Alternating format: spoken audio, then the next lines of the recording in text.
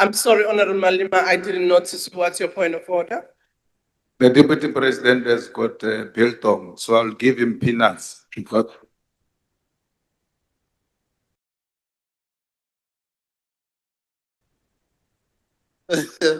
Thank you very much, Honorable Member. Again, let's try and preserve the decorum of the House.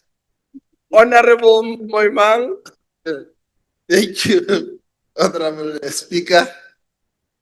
Honorable Speaker, in one of his books titled Oliver Tambo's Dream, 4 lectures, former judge of the Constitutional Court of South Africa, Albert Louis Sachs, well known as Justice Sachs, an accomplished lawyer and a leader of the Congress movement, describes the achievements of the ANC since 1994 by posing 2 fundamental questions. The first one is as follows: if a paternity test were done on South Africa's widely admired constitution, whose DNA would come up? The second one is as follows: if the late President General Oliver Tambo were alive today, walking around South Africa, would he be pleased with what he sees? Indeed, Honorable Speaker, Justice Albie Sachs asked these fundamental questions because while in exile in Lusaka in 1988, President General Oliver Tambo used his leadership of the ANC to bridge the gap between the era of internal resistance and the transition to a democratic South Africa, preparing to hand over a stronger united mass organization, had set up an ANC constitutional committee, which organized a workshop to discuss a document titled Constitutional Guidelines. These guidelines, Honorable Speaker, were later incorporated into the Harare Declaration.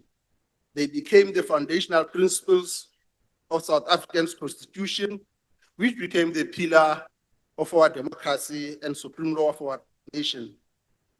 Honorable Speaker, these guidelines set out the mandate of the National Council of Province, which represent provincial interest in the national sphere of government. Honorable President, through you, Honorable Speaker, we do so to ensure that the province have a direct voice in national lawmaking by participating in the legislative process, overseeing national aspects of provincial local government and providing a forum for provincial issues.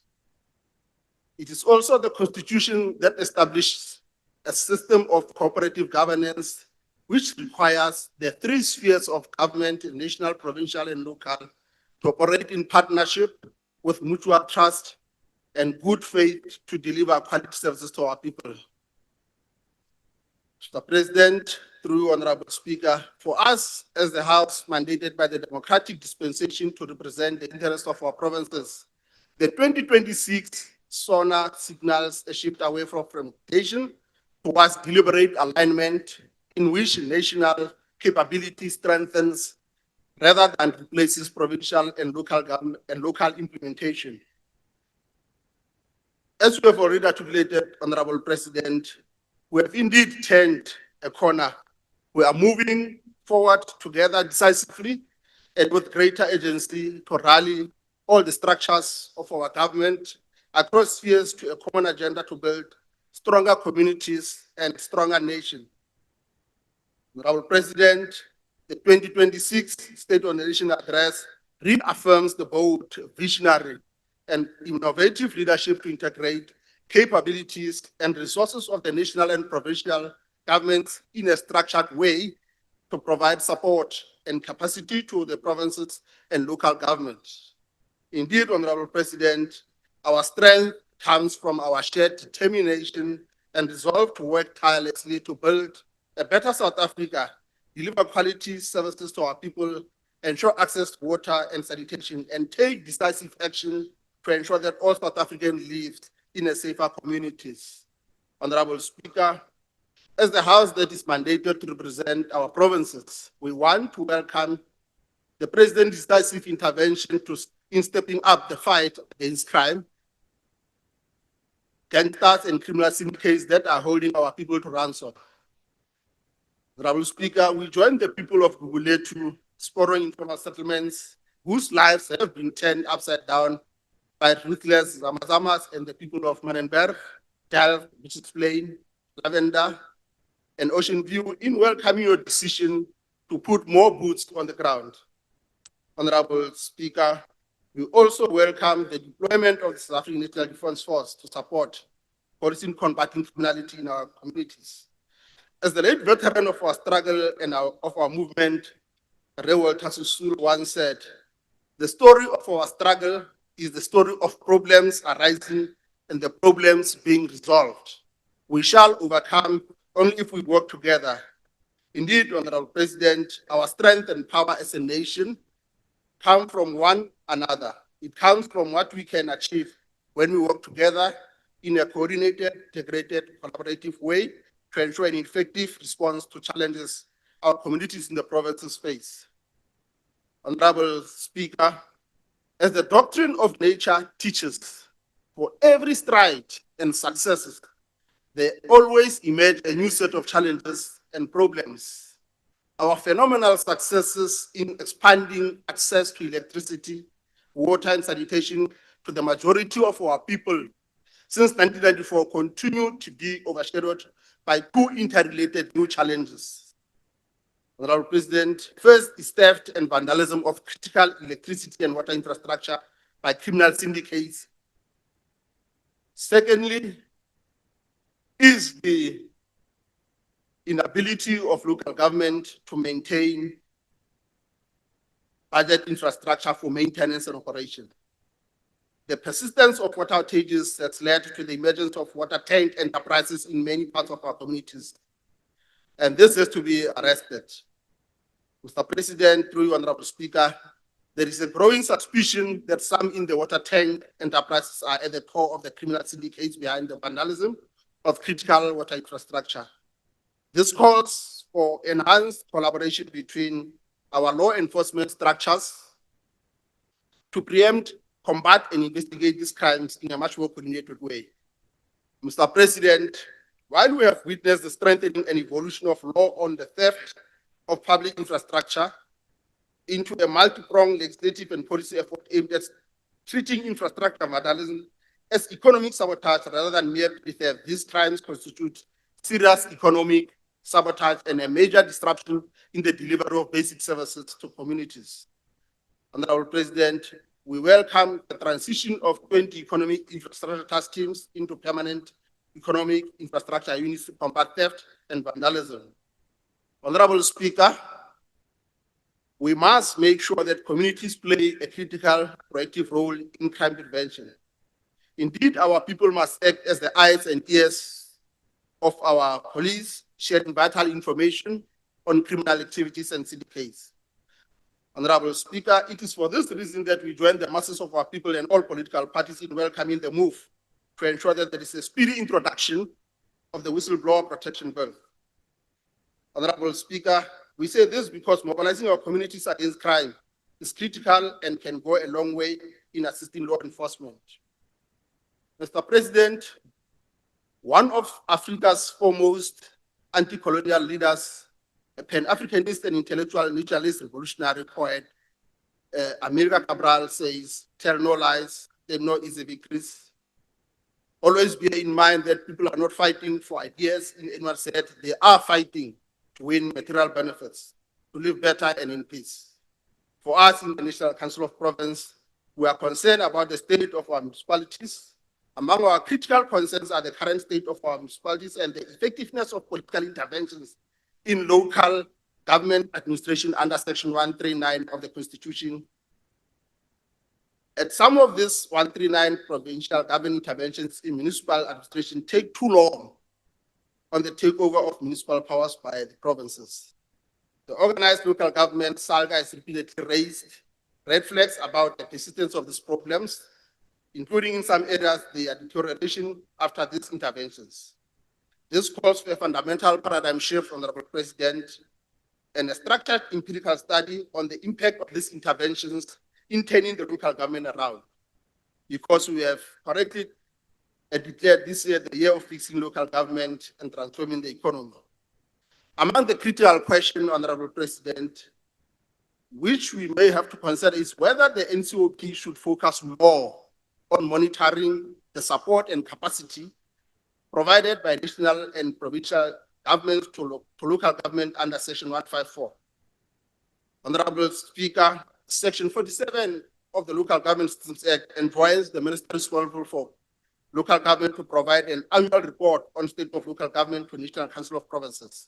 So therefore, critical scrutiny and analysis of these reports by the House of NCOP can provide valuable insights and inform the development of early warning and intervention in local government. Honorable Speaker, one of the most significant announcements in SONA, as correctly pointed out by the Minister and Honorable Kaunda, is the revised white paper on local government, which acknowledges a simple truth, that not all municipalities can or should be treated the same. Some metros have stronger revenue bases, others struggle to maintain basic services. So therefore, a differentiated approach allows strong municipalities to do more, weak municipalities receive targeted and national support, and persistent failure is to be met with firm intervention. Honorable Speaker, this is not a retreat from decentralization, but a systemic, structured, and controlled evolution of our governance system. Mr. President, allow me to join the great masses of our people to also acknowledge with a great sense of appreciation the emphasis placed by the State of the Nation address on the professionalization of public services through independent appointment processes, mandatory lifestyle audits, and also central disciplinary registry to prevent recycling of failed and unethical officials. As the National Council of Province, we want to see an even greater drive to finalize professionalization of our local government. Mr. President, a critical task in the 7th administration is to ensure that NCOP becomes a true custodian of cooperative governance and intergovernmental relations by rallying all spheres of our government and institutions of democracy to develop a culture of rapid response and decisive intervention to address the challenges facing communities. This is particularly so against the background of emerging patterns of intergovernmental challenges, like the recent floods that ravaged parts of Limpopo and Mpumalanga, and tragic road accident of scholar transport in Gauteng and Northwest. Transport and environmental disasters are shared competencies between national and provincial governments. Therefore, our failure to be among the first to be with our communities when they shed tears amid this tragic moment is a serious indictment of our collective aspiration to be an activist, responsive people's parliament for a better quality of life for all. While the Constitution mandates the National South African Police Service to prevent, combat, and investigate crime, to win the war against crime, build better in several communities, we need a whole of society approach that we rally all our efforts to a clarion call to work together to build a better and safer South Africa.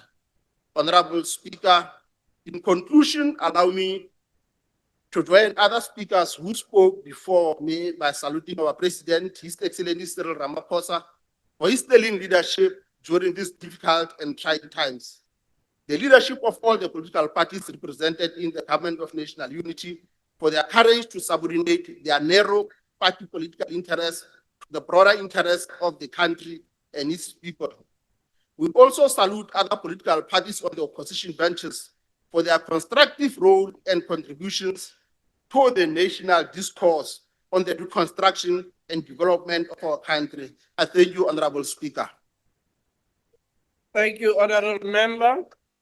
I now like to recognize Honorable Nzimande.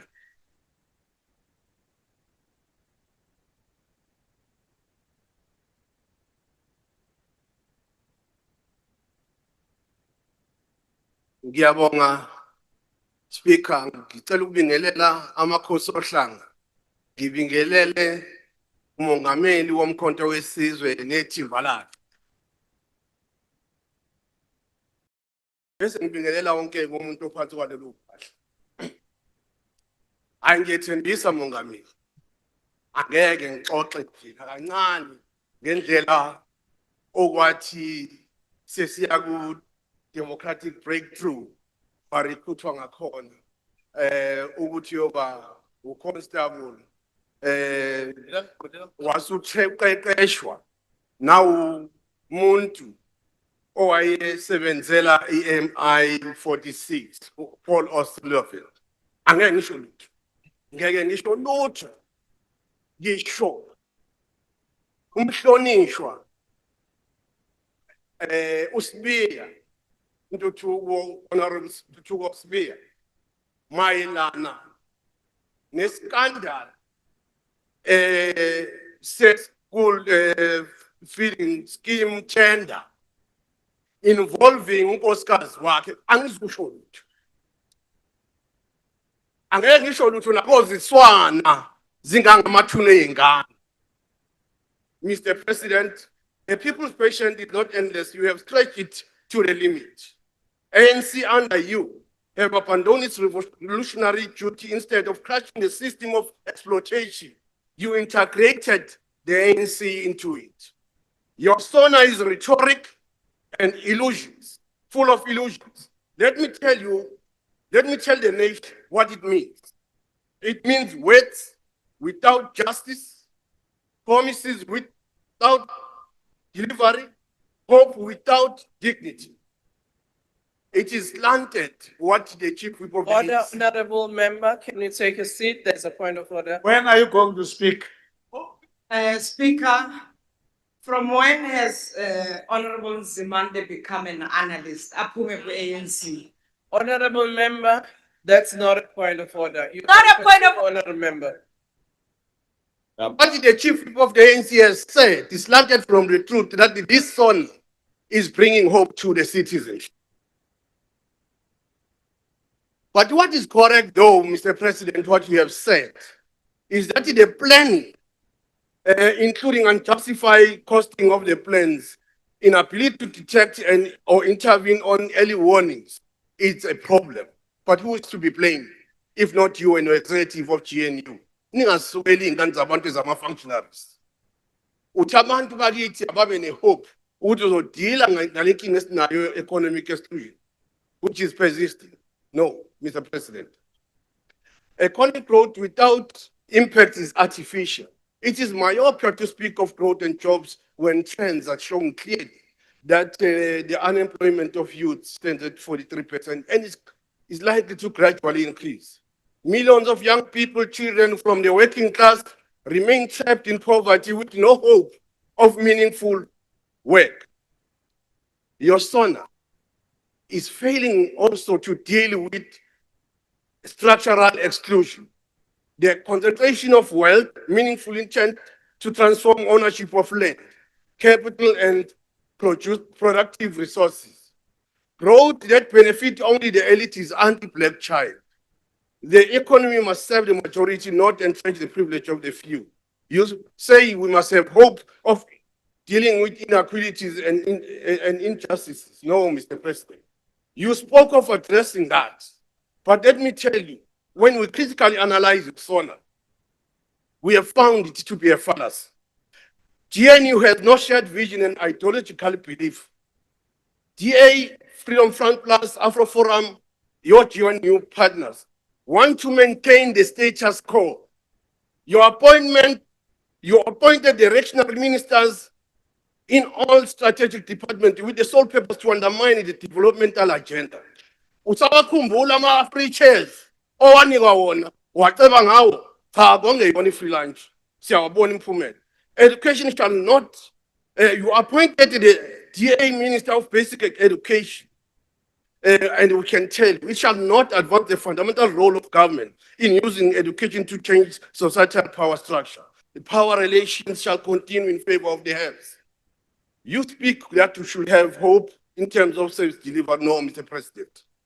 You hold office But the power lies with DA Order, and the Honorable. reactionary right wingers. That are there. Honorable Kwena, can you take your seat? What's the point of order, honorable member? I would just like to ask the honorable member where his Mickey Mouse combat suit is today. Honorable member, that is not a point of order. Can we please allow the debate to flow without putting a lot of points of order that are not? Mr. President, you are saying we still need to have hope that we shall have shelter for all. No, Mr. President. There's a decline in terms of delivery rate of RTP houses and failure to eradicate mud houses across the country. Awuye nje uvakashe lapha eMatakali village in Limpopo. That was a living example. Yet you are talking of growth, but such growth is not an impactful growth to our people. Hamba during my public schools. Infrastructure is deteriorating, learner furniture, ayikho, is inadequate. Abantwana bahlala phezu kwamatshe nezitini zokwakha. Mawungakholwa lokhu hamba uyeZonyama High School naseSakiseni High School. Most of township village schools do not have sports and recreation facilities. Mawungakholwa lokhu hamba eCosmo Primary City, primary school. Unominister nje ozele ukuzodansa la emayini platform ongasebenzi. Together we thought with you and us and Honorable ANC. Kwena, your time is up. Your time is up. Yes. Honorable Minister of Public Works. Speaker, Yes, honorable member. Honorable Speaker, Yes. could we please advise these golden oldies that have been in Parliament forever and have changed nothing in this country, that this member, it was his maiden speech. Can they please demonstrate some decorum? Thank you. Honorable member, thank you very much, but that idea was not communicated to the table. Otherwise, we would have made an announcement as such. But still, order. Honorable members, can we please make sure that we allow speakers to express their points of view, whether we like it or we don't? Interjections are allowed, but commentary that follows in each and every sentence or paragraph is not allowed. Can we please be in order? What's the point of order, Honorable Hlangwini first? You wanted to make a point of order? Thank you, Speaker. Speaker, I think you are letting the House collapse and degenerate as usual. The list of speakers would indicate that a member have a maiden speech or not. So if your table staff didn't do that, that is not our duty. That is your duty. So Well- you are degenerating this House as per usual under your watch. So please do your job as the Speaker and let the House flow. Thank you. Thank you very much, Honorable Hlangwini. And if you may please look at your own list in front of you, it does not indicate. So, and that's why I have said, wait. That's why I said the table staff had not advised. So, Honorable Takmo, what's your point of order? Thank you very much, Speaker. My point of order is to point out the convention that when a member makes a maiden speech, other members do not interject, provided, and this is an important proviso, that that member doesn't make party political statements and controversial. So no one who objected to that maiden speech was out of order because it's consistent with the convention. Thank you very much, Honorable Member, and I'm sure all of us do know the rules with regards to maiden speech, and we should abide by it. Honorable Nzimande, indeed we apologize. The speaker did not receive that you are making a maiden speech. So that matter is brought to an end. Minister of Public Works. Madam Speaker, Honorable Malima, what is your point of order? Madam Speaker, Since you were not aware that it was his maiden speech, I'll suggest that you give him chance again.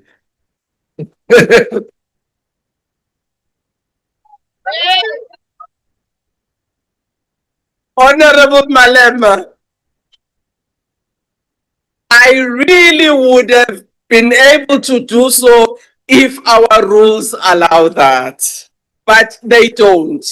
And I was actually generous. I gave him 4 seconds in addition to his time. Yes. I raise the hands. Minister of Public Works. I raise the hands, Madam Speaker. Ahe. Aye. Ahe. Yes, honorable member. Madam Speaker, yesterday you said someone who likes to raise their hands is because of famous TV, which means they want to be famous. Let them go and record the artists that will be famous. You are not going to surpass Reddy. That is the honorable Reddy spot. Minister of Public Works.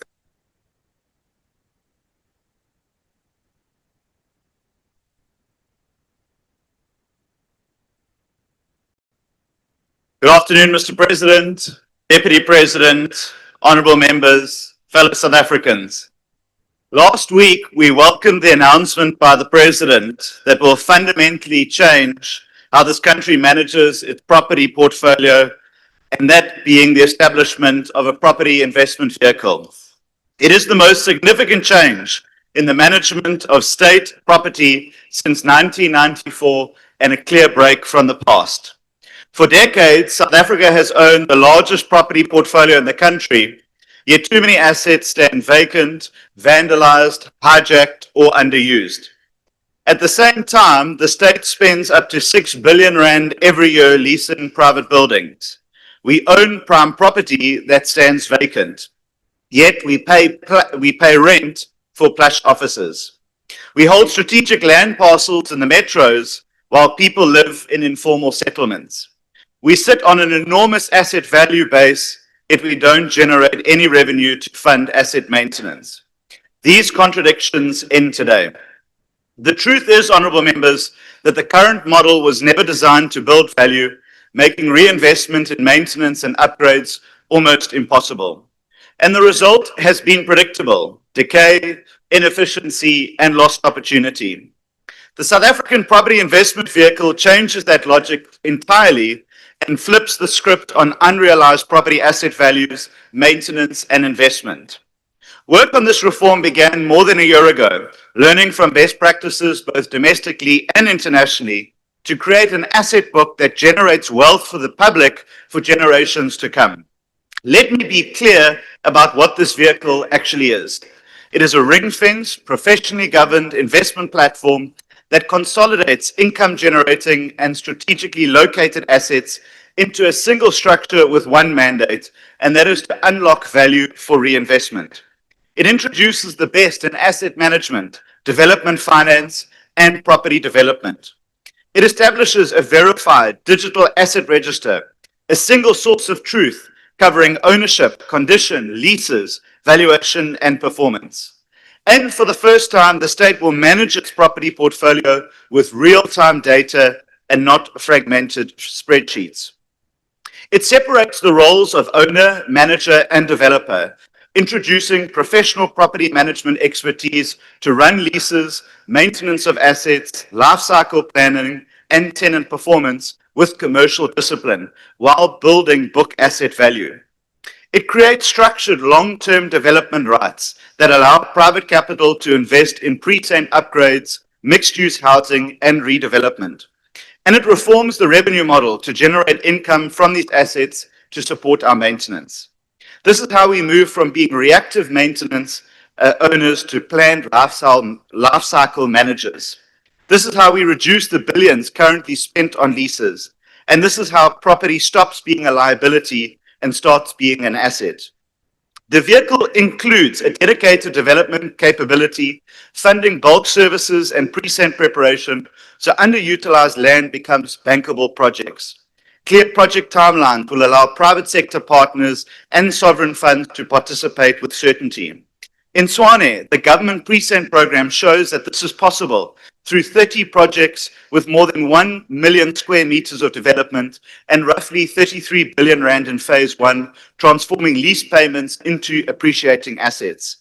Phase 1 on its own can eliminate over 400 million rand in annual lease costs and deliver a portfolio valued between 45 and 55 billion rand once it's complete. Phase 2 expands this momentum. It focuses on the refurbishment of underutilized public buildings, bringing them back to life. And it also means jobs. Nearly 100,000 direct construction and indirect jobs are projected, with up to 60 billion rand in broader urban economic activity catalyzed in the program. It also means well-located public land in the inner city of Johannesburg being used for housing close to transport and employment, not standing fenced off or unlawfully occupied. It means hundreds of residential properties being offered to those who serve our communities, including nurses, police officers, and teachers. The state does not need to own all of these assets, and neither should it. The DA fundamentally believes in using state assets to build generational wealth through houses that families can call their own. No longer will these homes stand idle while those who serve our country struggle for accommodation. Consider Telkom Towers, a building that has cost the state close to R1 billion and yet remains unusable. We're finalizing an RFI to convert this dead asset into productive accommodation for government departments. Consider Youngsfield and Wingfield, prime underutilized defense land with the potential to create new communities while lowering maintenance costs and restoring dignity and bringing those closer to economic opportunities. Honourable members, this is the reform that the DA is contributing to the GNU.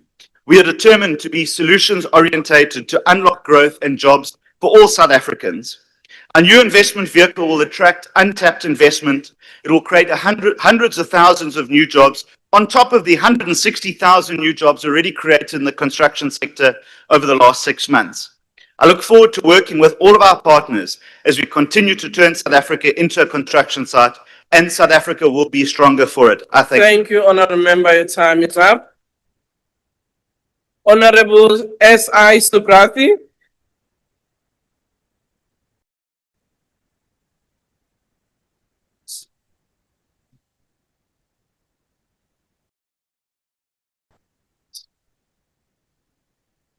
Honorable President, Honorable Deputy President, honorable members and fellow South Africans, Assalamu alaikum and good afternoon. On the day of his release from Robben Island, Nelson Mandela extended his appreciation to the many structures and formations of the mass democratic movement. One of those was Controlisa, the Congress of Traditional Leaders movement. Perhaps as a start, let's state clearly that traditional leaders are an integral part of our society, and that traditional leaders play a significant role in the governance of our country. The ANC, coming from its Lekgotla, has committed itself and instructed its deployees to government to continue to engage traditional leaders, especially on issues of their benefits and their development role in society, and that any attempt to politicize the matter of traditional leaders is indeed regrettable. The ANC continues to see traditional leaders as custodians of culture and moral standards in our society. Honorable members, in the context of this year being declared by the ANC as the year of decisive action to fix local government and transform the economy, the story of local government is more than what is usually reported in the media. Whilst there are extreme challenges, indeed there are also extreme improvements. To cite a few examples, Okashlamba, Dr. Nkosazana Dlamini Zuma, Ray Nkonyeni, to mention a few, are amongst the best performing municipalities in KwaZulu-Natal. Just a few months ago, eThekwini recorded the highest number of tourist attractions, a 19% increase compared to the previous years. Since the president deployed his STARS team and utilized the district developmental model, we have yielded positive results. Now, Honorable Kaunda has dealt with this extensively in his speech yesterday. The Ilembe District Municipality was last year awarded by KZN Kokta as the best performing district, and Ilembe Enterprise was named as the best district agency, development agency. Now, honorable members, although a small district located on the east coast of KwaZulu-Natal, Ilembe is one of the best cities in KwaZulu-Natal. In the previous year, they invested over 200 million in infrastructure, water branches, water projects in Makambini, Kwadukuta bulk sewer mains replacement, and the Undulinde water supply project. Now, this district represents a good example of how local government is managed through financial discipline and maintenance of infrastructure that boosts the economic outcomes of the municipality. Therefore, honorable members, Honorable Speaker, point of order. Honorable Can you take Speaker. a seat? Can you please wait until I recognize you? Honorable Skriprathy, can you take a seat? Is the point of order, honorable member? There is a member from your party in front of you who have raised a point of order. Yes, you raised your point of order. Ngiyathokoza Mgcinisihlalo. Mgcinisihlalo ubengithi lapha moqala kuma rules ilunga alivumelekanga ukuthi lileye amala ngamanye amagama akakwazi ukuthi akhohlise isichaba ngoba lento ayikhuluma ngeThekwini is not true, Madam Speaker. Thank you. Honorable member, the point you are raising will require verification of the facts, as you say, is arguing, so you'll have to put a substantive motion. And therefore, for now, we can proceed. Honorable Speaker, my hand is up. Honorable member, there was your member from your party before you. What's your point, honorable member? Honorable member, I cannot sit here. Coming from Makambini. Sorry. Here, a member of parliament, live Honorable member. There's water in Makambini. Honorable member, I have just advised the member of your party. So if you have facts different from what the member is saying, bring a substantive motion. Because all of us can just stand and say, this one is not telling the truth, this one is not, it won't take us anywhere. Honorable Chabalala, do you still want to say something? Yes, Honorable Speaker, thank you. Honorable Speaker, microphone etiquette. Can he step away from it a bit? He's Honorable blowing member, my ears. that's the point for the presiding officer to determine. Can we please not have the spurious point of order? Honorable Suprathi, take the platform and continue with your speech. Thank you so much, Chairperson. Chairperson, therefore, the story of the success in local government is not limited just to Ethekwini. The African National Congress is providing leadership everywhere. The Auditor General South Africa's audit report for the financial year ended 24-25 represents a positive outcome altogether. Let's pause for a moment, honorable members, to appreciate the hard work of our supreme authority and to indicate that SCOAC is hard at work to ensure that the AGSA is capacitated fully to carry out its mandate.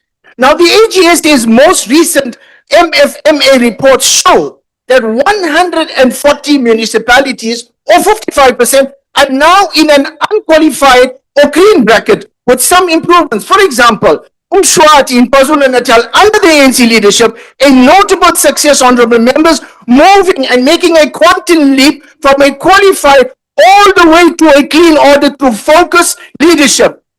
The disclaimed breakthrough, perhaps the biggest accomplishment, is that 20 municipalities have finally moved out of the disclaimed, the worst category of the cycle, over the cycle. Notably amongst those showing progress in record keeping is Makana in Eastern Cape, though it remains under close provincial monitoring. Now, honorable members, these achievements are pivotal, and they will become even more central as the Department of Kokta is leading the review of white paper on local government. Now, we must acknowledge that some municipalities are weak, that they have no sustainable revenue streams, and that at times the capacity to collect because of faulty billing systems and inadequate revenue sources. Now, the review of the entire system is a step in the right direction, and we expect this to be tabled in Parliament, in Cabinet in the next few months of 2026. Other than that, other than the review of the white paper, Parliament is busy processing a number of legislative proposals relating to local government. For example, the first and second amendments to the Municipal Structures Act, which has been combined to become the Coalition Bill, the Intergovernmental Monitoring, Support and Intervention Bill, and the Independent Municipal Demarcation Authority Bill are just some of the legislative interventions introduced by the ANC in the sixth administration to deal with the problems affecting local government and to strengthen its capacity whilst fostering intergovernmental relationships. Now, honorable members and honorable President, we can come up with all kinds of legislations, rules, and safeguards. It will do it, but if we do not emphasize the moral and ethical capacity of those entrusted with leading public institutions, we will still experience the same challenges. Honorable President, we must deal with the pattern of consistent non-compliance with legislation. Honorable President, non-compliance with legislation requires stronger consequence management and should not be the norm. Therefore, the professionalization of the public service and the embedding of meritocracy is not negotiable. It is a must. Working with the Public Service Commission, the government is hard at work to improve governance, and lifestyle audits are being conducted. But honorable members, professionalization must go beyond just lifestyle audits. We need a self-revolution in all individuals entrusted with the leadership of our people. Many years ago, the father of our nation, Nelson Mandela, made a bold statement arguing that South Africa needed an RDP of the soul. Mandela's call for the RDP of the soul remains relevant today. Such will move us as a country together to understand the urgencies of our people, to understand the dire consequences of actions and inactions. This will guide us to see right from wrong. Most importantly, this will make us understand that we are servants of the people. This requires a commitment from all sectors. Your time is up. Thank you. Thank you, Honorable. Honorable Ndoluchumu.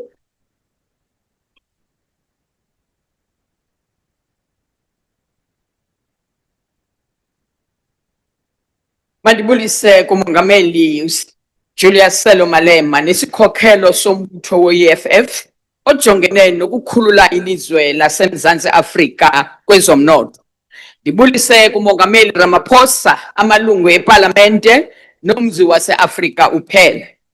Masibulise kubahlolokazi nabantwana be-mine workers who died in Marikana, whom you, Mr. President, characterized their industrial action for better wage as cowardly criminal, after which they were mowed down like flies by the police. Singalibali intsapho of the almost 6,000 people who were murdered in the country only between July and September in 2025. The over 10,000 women and children who were raped in the same period, and to the almost 5,000 motorists who were hijacked in that same period. One of the victims of these heinous crimes affecting the country was Olirato Mukhane, a 30-year-old woman who was killed by a person she went on a date with. She is one of thousands of women whose lives were snatched from them by the criminals now running this country. Mr. Ramaphosa, your government simply does not know what to do with the crime anymore, sir. The extortion racket is now a parallel government running this country, dictating who get what service and when. As we speak now, a public clinic in town to Kairicha was forced to close because your government is unable to provide protection to nurses, security guards, who are threatened by thugs who want protection fees. The Cape Flats is a war zone where children as young as 14 carry machine guns, spreading fire and fear among citizens in pursuit of the goals of these protection rackets. Your announcements to deploy soldiers to the Cape Flats is a little too late. It is a demonstration that you have zero confidence in the capacity of the police to fight crime. As demonstrated by the Madlanga Commission and the ad hoc committee, ukhwablizo South African police lungapha yokoqonda, and it requires complete recalibration before it can properly deal with crime. It is for this reason that we in the Economic Freedom Fighters tabled a motion for Parliament to investigate the causes of this terror in the Cape Flats. Awukwazi ukubopha isilonda ubofu ungabubanglanga.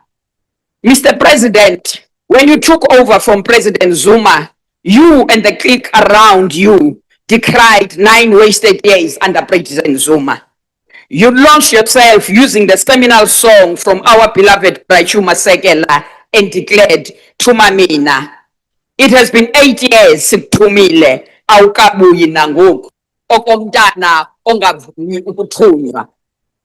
8 years later, youth unemployment is over 50%. More than 8.2 million South Africans remain unemployed. Where are the 2 million jobs you promised in the SONA of 2019? Under your presidency, the economy has not achieved sustained growth above 3% in any single year.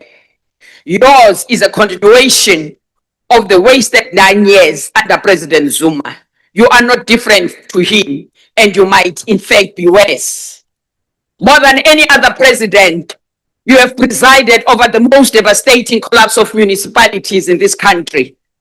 Of the 257 municipalities, only 41 got clean audits from the Auditor General. And this has been a general trend for the past 4 years. It is not just a matter of poor administration and financial record keeping, but also chronic incompetence compounded by corruption. Rural municipalities are unable to even grade rural roads, making commuting a difficult exercise for learners, teachers, nurses who deliver critical service to rural communities.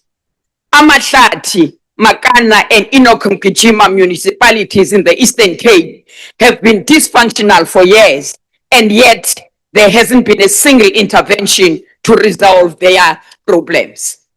That is the real state of the nation, President. Your government's chronic incapacity to resolve the most basic service delivery problems.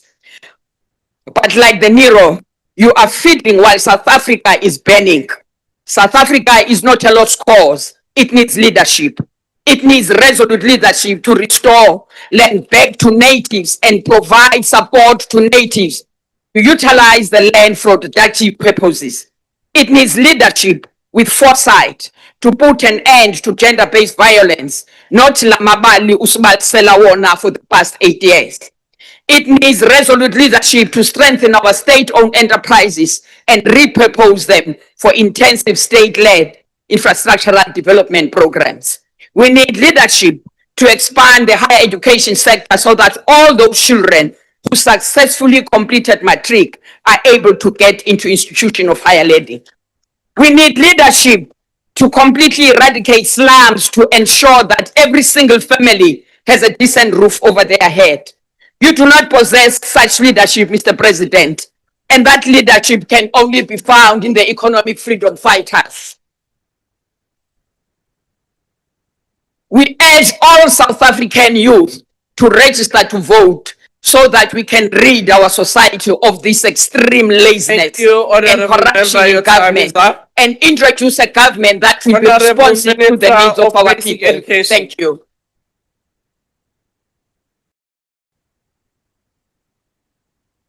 Uzwile Matamela, ne? Uzwile. Honorable Minister of Basic Education.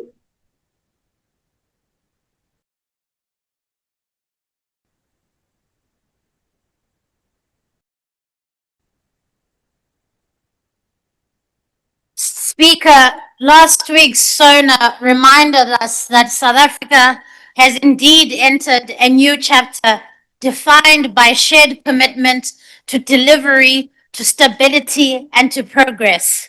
The GNU is demonstrating that it is possible to work across political lines, to stabilize the country, to grow the economy, and to create jobs. It is possible to place the people at the heart of what we do. It is possible to commit ourselves to serve those who have waited way too long for change. And for the DA, the moment of entering the GNU was not a departure from our values, but an expression of them. When we got into government, we were guided by a clear purpose to help stabilize the country in a moment of profound uncertainty and drive meaningful reform that improves the lives of people. We could never allow the country we so love to fall into the hands of those who wish to throw away our constitution into the bin for political clout. While political parties like the MK do not see the value of our hard earned constitutional democracy, we certainly do. We took an oath to serve the millions of South Africans who look to us to lead. The president has correctly placed growth and jobs at the center of the national agenda. But no country can grow without an education system that works. It is massive, it is complicated. However, it houses one of our most precious assets, our children. Education is where productivity begins. It is where young people gain the skills and the confidence to participate in a growing economy. And that is why we are proud of the highest matric pass rate of 88% at the class of 2025 achieved. And what is most inspiring is that over 60% of our bachelor passes come from no-fee schools. Talent, hard work resides even in the most rural and underserved areas. And since taking office, my focus has been clear: improving foundational literacy and numeracy in South Africa. We know that when we do this, our learners are able to progress through their schooling career with confidence and strong foundations. They'll be able to take on gateway subjects that respond to the needs of our economy. And to achieve this, we've radically turned the education system on its head. We've been unrelenting in investing in early expansion of early child development, strengthening accountability, supporting our teachers, and ensuring that schools are safe spaces for teaching and learning. Last year, we set an ambitious target through the Banapel Miss Registration Drive to register 10,000 ECD centers by December. We reached that target by September and closed the year with 13,000 registered centers. What this means, honorable members, is that over 1.3 million children have access to good nutrition, foundational learning, and safe places.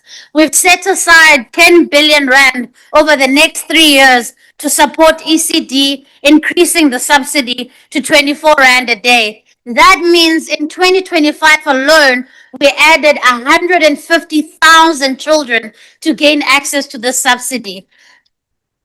South Africa, ladies and honorable members, South Africa is not a poor country. Our children cannot die of hunger. And that is why we're including school nutrition in ECD centers. We will not stop until every child has access to early learning center with a warm meal, with structured lessons and safe environments. In addition, we've established a nearly 500 million rand education outcomes fund to create 100,000 ECD spaces across 3 of our rural provinces: KwaZulu-Natal, the Eastern Cape, and Limpopo, the largest early childhood care education fund of its kind globally. We are determined that a child from Giyani, from Kanyakude, from Elusikisiki must have the same start as a child from Bishop's Court and Sandton. Speaker, tremendous progress is being made even in the harshest fiscal constraints. Years of austerity measures have hamstrung our provincial education departments, but we're working closely with MECs to strengthen delivery in each province. Many of our corporate partners and philanthropic partners have reached Afikeleli Khona. Their generosity and their belief in our strategy has been an investment in libraries, additional classrooms, kitchens, and the like. Umsebenzi wethu mkhulu kwaye udinga abantu abazimiseleyo ukusebenzela abantu beli. Iyo loo nto sisithi akwaneli nje abantwana bapase umatric, sifuna abafundi bapase kakuhle, bakwazi ukuya kumabanga aphezulu ezemfundo, bakwazi ukwenza umahluko kumakhaya abasuka kuwo. The real measure of success in an education system is having strong foundations of learning that leads to young adults who leave school equipped to study further, to train, build businesses, to participate meaningfully in the economy. If we get the basics right, reading, writing, counting, supported teachers, we will close you, the gap Honorable between Minister. abo bangathathi ntweni nabo Honorable Minister, bafundileyo. your time is We will up. not Thank you. stop until we get it right. Thank you. Hamba.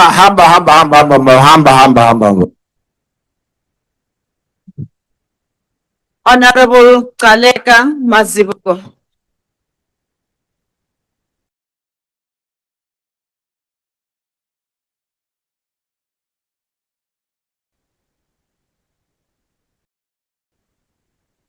Honorable Chair, because of time constraints, may I please rise on the established protocol.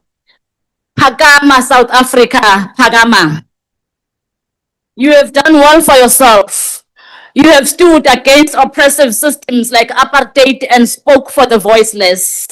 You have saved lives whilst big nations failed to save lives during world pandemic called COVID.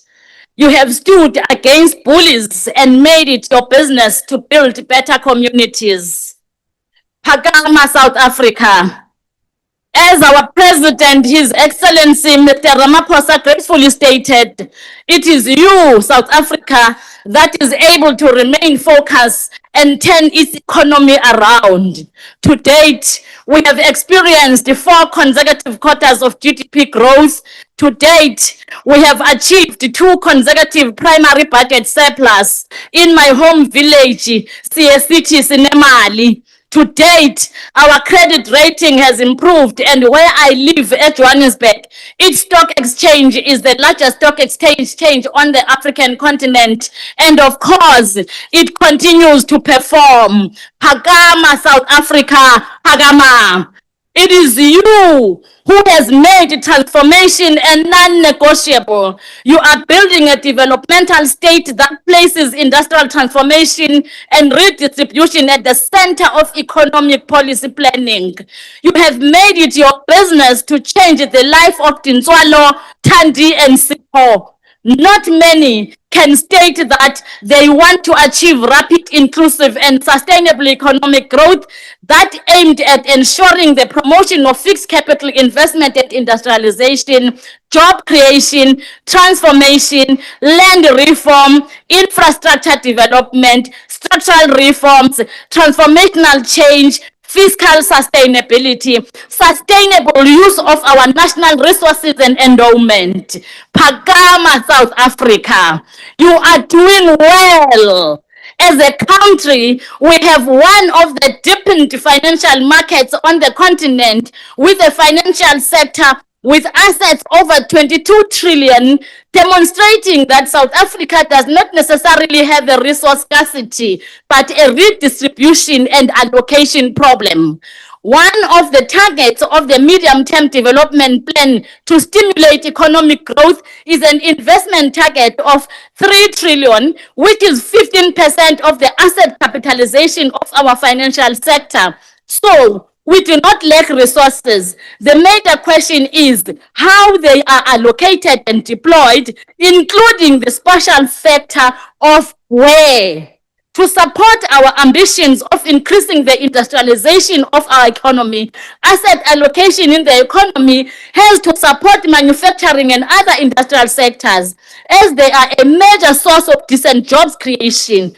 We need to recalibrate asset allocation exposure of pension funds and review the prudential limit to increase access to credit. Mr. President, as you are aware, many black-owned businesses and startups lack access to credit due to the restrictive credit regulations and policies. Our banks are among the most profitable in the world, lending where the markup is high on short-term credit finance, such as mortgage, vehicle finance, and credit cards, and are not necessarily productive. To address this challenge, we must establish accessible standards for cooperative banks, mutual banks and banks, particularly in the digital age of fintech, including the Post Bank. South Africa, let us welcome the decision by the ANC-led government to prioritize infrastructure development as reflected by the over 1 trillion allocation in the medium term for infrastructure. To support an increase in infrastructure investment, we should significantly increase the capitalization of the Development Bank of South Africa.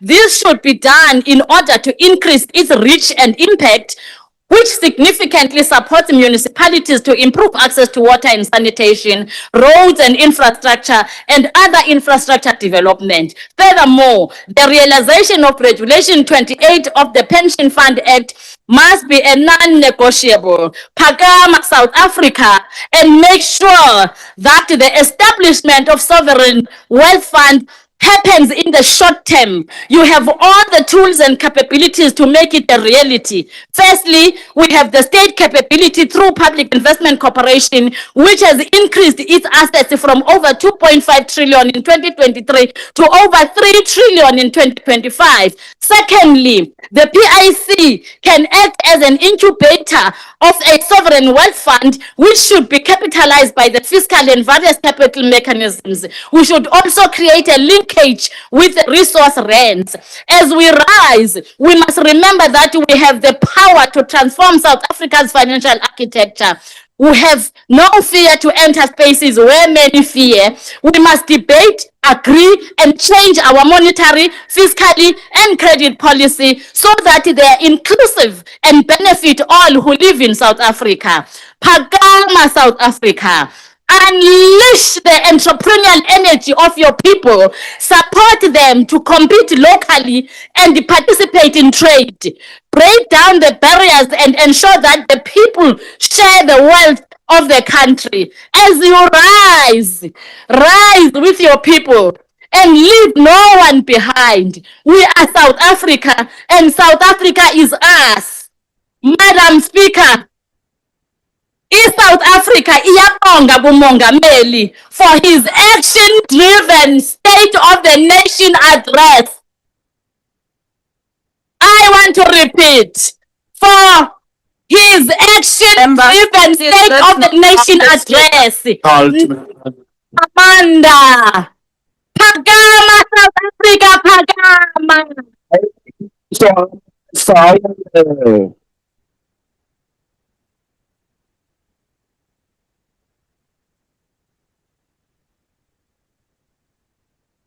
Imbongi. Honorable Ismail Musa.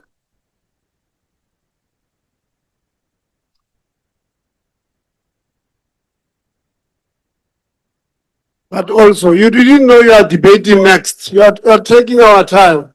Musa, you're showing our time. You're showing our time. Honorable Musa. Yeah, we must induct these new members. You need induct?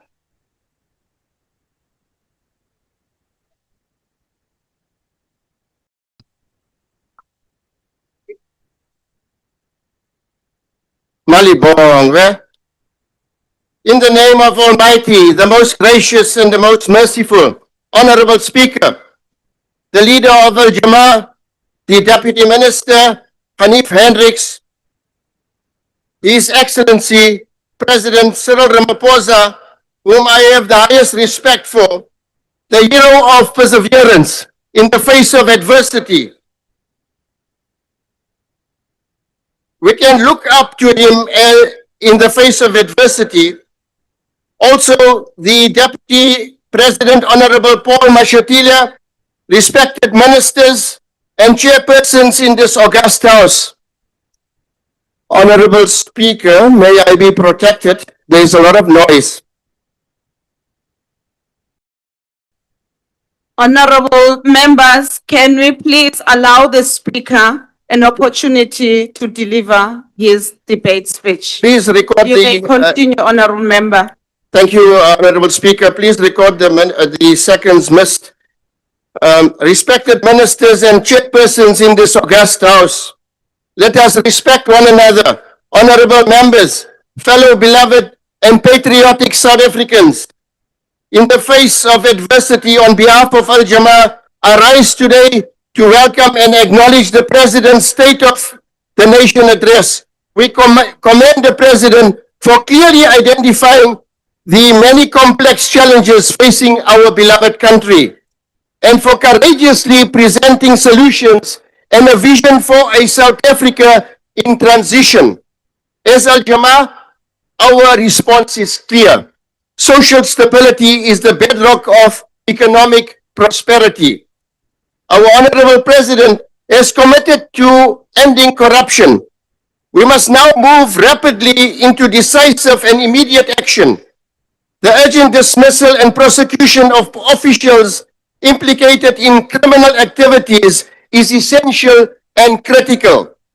Delays and weak implementation continue to damage public trust and undermine our nation's hope for a better future. To eradicate crime, we must ensure that no state official, including members of the South African Police Service, is complicit in criminal networks. The rule of law must strictly prevail. There is systematic failures and poor governance that continue to hamper the delivery of basic services and necessities, which has been very well identified by our Honorable President. It is a known fact that communities are increasingly losing faith, trust, and confidence due to persistent breakdowns in water supply, housing delivery, electricity provision, sanitation, and delays in immigration and legal documentation processes. These are not privileges, they are constitutional rights. We commend the President for personally taking leadership of the National Water Crisis Committee. The estimated 400 billion required to address this crisis is substantial, and we look forward to clarity in the budget regarding funding allocation, rollout plans, and firm timelines and deadlines. The people of South Africa deserve immediate, reliable, and uninterrupted access to clean water. Fellow beloved South Africans, we are moving beyond crisis management and into an era of strategic human investment. The basic income grant, if implemented effectively, can serve as a catalyst for sustainable livelihoods. It must empower, uplift, and restore dignity, not merely as a survival mechanism. Al Jamaa also acknowledges and welcomes the President's unwavering stance in support of the people of Palestine, Western Sahara, and all oppressed nations. We call upon government to take decisive action against South Africans Honorable Member. serving. Thank you very much. Right. Thank you. Honorable Deputy Minister of Electricity.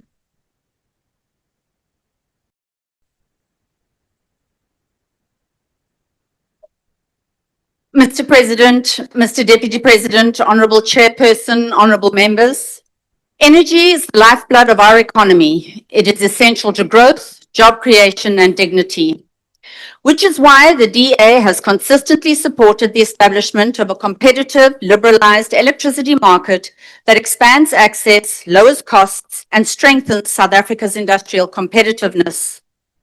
We therefore welcome the President's clear endorsement of this policy direction and his commitment to keeping key energy reforms on track.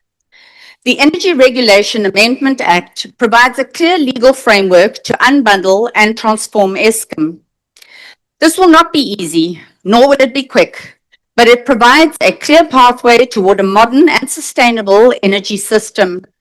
I have full confidence in Team Energy, Minister Ramaphosa, department officials, the leadership and staff of Eskom, SANEDI, NERSA, NEXA, NRADI, and the NNR to drive implementation.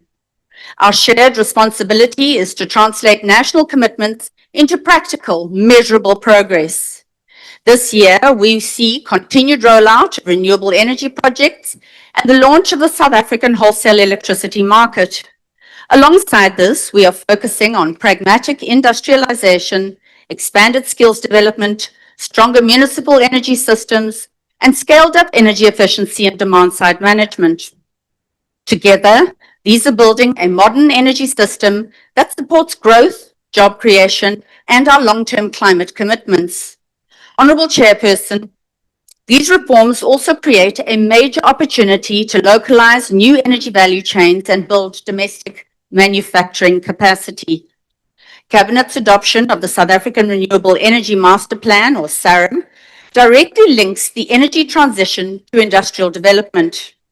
This is not simply a planning framework. It is an implementation platform. Work streams focused on manufacturing development, skills, and investment mobilization are now operational. They are aligning public and private sector stakeholders around priority industrial opportunities and translating policy direction into investable manufacturing pathways. Industry has identified more than 4,000 components across renewable energy value chains that could be manufactured locally. This provides a clear roadmap for strengthening domestic industrial capacity while maintaining investment certainty. Honourable Chairperson, as our reforms expand energy supply, we must expand access. Our G20 Legacy Programme on Clean Cooking is translating policy into practical delivery that directly improves lives. Clean cooking is about health, safety, dignity, and opportunity. To date, 1,000 cook stoves have been delivered to households in Mpumalanga, building on Eskom's programs targeting 3,000 households. Last mile LPG infrastructure has been installed and local small businesses trained to support rollout and maintenance. By year end, we are targeting a cabinet-approved national clean cooking roadmap alongside implementation plans for every province based on a multi-fuel approach, electric, gas, and bioenergy. Implementation is already underway. We are not waiting for plans to act. Honourable Chairperson, South Africa's nuclear sector remains a strategic national asset, supporting energy security, advanced science, healthcare, skills development, and industrial capacity. Our country continues to demonstrate global leadership in nuclear technology, including world-leading radioisotope production that supports life-saving medical treatment worldwide. I am pleased to report continued clean audit outcomes across NECSA, INRADI, and the NNR, which reflect sustained improvements in governance and financial management. NECSA has returned to profitability and is attracting 1.2 billion rand in investment, not grants, from National Treasury for the new multi-purpose reactor. This will expand isotope production and strengthen South Africa's position in global nuclear medicine supply chains. Together with future nuclear build programs, this positions South Africa to develop a strong pipeline of technical skills and local manufacturing capability able to compete internationally. We have made steady progress, but reform must continue. With commitment, partnership, and sustained implementation, we can build an energy system that supports growth, inclusion, and long-term national capability. So let's get to work. Thank you.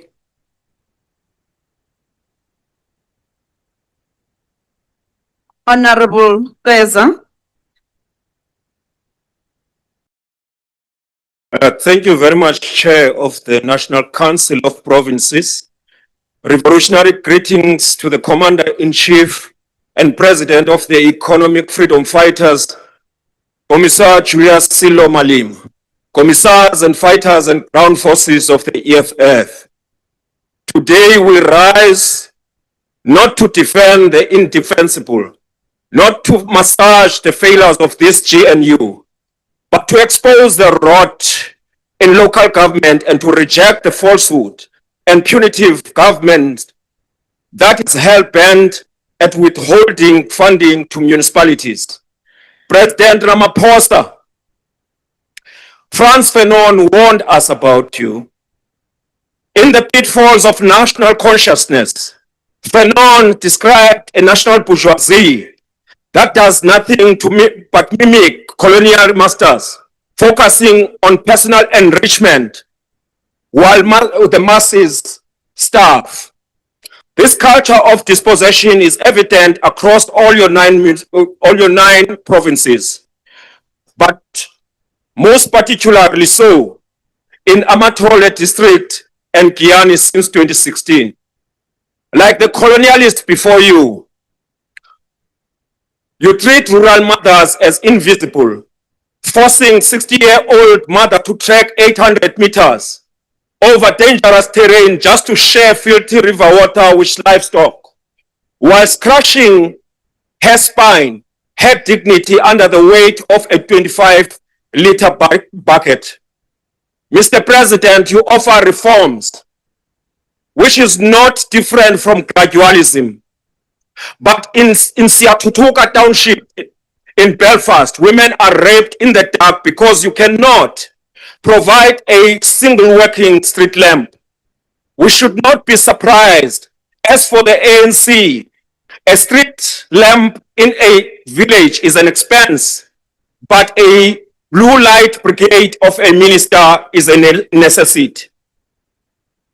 And now you have weaponized the national treasure to launch a war against the poor.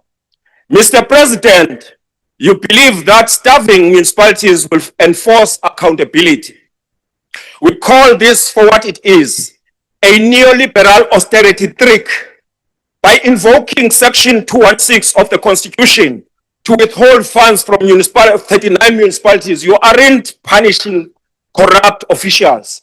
You are strangling the people. To withhold the equitable share is a constitutional crime. It is a neoliberal trick designed to collapse the public sector to your billionaire friends, so that your billionaire friends can privatize our water. You have done everything else humanly possible to be on the opposite side of the people. Residents of Matosana, Vereeniging, Vaderbiljpark, Sharpeville, and Bupilong are drowning in raw sewage, which is flowing down in their streets and into their homes.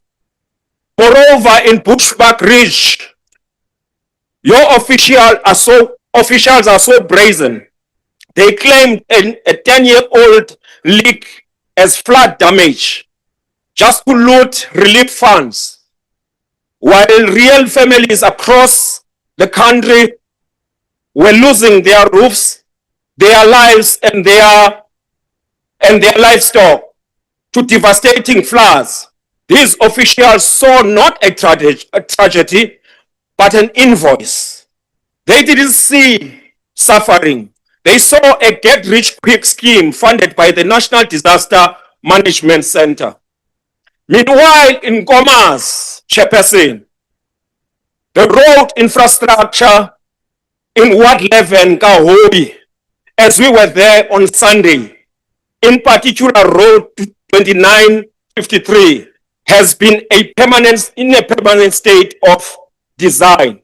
Built since 2001, but dilapidated for the last 15 years.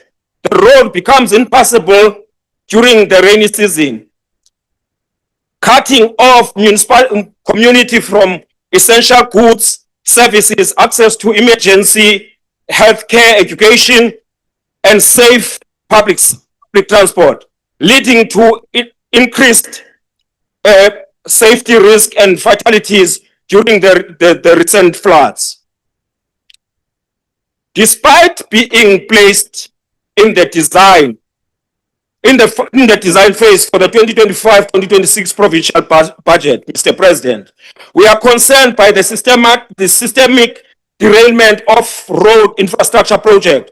For this seems to be linked there is a linkage between the derailment and the October 2022 by-election results in Ward 11, where the EFF won in that ward.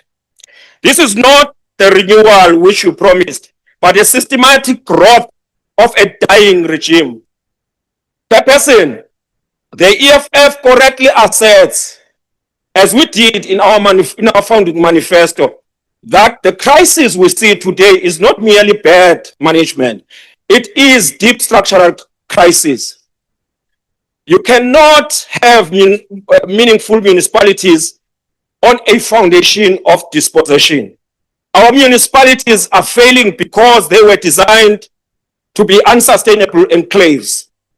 We warned you back then that as long as land is not expropriated without compensation, our municipalities will remain landless authorities, unable to provide housing, sanitation, and dignity to the African majority. The road sewage running, therefore, through the streets of Mfuleni and 10-year-old leaks in Bushbuckridge are not an accident. They are an inevitable result of a neoliberal model that prioritizes collection over human life. Municipalities must become engines of production, not just administrators of decline, not of clean audits, but dirty lives. We don't want your EPWP crumbs. We want industrialization. We don't want your half a loaf is better than no bread politics. We want an equal share in the entire loaf. We want the industrial park in every rural municipality, paving on every road in quality so our people don't die in the mud on their way to the clinics. Not the perpetual rurality of rural development, but through development. We want the state to stop sabotaging municipal wards won by the EFF just because you fear our success and fortitude. You should win the confidence of the people through persuasion, not by sabotaging their services. Ensure completion of dysfunctional reservoir and severe plans in Emakazeni, Govenbeki, and Dr. J.S. Munoga's chronic water shortages. We call on this pretentious GNU to end the boardroom talk shops, pave all internal roads for economic access to clinics, support local cooperatives and small manufacturers through municipal procurement, build resilient houses, and build differently this time, President, that can withstand disasters. Honorable Chair, the solution is not to withhold funds from the people of Makanda and Mafube. The solution is in the 7 non-negotiable bundler pillars of the EFF. We need the insourcing of engineers and technicians so that a 10-year leak in Bushbuckridge is fixed in 10 hours and not into a looting scheme. We need the total overhaul of local government fiscal framework. We need nationalization of the land so that these municipalities can plan without begging developers. We told you this in 2013. You didn't listen then. Now the streets flow with filth and the treasury is closing the taps. Mr. President, you are not fixing the crisis. You are the crisis. Thank you very much. Thank you, Honorable Keza. Honorable members, that was his maiden speech in the joint sitting of Parliament. Honorable Hassan.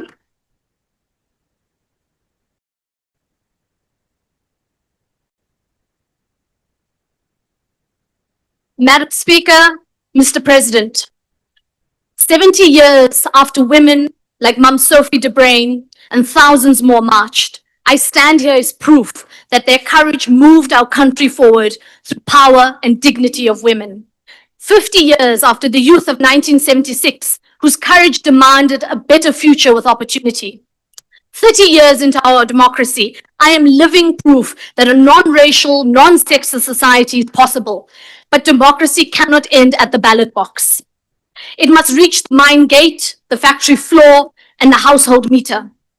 10 years after fees must fall, the struggle continues as students at this very moment are fighting for access to institutions of higher learning. And all of these milestones culminate in this particular moment.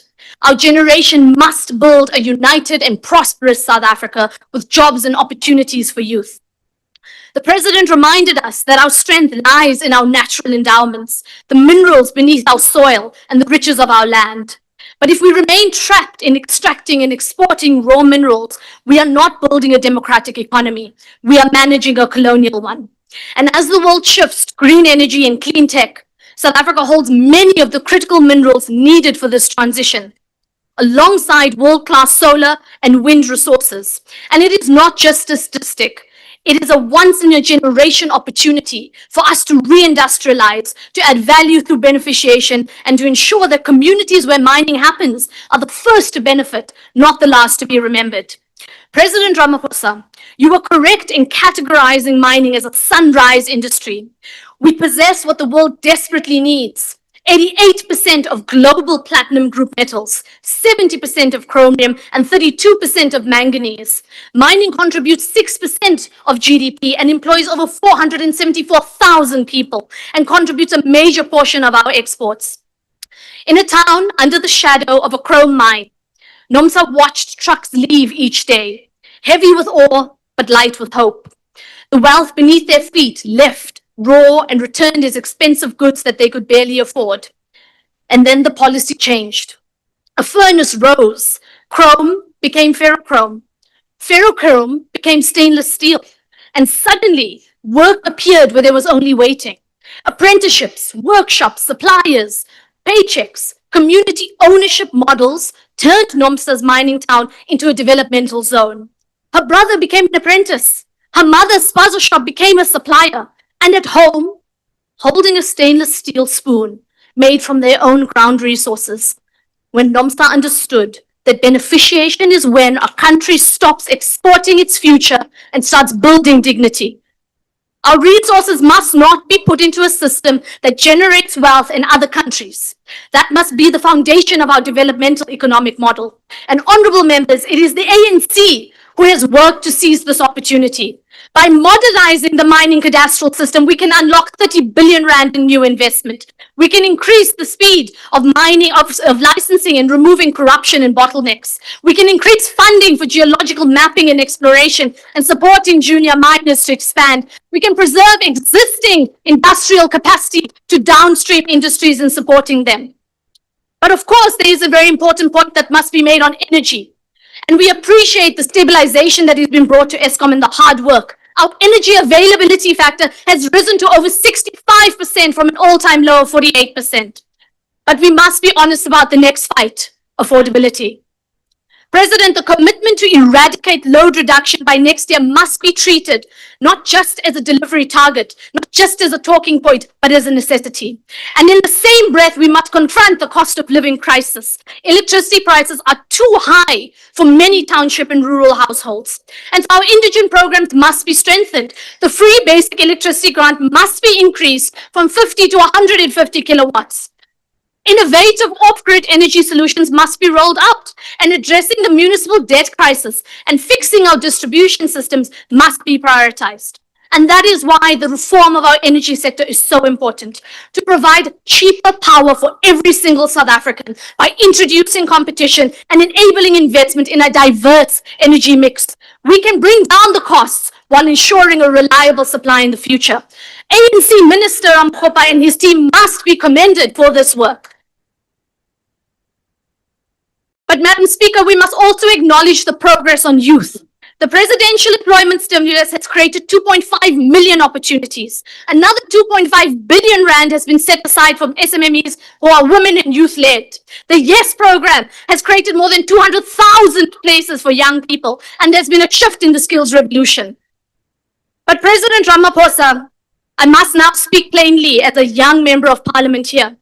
The youth of South Africa are done begging for a place in an economy that was built on our exclusion. We were told to be patient and we've been told to wait our turn, but you cannot feed a generation with patience. And so here is the demand from us as young people. Treat youth unemployment like a national emergency, not with speeches, but with state power, with a wartime approach that mobilizes every single department, every single public entity, municipality, and every private company in this country, with targets, timelines, and consequences. We are done with an economy of extraction. There can be no license without beneficiation, no tenders without youth jobs, and no incentives without training and decent work. And to the young people who are watching, your struggle is the struggle of our republic. We are not asking for charity. We are demanding justice. So let us be remembered as the generation that created a thriving economy built on abundant and low-cost energy and a society that works for all. Let us turn our mineral riches into a diverse economy, our skills and universities into centers of opportunity. Let us turn our freedom into economic dignity now. I thank you.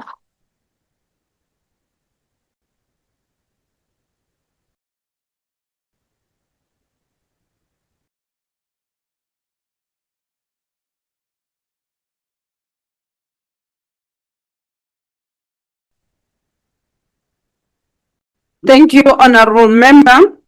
I'm now inviting Honorable Farmer.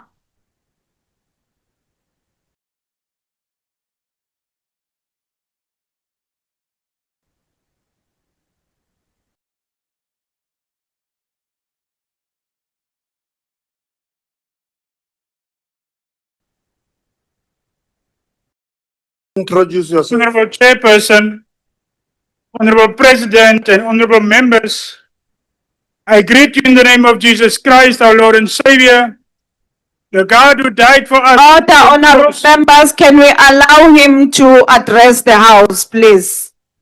You may proceed, Honorable Farmer. First and foremost, let me thank Parliament that had the audacity to invite Ria Rian to do the praise singing for us at the SONA. It was really appreciated.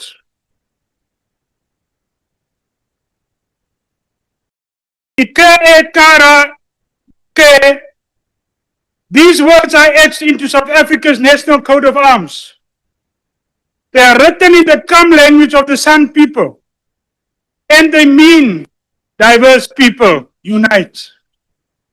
Yet while these words represent the soul of our nation, the people who spoke them, the first inhabitants of this land, remain among the most marginalized.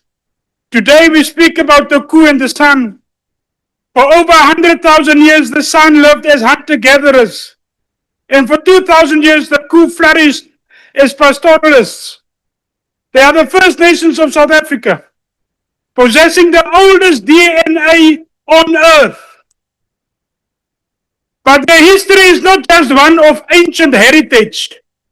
It's a story of a centuries-long struggle for recognition, land, and the right to exist as a distinct people. The struggle began with the arrival of European settlers in 1652.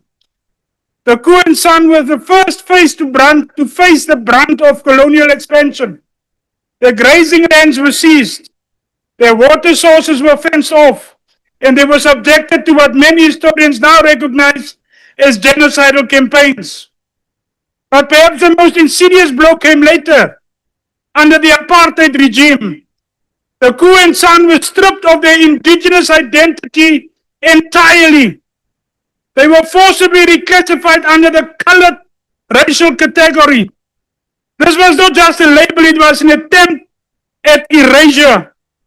By being absorbed into a broader racial group, their unique languages, their traditional leadership structures, and their status as First Nations were legally wiped from the record.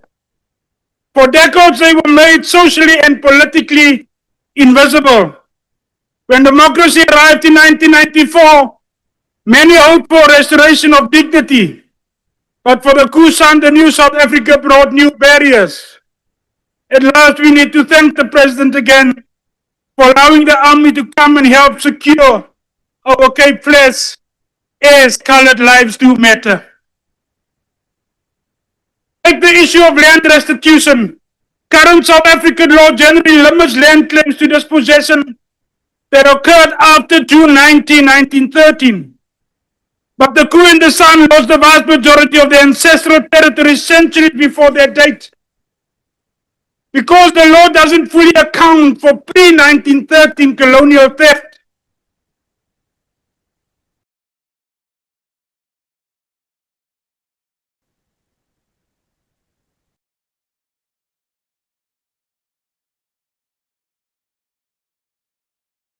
Many communities. Can we allow Honorable Farmer to proceed with his speech? Because the law doesn't fully account for pre-1913 colonial theft, Many communities remained landless in the very places where their ancestors' rock art still marks the caves. Then there is the struggle for legal recognition. While the 96 Constitution protects indigenous languages, the 11 official languages initially recognized were all Bantu or European. Ku and Sa languages like the Nu or Kukuhuap were relegated to a subclause, and many are now on the brink of extinction. Without official status, these languages cannot be taught effectively in school, further severing the umbilical cord between the youth and the heritage. The struggle continues in our courtrooms today. In recent years, the Traditional and Khoisan Leadership Act attempted to finally recognize Khoisan leaders. However, it has faced massive legal challenges because many activists feel it still doesn't go far enough in granting true autonomy over land and resources. In places like the Kalahari, communities like the Komanisan fight for access to basic water and sanitation on the very lands they want back in land claims. They face a double-edged sword. They are celebrated as tourist icons for their traditional knowledge of trekking and medicine, yet they often live in deep poverty, marginalized from the modern economy. Yet we see incredible resilience. We see a Khoisan revivalist movement where thousands of South Africans are reclaiming their heritage, refusing to be defined simply as colored, and instead standing proud as Ku and San. We see landmark victories like the 2019 Rooibos Benefit Sharing Agreement, where the industry finally acknowledged that the knowledge of this tea belongs to the Khoisan people. To honor the Ku and San is not just to admire their ancient rock art or use their words on our currency. It is to recognize that they are a living, breathing part of our present. Their struggle is a mirror held up to our democracy. It asks us, can a nation be truly free if its first people are still fighting for the right to be named?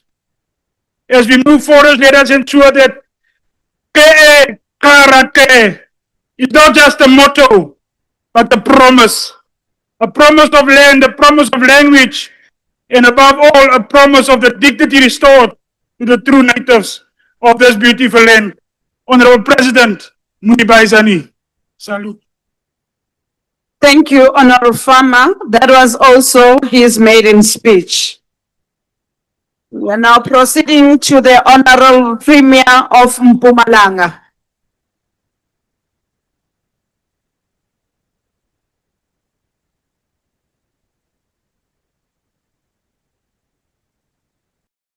Speaker of the National Assembly, Honorable Toko Didiza, Chairperson of the NSOP, Honorable Refilwe Tswenitsipana, Honorable President Cyril Ramaphosa, Deputy President Paul Mashatile, Honorable Members, Honorable President, in times of uncertainty and challenge, leadership is defined by the willingness to lead from the front.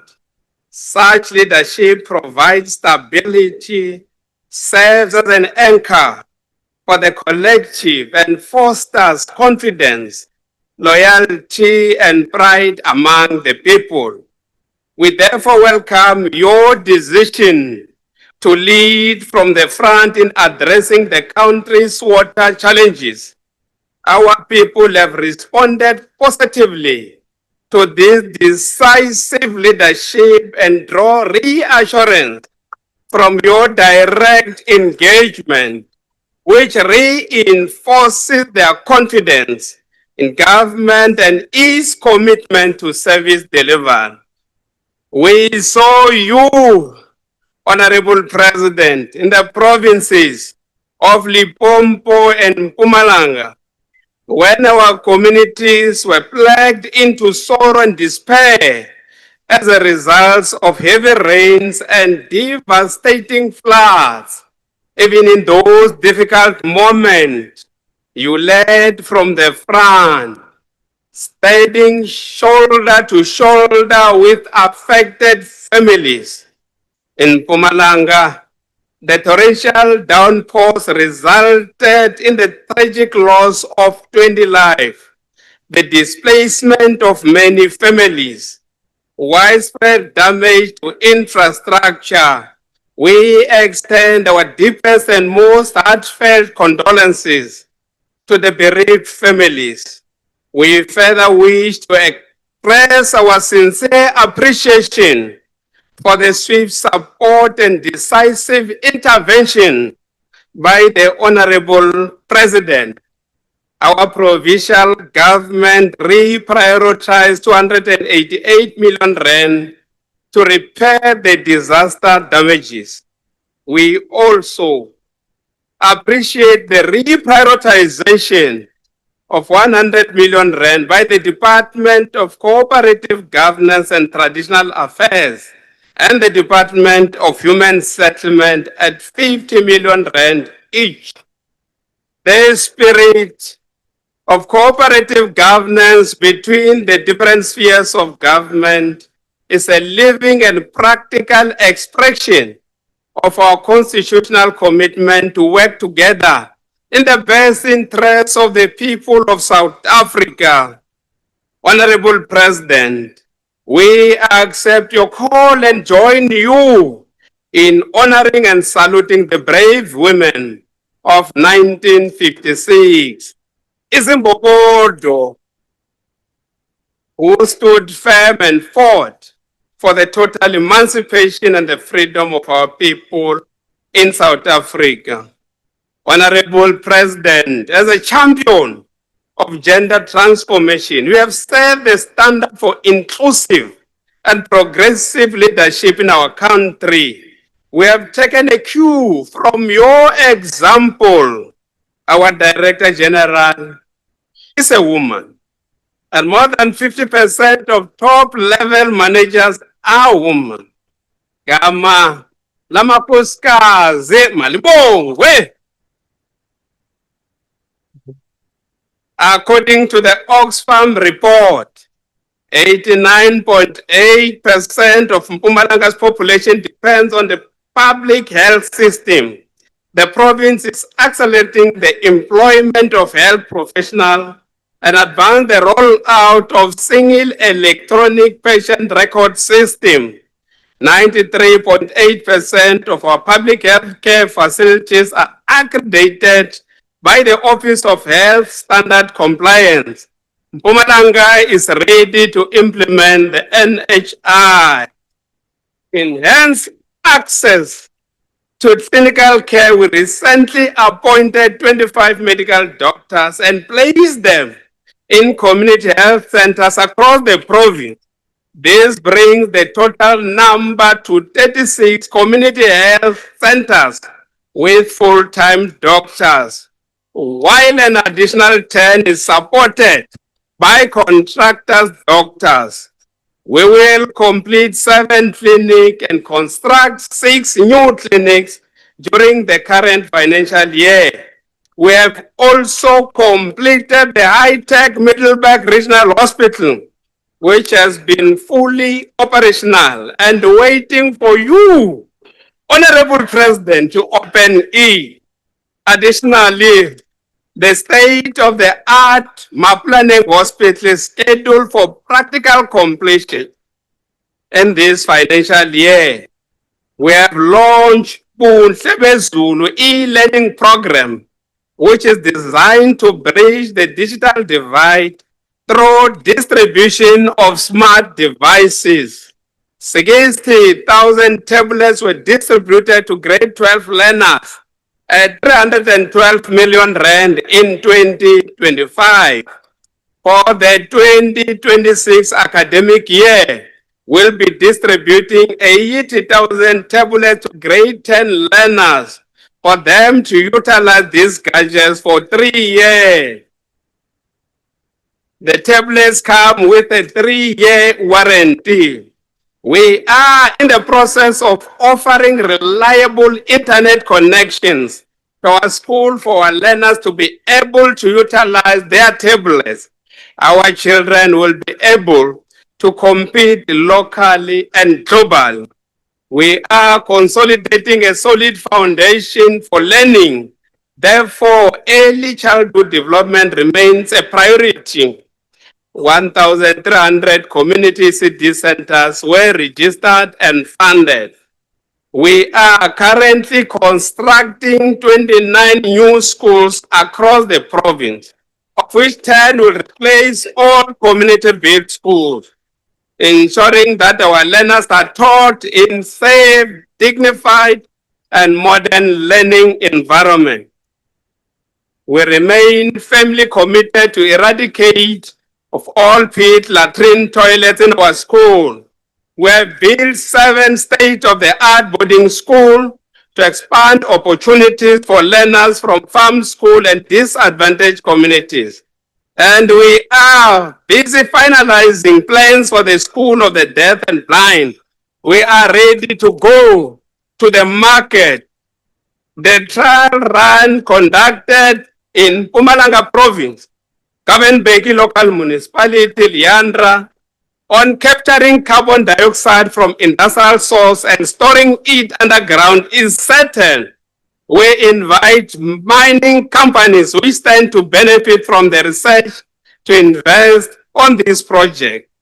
A research done in Betal by an Australian renewable energy company called WindLab showed that Betal area in our province has the most consistent wind blow in South Africa. As a result, Seriti Green is currently building a wind farm that has already created 2,000 jobs during construction and will create 600 permanent jobs after completion. We'll soon be signing a memorandum of understanding with the University of Mpumalanga to be a co-partner on the recently signed agreement between the university and Haiyan province in South China to pilot the large-scale production of hybrid rice in Mpumalanga, which is estimated to create over 380,000 jobs and contribute approximately 4.32 billion rand annually to the provincial economy. Honorable President, indeed your comprehensive and compelling State of the Nation address drew wide attention across political and policy spectrum. Even one of your most vocal critics, the Institute of Economic Justice, acknowledged in its response that your address was clear in outlining the challenges confronting our nation, even where there may be differences regarding the proposed solution. The recognition affirms that the issues facing our country were articulated with honesty and Honorable clarity. Premier, your time is Honorable up. President, we thank you for your continued commitment to serving the people of South Africa. Leadership Honorable Member, your time is up. particularly in times of complexity and contestation. Your time is up. Bye-bye. ER36 yona ayanqanqazela MKP ayanqanqazela. You wish, Baba, you wish. We are not easy. Some water, they are crying. Thank you, honorable members. Honorable members, business will now be suspended for 15 minutes for a comfort Ipalise water, they are crying. rung to alert members to the resumption of the House. The business is now suspended.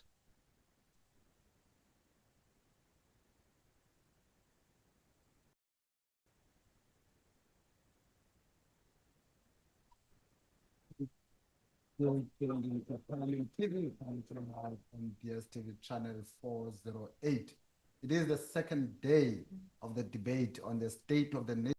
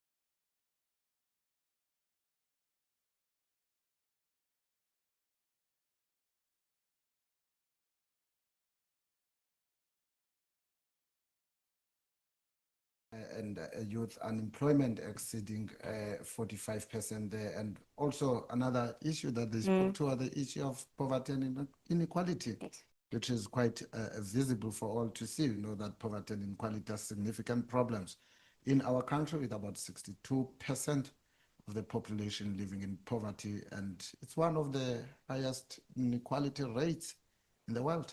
Yes, and of course we did see the Minister of Basic Education as well, and she emphasized on some of the priorities and commitments that the President made during the SONA, especially with regards to early childhood development and ensuring that that part of the education system is professionalized and put into as part of basic education. Of course, this goes in with the Bella Act as well, and part of the reason why we have the Bella Act. And of course, the Minister of Basic Education emphasizing that the department is hard at work to ensure that there is quality education for each and every child, but not just quality education for each and every child, but that every child gets access to schools. We have issues when it comes to enrollment of schools. I mean, just at the beginning of the year, there was an issue with parents that were standing outside of district offices asking that there be space for their children. And so she was addressing some of those issues, letting the nation know that as much as the President has set out these priorities, that the department itself has committed to ensuring that they carry out those commitments. And of course, you saw how joyous she was when she was talking about the matric pass rate. Oh, yes. I mean, we've hit the highest of all the pass rates that the country has ever achieved. I mean, it's done very well. She's done very well in that department in that regard. And also another issue that came out strongly was the issue of cost of living, which is quite high, with many households struggling to make ends meet because of also unemployment, which would also be one of the main challenges. And Ms. Hassan did speak to that also, marrying the two with regards to the high cost of electricity, when she mentioned to the President that there must be more to be done to support the households that cannot do with the cost of living, and they cannot afford to ensure that there is food on the table. So some strong points when it comes to cost of living. Of course, all this marries into poverty, all this marries into unemployment, because when you're unemployed, you do not have the money. Of course, that means that you're impoverished. And when you are impoverished, it means that the cost of living is high. Somebody did say people do not understand how expensive it is to be poor. And of course, there's still a second round that's coming of day 2 after the comfort break, and you can expect to hear from the Honorable from the Honorable Premier of Limpopo, Ramaphosa, will then be followed by Mr. Les Governor, the Deputy Chairperson of the NCOP, and of course, after that, it will be the Premier of the Western Cape, Mr. Alan Winde. Of course, we have more of them after that. After Mr. Winde, we have Honorable Ndlela, and he is from the Mkhonto Wesizwe Party. And thereafter, you can expect from the PA, that's the Patriotic Alliance, Mr. J.A. Basson. From the Democratic Alliance, you can expect a speech from Honorable L. Mpiti. And from the NCOP's ANC, you can expect the Honorable Premier of the Northern Cape in the second round of Debate Day 2, SONA. And just after the Premier of the Northern Cape, it will be Honorable M. Peter of the United Democratic Movement. And that will be followed by Mr. Sihle Lunzi. He is well known, especially amongst the young people. As Tsebo earlier he had spoken about how passionate he is. He's a pioneer of higher education. You're right there. And will be then followed by the Democratic Alliance's Honorable Oratile. And of course, after that, we have the ANC's Honorable Minister of Transport, that is Ms. Barbara Creasy. We have the MK's Honorable M. Mokoena Zondi, rather. In the NCOP, we have the ANC's Honorable J.S. Manani, so who will also be giving her speech. From the DA, we have the Deputy Chief Whip, Honorable B. Nodada.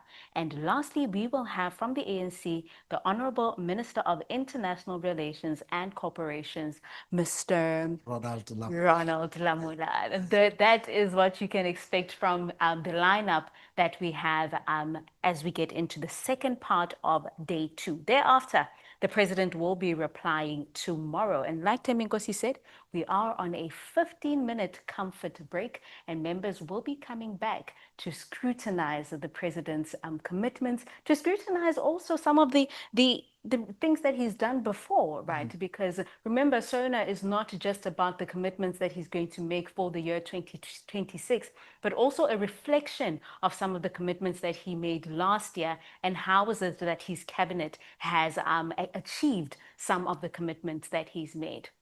And of course, we know that once that has been done, all and done, with the president having responded tomorrow, then all eyes will be on the budget speech, which is scheduled for next week, Wednesday, where we expect the Minister of Finance to put finances into all the commitments that were made by the president last week during the State of the Nation address delivery.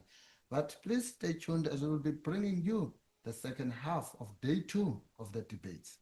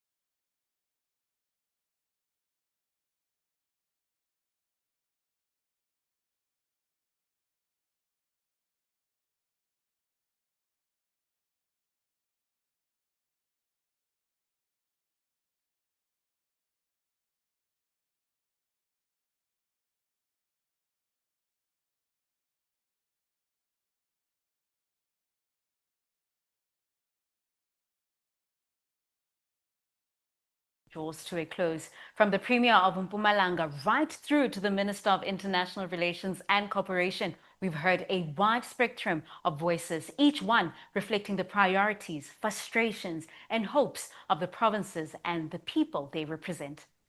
Indeed, Tsepo, today's speaker's list was a true reflection of our constitutional democracy at work.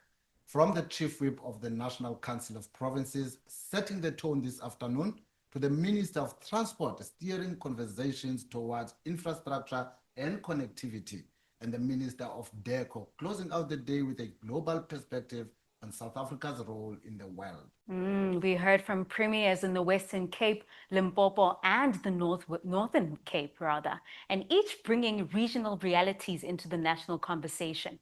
And with 28 speakers across parties, including the African National Congress, the Democratic Alliance, the Economic Freedom Fighters, the Umkhonto weSizwe Party, the Patriotic Alliance, the Inkatha Freedom Party, and Al Jamaa, the numbers tell a story too.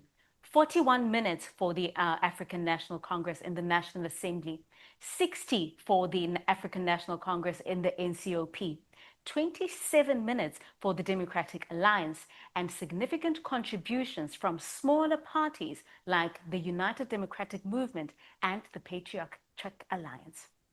That's right there, Tsepo. And let's not forget that 15-minute comfort break, much needed after back-to-back speeches from the Premier of Mpumalanga and the Premier of Limpopo.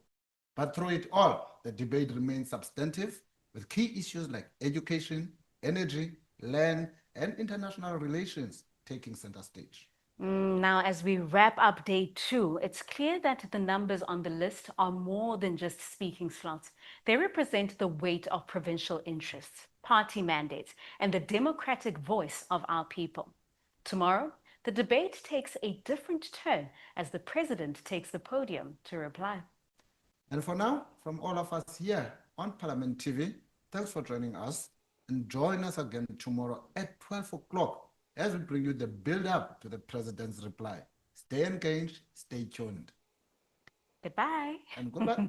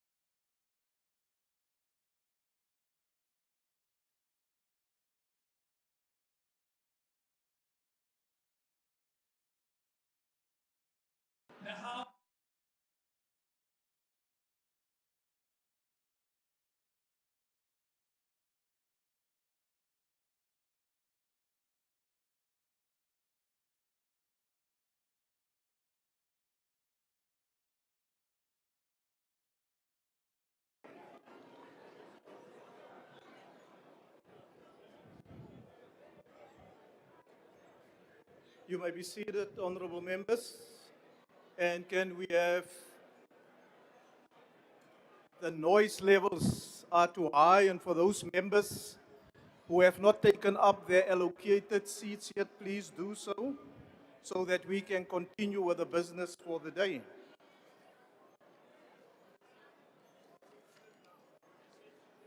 I now recognize the Honorable Premier of Limpopo.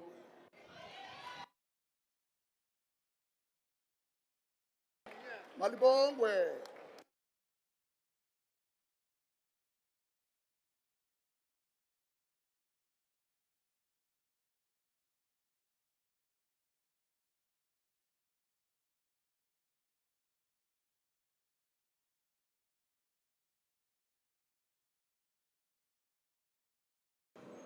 Thank you.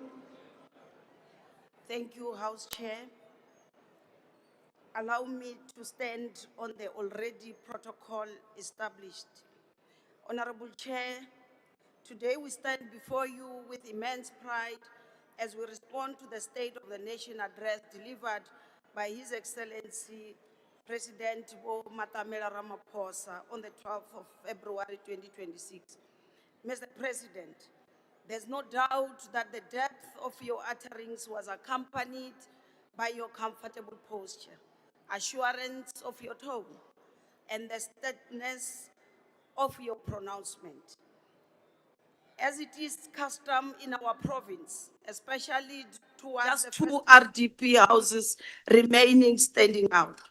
This was after water had subsided to show the kind of quality housing you have often spoken about, the strong and adaptive to climate change. Mr. President, you witnessed personally, firsthand, the villages that were turned into dams, streets turned into dongas, yet you saw hope in the eyes of communities who came to welcome you as you reach out to them in Chakuma, in Giyani, and in Baula areas as an example. Indeed, like the true father you are, you went back noting that the devastation you witnessed was beyond comprehension, requiring more money, dedication, and immediate action to help those trapped as well as rebuilding people's lives. Mr. President, this reminded us as a province your clarion call you made in April 2022, when disaster like this nature struck KwaZulu-Natal, those who have got small memory, that at the same time, the country should put a hand in supporting the people of KwaZulu-Natal. As a province at the time we were in the process of establishing our search and rescue emergency services unit, which we sent to assist the people of KwaZulu-Natal. We also had our churches, including our ruling party, the African National Congress in the province, sending trucks full of clothes and non-perishable items for relief to the people of KwaZulu-Natal. We responded to your clarion call. Today, that expertise, that experience has come in handy so that as a province, we were able to avert the worst loss of lives except the 27. May their soul rest in peace, which we were not able to save. Indeed, one life is too many.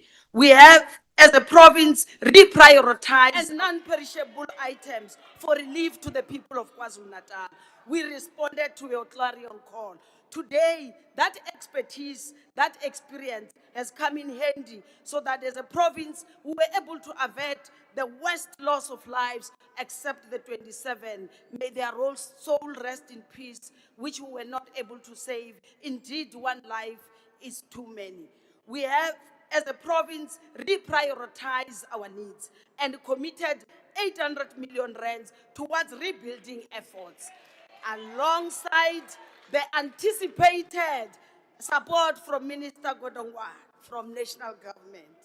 We recognize that the journey requires more than just physical reconstruction. It demands community healing. It demands restoration of hope. Limpopo lies in ruins, but we shall build the walls. We shall restore the dignity. As we reflect upon the key priorities outlined in the medium-term development plan, our inclusive growth, reducing poverty, and curbing high cost of living, building an ethical and capable developmental state. We are pleased to affirm our alignment with your bold vision, Mr. President. We are witnessing a positive economic look in our country. Let us stand resolute in the confidence that progress in South Africa is not temporary. Limpopo is a testament to that. Despite skepticism, real and lasting progress is possible. Honorable demand, let me remind you of the latest income and expenditure survey, which showed that poverty in Limpopo is declining from 66% to 47.6%, a leading reduction national. Just yesterday, the 2025 Q4 labor force survey was released, and it shows that Limpopo unemployment rate has further declined to 28.2%, following a significant drop from the 35% to 29.8% in Q3 of 2025. However, with nearly half of our residents still living in poverty and carrying the weight of unemployment, accelerating inclusive growth and job creation remains an urgent priority. Where there is increased economic activity, there is development. Where there is development, jobs are created and communities flourish. Limpopo is not merely surviving, but growing, contrary to your views. Our GDP contribution has risen for the first time from 6.9% to 7.8%. Numbers don't lie. This is statistics. This growth demonstrates tangible economic activity, transforming the lives of our people. We are shifting towards becoming an urbanized rural region where development is felt in the most distant villages. This is not an accident, Mr. President, but a result of your deliberate planning and action, which we would like to see drop even to below 20% by 2030. While we are registering progress, we must also indicate that we are not happy with the small pace. The current situation, which we saw 2 days ago, where many young people from all over the country queuing for SANDF site in Thohoyandou to submit their CV. It's a wake up to all of us that you have deployed with responsibility to turn the lives of our people. Honorable Chair, we are aware of the challenges that persist, especially to ensure consistent water supply. In response, we have established what we call the Premier's War Room on water. In the Mopani district, the popular Gyan, out of those 20 villages, we are left with 5 to complete the project, and they will be having running water. Similarly, structures have been established in Capricorn, Mopani, and Vembe districts. We want to applaud your insistence, Mr. President, on infrastructure investment as the bedrock of economic growth. Initiatives such as rollout of solar smart technology in the rural villages. Yes, indeed, Minister Ramaphosa came on your behalf and switch on the lights at Madimbo village, bridging the digital divide, providing our children with access to modern technology and educational resources. Last year, we shared a positive story with you on public-private partnership that today we are constructing Steelport Bridge in Sekhukhune. Today, as we speak, we are waiting for Minister Mantashe to join us as we cut the ribbon because the bridge is completed. As government, we spend 10% and the mine spend 90%. While waiting to cut that ribbon, we have also signed last week on the sideline of the mining in Ndaba another agreement to construct D212 in Sekhukhune district, because we believe that true development is achieved through partnership and unity. Mr. President, we want to applaud you on your bold pronouncement that you are going to revitalize George Mukhari Hospital. This will be the third since 1994 an academic hospital to be built. Let's remind honorable members in this corner The first one was built by President Mandela, which is Chief Albert Luthuli. The second one, which is at 40% completion, is the one that you pronounce in this August House, which is Limpopo Academic Hospital, built by you. The third one will also be built by you. It will happen because you are not a man of promises, but a man of commitments, and you deliver on your commitments. Mr. President, when we established the medical school at the University of Limpopo some few years ago, many people says of our dead body, I'm surprised they are still breathing oxygen. Why are they not dead? It was meant to bring a pool of specialists, surgeons, to get back to the province. I must tell you, Mr. President, they are back in the province. Just 2 weeks ago, we delivered 2 conjoined twins. Prof. Chiflaro, a first black pediatric surgeon, he's leading the team. We are going to write history under your leadership. When the conjoined twins will be separated in a rural hospital called Limpopo, under your leadership. Miloro yabo iyawedza singo. So, Mr. President, we also would want to commend you for your unwavering commitment Honorable on the Premier, Limpopo your time is Gauteng now expired. Thank you. high-speed rail project.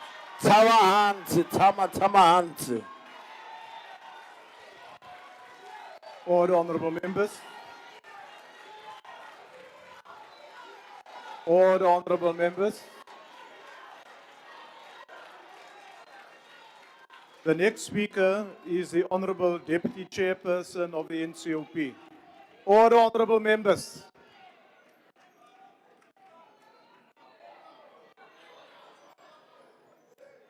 Thank you very much, Honorable House Chair. Honorable President, Honorable Deputy President, Honorable Speaker of the National Assembly, Honorable Chairperson of the NCOP, Honorable V.F. Slabisa, the President of the Inkatha Freedom Party, fellow South Africans. The state of the nation invites us, Mr. President, not only to reflect on the state of the nation, but to examine whether government action is keeping pace with the expectations of the people we represent. Our responsibility is thus etched in our ability to ensure practical changes in the lived realities of all South Africans.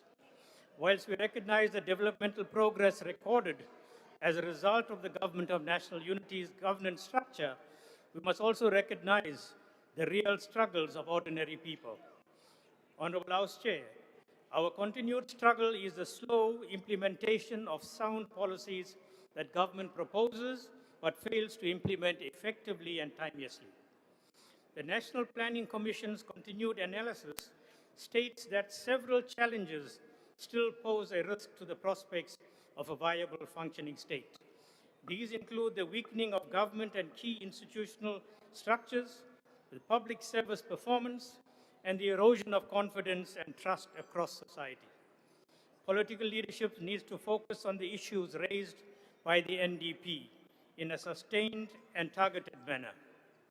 The NCOP has a critical role to play in addressing these challenges.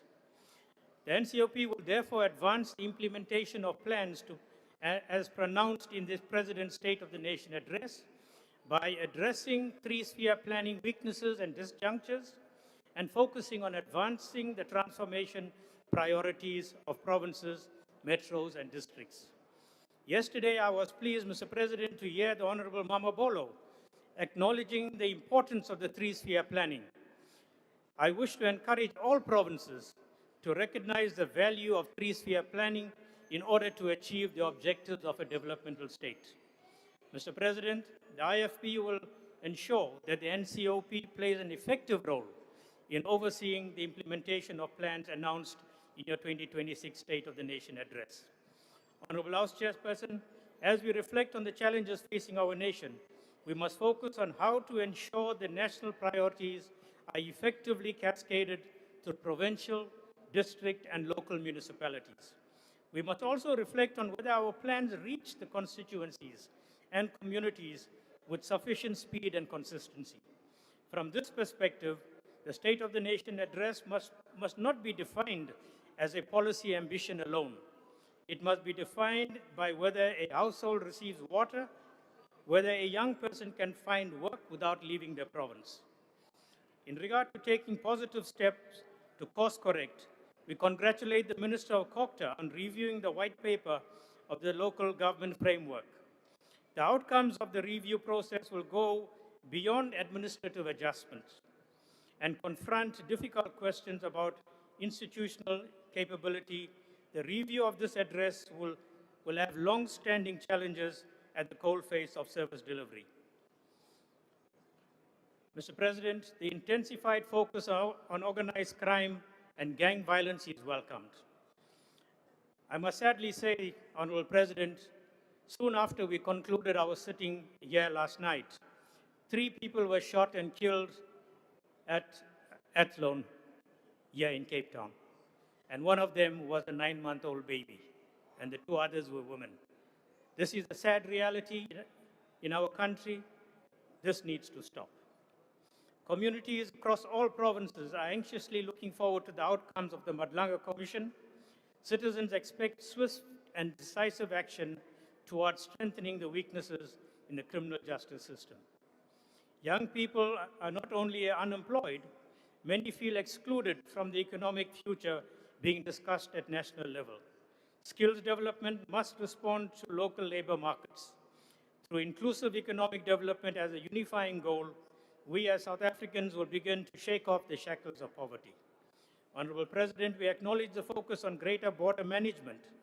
The years of porous borders has caused a threat to our local economy, in which illegal and undocumented foreigners are unjustly benefiting from the limited opportunities that we have. Honorable President, I acknowledge your pronouncement on infrastructure prioritization, which raises expectations of ending poverty, unemployment, and inequality. Public confidence depends not only on plans announced, but on projects that are completed. As IFP, we call on Parliament to intensify its oversight to ensure that infrastructure commitments translate into complete functioning assets. Honorable members, the Government of National Unity offers an opportunity for cooperative governance, and cooperation must be seen to yield positive outcomes. As IFP, we stand ready to play our role to ensure national priorities become provincial realities and that provincial realities restore confidence in democratic governance. I thank you, Honorable House Chair. Thank you, Honorable Deputy Chairperson of the NCOP. I now invite the Honorable Premier of the Western Cape.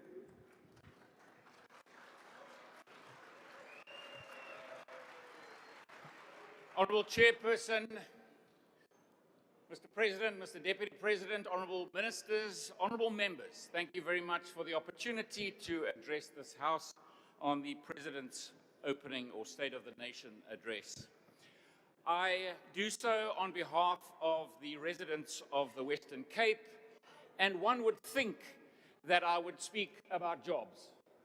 Basically following the Quarter Labour Force survey, where the Western Cape now has an unemployment rate of just on 18%, the lowest by far in South Africa. But Mr. President, I'm not going to speak about jobs. I'm not going to speak about the 31,000 jobs in manufacturing, or the 48,000 jobs in trade, or the 22,000 jobs in agriculture, or the 22,000 jobs in construction, or perhaps the 360,000 jobs out of 400,000 jobs, net jobs in South Africa in the last 5 years that came from the Western Cape.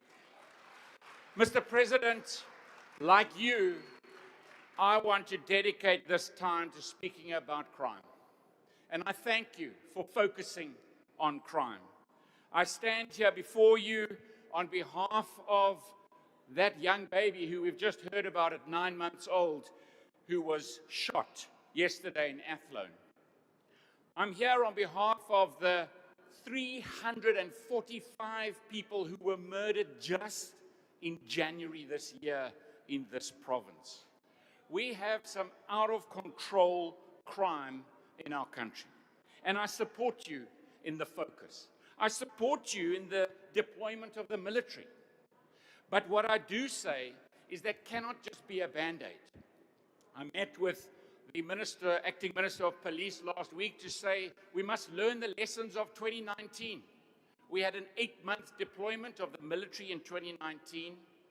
and we didn't get the traction of the force multiplier that we should have. We need to make sure that SAPS with the military and included in it, in the joint operation commands, there's the Metro Police, there's law enforcement, there's the LEAP officers, there's the dog units, there's the traffic officials, both provincial and local. The CPFs must be consulted. We need to work out how neighborhood watchers can be involved. Because if we don't approach this differently, we're going to have the same results as in 2019, and gangsterism will continue. Mr. President, I also support you in the lifestyle audits. With the Matlanga Commission, with the ad hoc committee, we are busy rooting out those bad cops. Let's get that done. Let's support the good policemen and women in our system. And what better way than starting with lifestyle audits? Judge Tulari said that at the top table of crime management, at the SAPS top table in this province, the gangsters sit there. Let's make sure the lifestyle audits deal with that question. Let's make sure that there's no corrupt deals at the top table of policing. So I absolutely support you in it. We've got to make sure, Mr. President, that we resource those police officers. You know, the commissions and the ad hocs are putting a lot of question marks around our police service. And we've got to make sure that they get the wherewithal to do their job. In 2019, when I first became the Premier, we had 200,000 police officers, men and women in our country. We've now got 180,000. In this province, the Western Cape, we had 20,000 police officers. I have 12,908 active police officers now on duty in this province. Those numbers are going down, and that is unacceptable. We also need to make sure that we get two areas of focus. The first is detectives, and the second is the anti-gang unit, or fighting gangsterism and fighting extortion. Mr. President, when it comes to detectives in South Africa, there are 8,500 vacancies. In this province, the Western Cape, there are just under 1,000 vacancies. We need to fill those vacancies, because it doesn't help if you arrest someone, you take a firearm off someone who's just shot someone in the community, and the next day they're back on the street. We are not putting dockets that are quality dockets into the court system. The other day, I went to the Kraaifontein police station, and at that police station, they have 62 detectives. They have 38 vacancies, and you know that those detectives have one computer, one. That's in the captain's office. The captain prints out the email and hands it to them by hand. They have no cell phones, not one. In Khayelitsha, it's not much different, except they have 5 cell phones amongst 92 detectives. This cannot be how we resource our officers, enabling them to do their job. The same thing in Mitchell's Plain, Mr. President, and you know the scary part about Mitchell's Plain is that's a presidential designated gang police station that needs to be extra resourced. The gang stations that you have designated, you have now got 1 colonel and 3 captains when there should be 4 colonels and 8 captains. That's just in the management. That's let alone the vacancies and the detectives there. They have only 28 detectives. They don't have the wherewithal to do their job. Now that is where we as a province and a city have said, we will help. Let us help. I've got a document here for the Minister, Acting Minister of Police, that is going to enable us to help to add. In this government of national unity, we are putting our hand up to say, we will help. Let us make sure we resource these people. But what I want to say lastly, Mr. President, and you know, Mr. President, you said it is time to be bold. So I want to talk about the budget for police. This is Vote 28, page 527 of the budget book. And in that budget, it says that VIP security is 4.264 billion rand.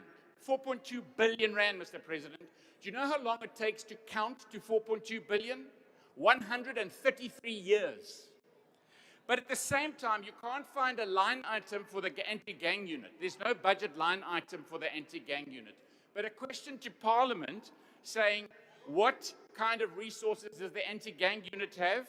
In the 23-24 year, it was 34 million. Not even 1% of the VIP security budget. Not even 1%. In the last 5 years, the anti-gang unit's operational budget or operational costs have been, in 1920, 12 million. In 2020-21, 22 million. The next year, 24 million. The next year, 28 million. And in 23-24, 34 million. Together, that's 130 million rand as opposed to 4.2 billion rand. Here's a bold choice, Mr. President. Why don't you swap the two budgets around? Give the budget that protects the politicians to protecting the people. And give the budget that you allocate to fighting gangs and extortion, give that budget to VIP security.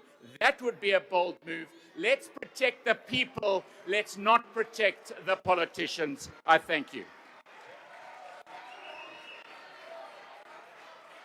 Thank you, Honorable Premier.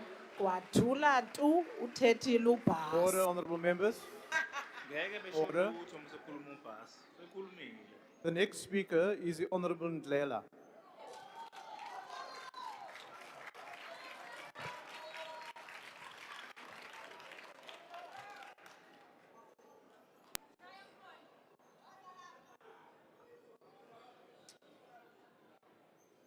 Madam Speaker, I'd like to welcome to the House the legendary President of the People, President Jacob Zuma and the national officials of Mpofu-Walsh Party. And the President of the Republic, Mr. Ramaphosa, stood before the nation to deliver his so-called State of the Nation address. South Africans expected leadership. What we received instead was a tired recital of neoliberal cliches, an empty hymn to markets, rating agencies for global approval. This was not the State of the Nation address. This was the state of the neoliberal agenda.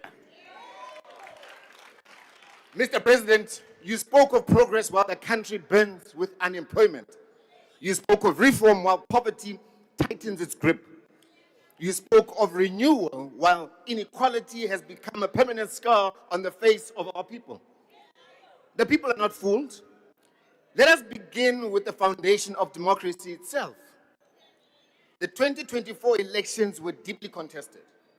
And millions of South Africans, of course, believe Mpofu-Walsh was robbed of this election. They were robbed of their rightful mandate. We will not be gaslit. We will not be silenced. The will of the people is sacred, and no administrative manipulation or institutional bias of the elite pact will bury the truth. The fact is, the elections were rigged.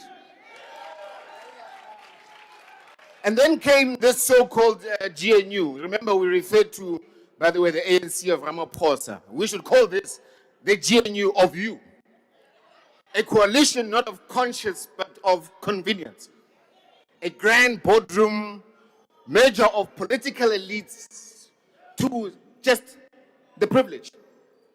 A cult of white monopoly capital. A celebration of Roman Dutch law, legal orthodoxy, while African majority remain landless. Can you resume your seat, please? There's a point of order there. Can you take your seat? Mr. Ndlela? Not can you take your seat. Please, honorable member, take your seat. Not can you take your seat. What are you writing on?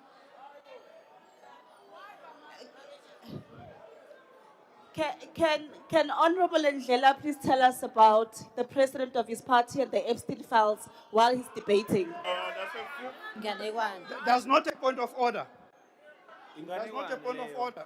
Resume your seat, Mr. Ndlela. Point Okay, of let order, him Chair. explain what is the meaning of Ndlela. fact. Chair, These are the kind of discussions that they have when they're having meetings. That's why this country is the way. order, Chair. Chair. Point of order. Mr. Ndlela, resume your seat, please. There's a point Down, of order sit there. down. Thank you very much, Honorable House Chair. Mr. Ndlela is misleading the House. He has come here and told us that it is a fact that the elections was rigged. They tried, they failed, the elections were free and Thank fair. you. He must Thank withdraw you, that Honourable statement. Member. Khulumi ngane kwan. Honorable Member, that's a point Keep for him on discussion. No, fact I think can't your be members discussion. can be able to rebut that. Over to you, Mr. The meaning of fact. Imali ye-COVID iphi? I'm saying they celebrate Roman Dutch law, orthodoxy, while African majority remain landless. You celebrate the constitution of 30 years, rooted in Roman Dutch law, as if it fell from heaven. But we ask, where is the African soul in it? Where is the restorative justice of the land that was stolen? Where is the living authority of the kings and queens and the chiefs who governed this land long before the borders were drawn? This restoration of traditional leadership is not ceremonial, it is revolutionary. Empowered kings, queens, and Amakhosi are custodians of land and identity. Their restoration to meaningful authority is the pathway to securing land back for black people through not speeches, but through power. You speak of accountability, Mr. President. Then let us begin at the top of the judiciary. We demand lifestyle audits for judges. Transparency cannot stop at politicians. If corruption is to be uprooted, no sacred cows must remain. Not in the executive, not in parliament, and certainly not in the bench. You speak of opportunity while young people sit idle in townships and villages. Unemployment has become structure. Poverty has become inheritance of the black child. Inequality has become normalized. As MK Party, we say free, decolonized higher education must be a non-negotiable. It is a non-negotiable right. Not a slogan of every recycled February SONA. You cannot speak of economic reform while education remains commodified. We further say, introduce structural national conscription, not necessarily for militarization, but for the nation building, and that's what is important. Let our youth serve in infrastructure brigades, water restoration programs, agricultural development, and community safety initiatives. Build true discipline. Let's build true skills. Let's build true identity. And let's build true unity. On water and electricity, the basics of civilization, your government has failed, and failed spectacularly so. Communities queue at water tankers like refugees on their own land. Electricity is either unaffordable or unavailable. Years of promises, endless task teams, no consequence. A capable state, Mr. President, does not beg private sector or private monopolies to do its work. A sovereign state builds, owns, controls strategic infrastructure. And let us speak frankly about immigration. South Africans are not xenophobic.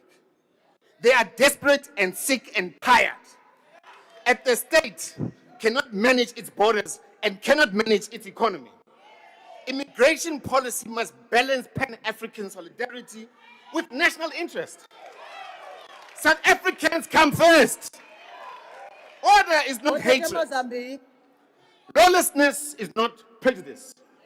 Mr. President, you, by the way, remain stuck in the past when it comes to foreign policy.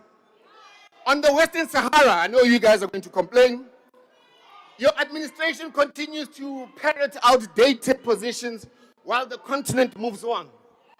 On the 31st of October, just last year, 2025, the UN Security Council adopted Resolution 2797 with the majority support and no objections from the same BRICS that we are part of, our partners, affirming autonomy proposals for the most feasible solution to end this 50-year conflict. But you are still behind. Guided by President Zuma's engagement, by the way, in 2017, when he was in your seat doing a far better job than you, he met His Majesty Mohammed, and the MK party has supported the autonomy proposal as a practical solution that preserves African unity and presents the further balkanization based on colonial borders. Peace talks commenced in Madrid just last week, 2026, between Morocco, Algeria, Mauritania, and the Polisario Front. Direct implementation of the 2797 resolution was discussed. The process is moving whilst you stay behind. The autonomy framework is detailed. The peace track is alive. We call on this government to align with these developments and support a lasting solution, guided by realism, not outdated ideology, rigidity. Mr. President, your GNU celebrates market confidence, while township... Honorable Jela, your time has expired. Why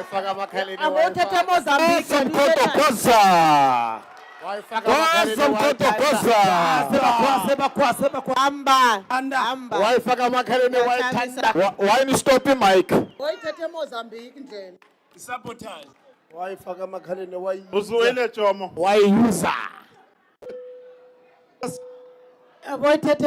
Bafana barungu. The next member on the podium is Honorable Faizan for your next 1 minute.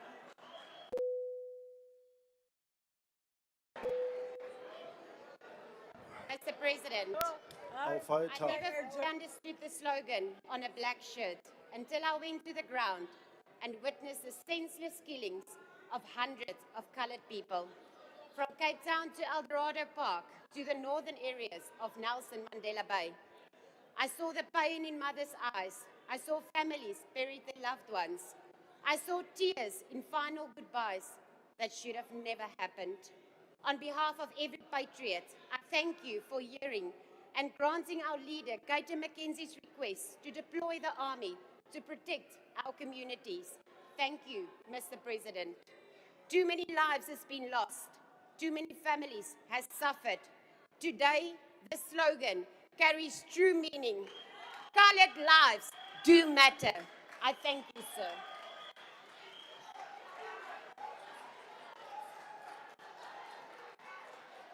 Thank you, Honorable Faizan. Are you rising on a point of order?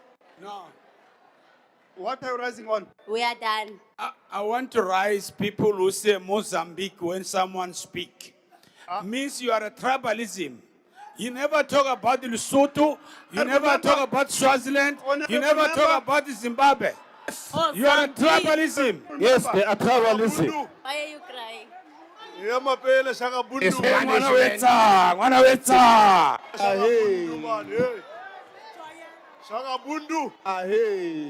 Honorable members, please adhere to the joint rules of the House. You can only rise on a point of order. You can only rise on a point of order. Please don't do what Do it on the opposite The next as well. member on the platform is Honorable Mpiti.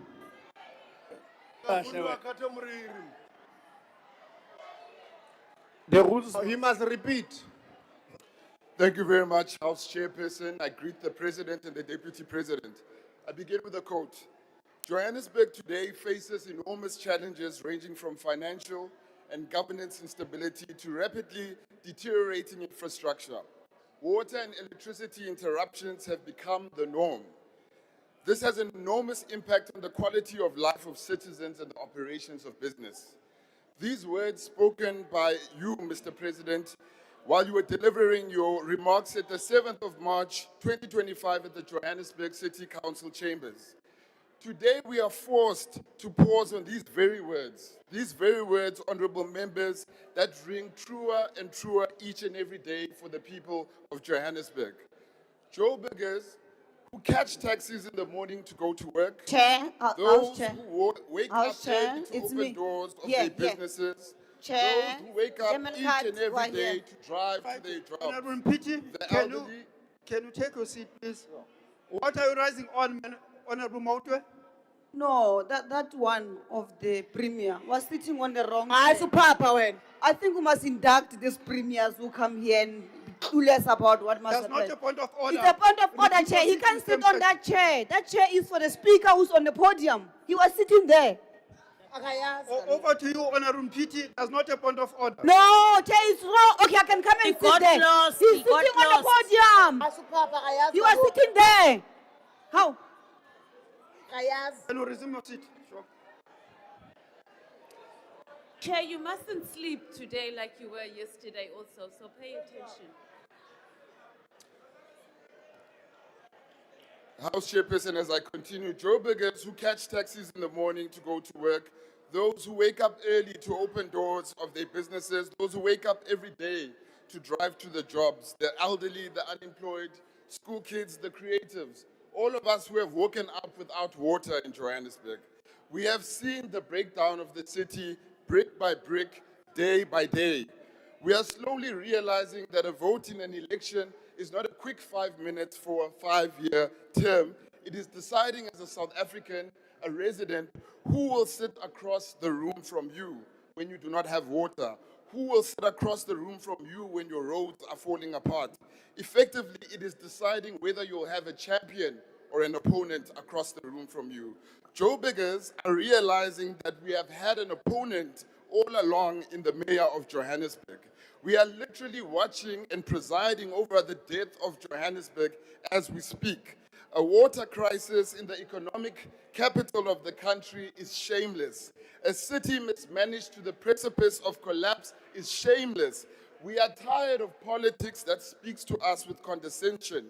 A politics where those we have given power to can escape the carnage that they've created and go to hotels and take showers. A politics where those have been elected, the mayor of Johannesburg, says to us, don't expect too much improvements while I'm in charge.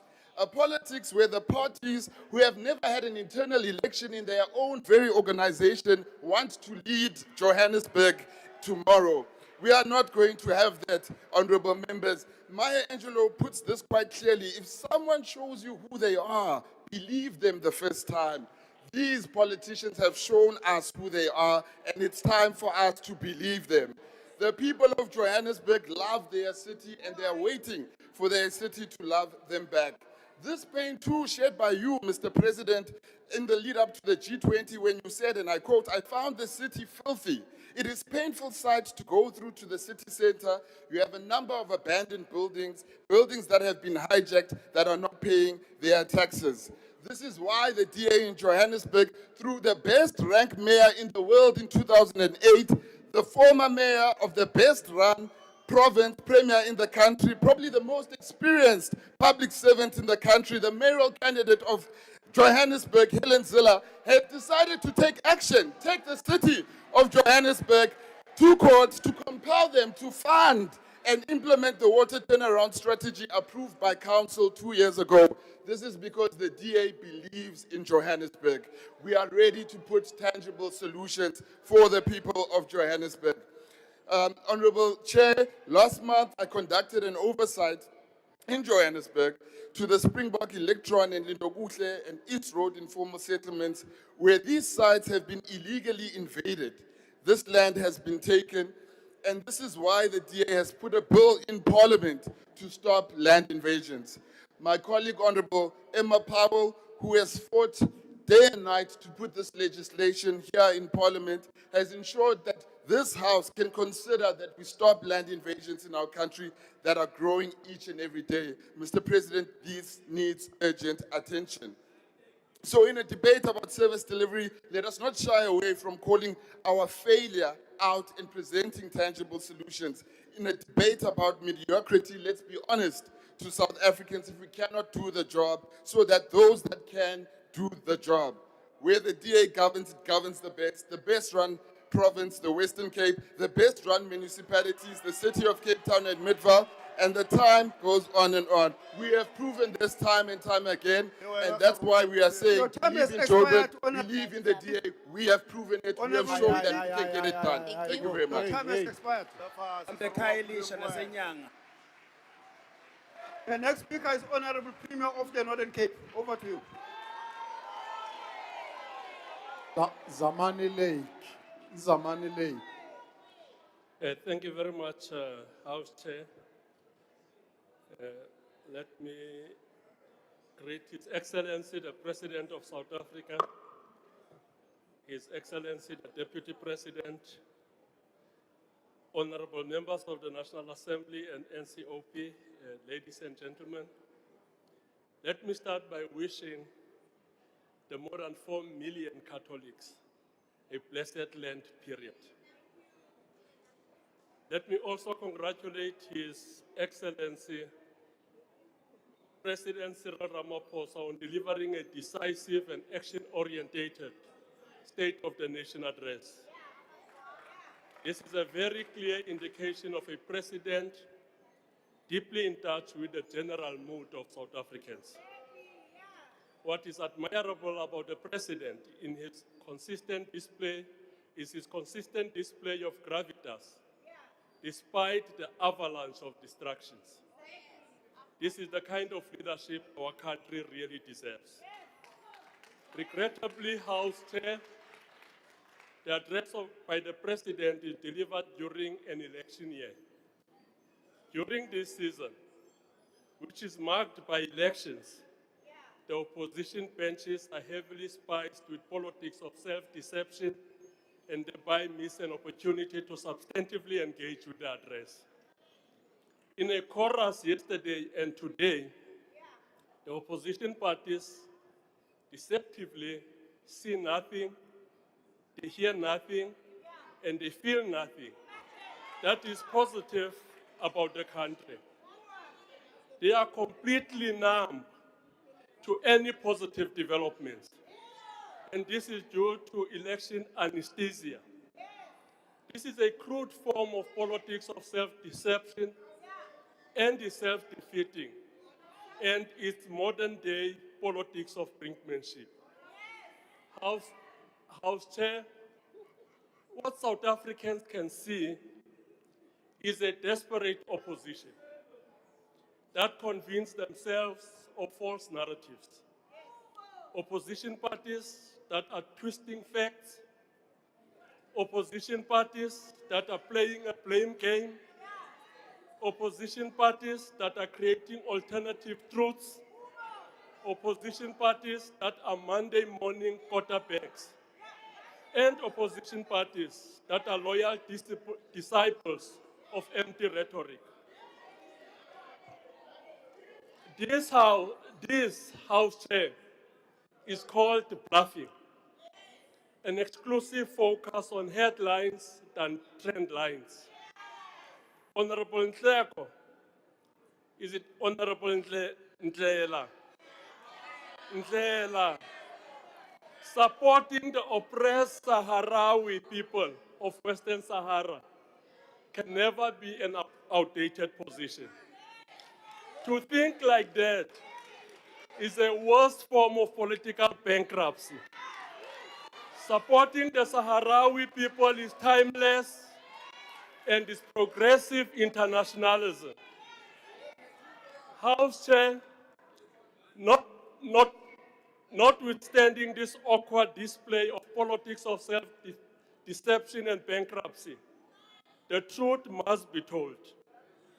The truth is that South Africans are confronted with multitude of challenges from different fronts, and the President sincerely acknowledged this in his address. But this cannot erase the fact that on a developmental front, there are major strides and positive indicators that suggest that the country is moving in the right direction. House Chair, in the Northern Cape, our governance model is deliberate, it's not an unguided drift, result-driven, people-centered, and achieve outcomes. In 2019, The province started with only 2 clean PFMA audit outcomes. Today, out of 13 auditees, we've got 9 clean audits. This signals an improved accountability ecosystem. There has been a steady growth in the GDP of the Northern Cape. 2019, 117 billion. Today, as we are speaking here, the GDP of the province is 166 billion rand. A clear sign of resilience and progress in the face of global economic crisis.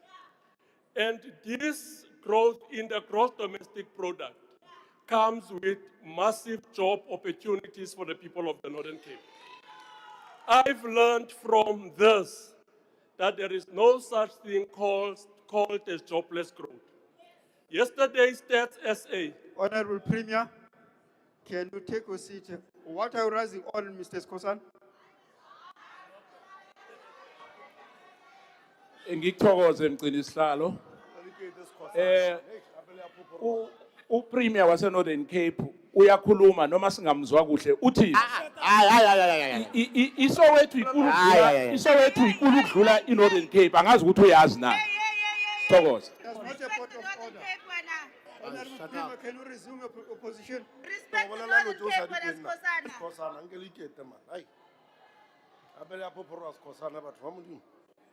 Who's speaking? Honorable Premier, can you resume your position? No, thank you very much. Yesterday's Stats SA unemployment report shows encouraging progress, with the Northern Cape recording a notable 4.1 reduction in official unemployment in Q4 of 2025. These are 18,000 new jobs created. This is the highest decline in unemployment in the whole country. This improvement places the Northern Cape as the second province with the lowest unemployment rate at 27.1. The province has set the following economic targets to achieve: 200 billion rand by 2030 and creating an additional 60,000 new jobs by 2030. Honorable Speaker, our province produces nearly 3 times more renewable energy than what it consumes. We account for 60% of the country's renewable energy projects.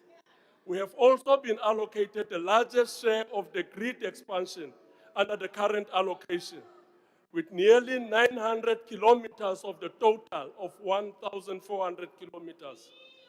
This will enable us to contribute even more to the South African energy economy. South Africa is the 6th largest iron ore producer, and in the world, 80% of the global manganese resources are located in our province. The combination of renewable energy and mineral resources enable green steel and green manganese production. Therefore, the commitment we have from Vedanta Zinc International, Kalahari Manganese, Frontier Raw Earth, and Kamal Cisco will strengthen our beneficiation capacity towards economic empowerment and employment. The completion of 1.5 billion phase 1 of the Gamagara pipeline helped to improve water supply to our communities in the John Taulo Haiti, ZFM Honorable district. Can you please read? On what are you rising, Mr. Angela?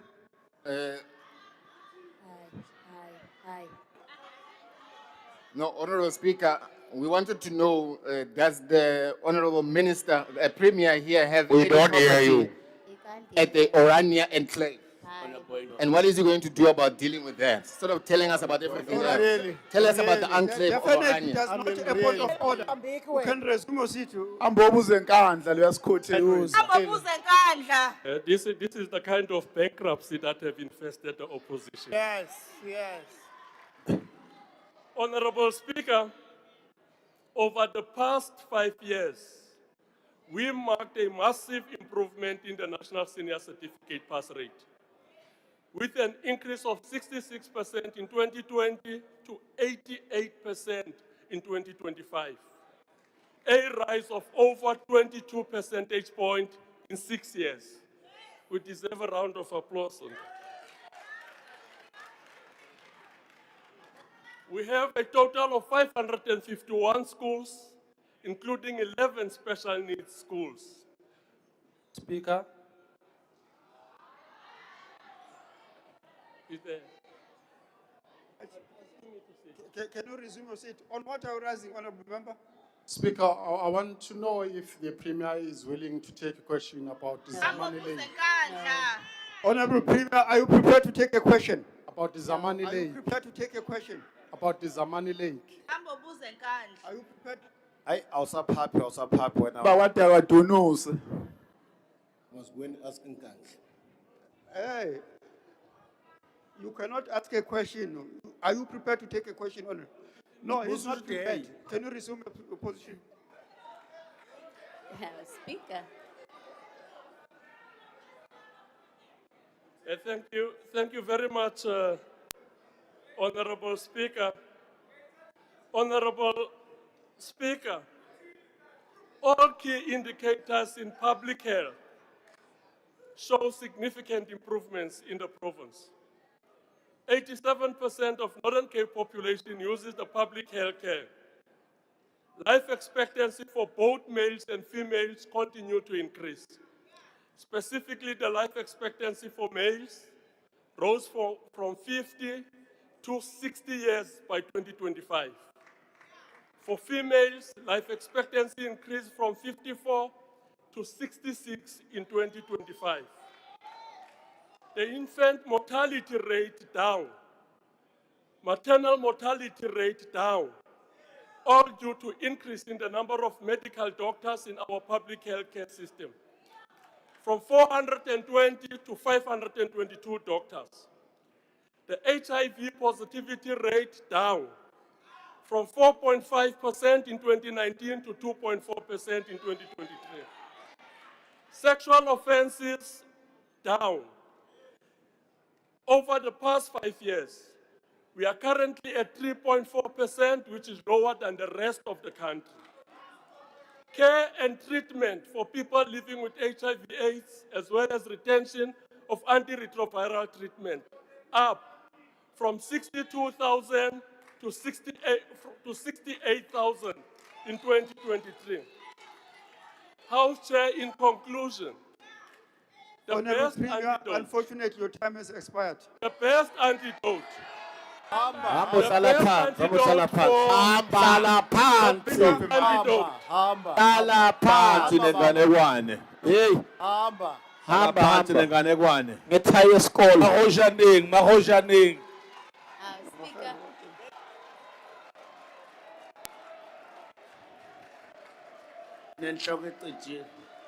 The next speaker on the podium is Honorable Peter from the NCOP.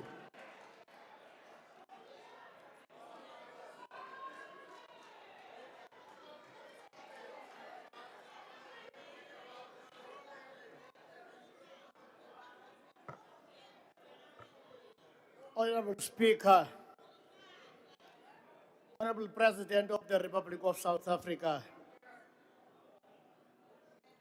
Bantu bonke hulumisa, members of this House. The UDM supports the State of the Nation address as tabled by His Excellency President Matamela Ramaphosa. But support does not mean silence. In the true interest of serving the people of South Africa, we rise to sharpen, strengthen, and submit proposals that move this nation from promise to performance. No country survives without law. Mr. President, on the issue of illegal immigrants, the UDM wishes to comment as follows. No country can function if its laws are optional. And anyone who comes to this country legally must be prepared to abide by the law, or they will be shipped out. Fellow South Africans, You deserve a state that works, system that speaks to each other, and early warning mechanisms that stop crime before it spread.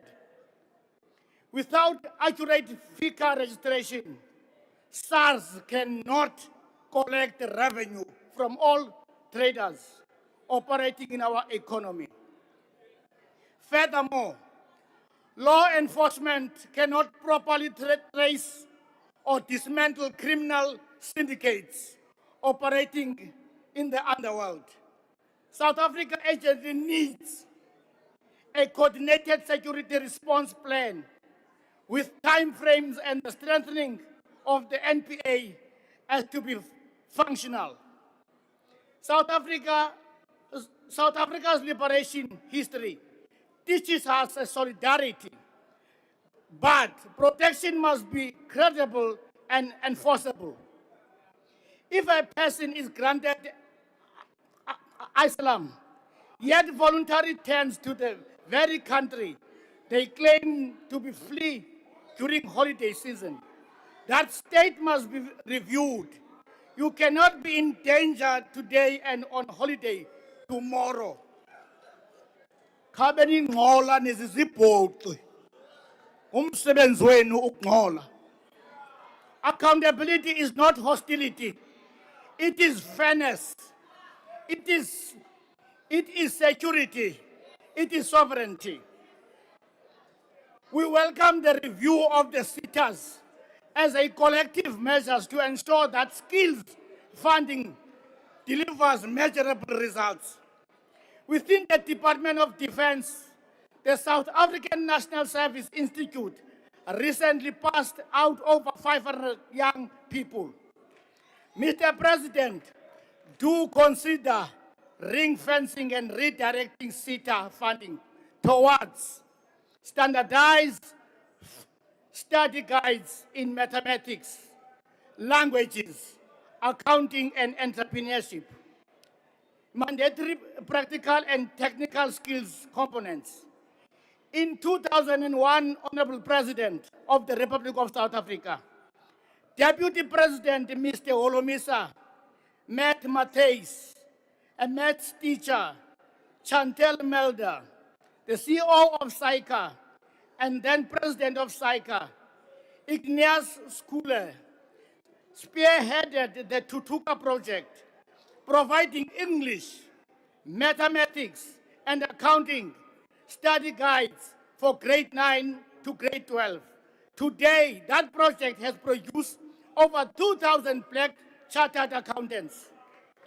We may need to have a tailor-made or similar setup into skills development. Mr. President, in 2023, you called the Minister of Finance to address the pension queries of former civilian servants. The affected communities is still waiting for feedback and progress reports. People are dying while the system drags its feet, and each day of delays is a day of injustice. It is even more painful to see that the funds meant to secure these pensions are being looted by the elite through the Isibaya Fund and the PIC. Resources meant for ordinary South Africans are being diverted to enrich a few, deepening inequality and betraying public trust. How we wish that money could instead be invested in South Africa's infrastructure, generating real returns for the country and creating jobs. This is a guaranteed investment in the nation, not in private greed.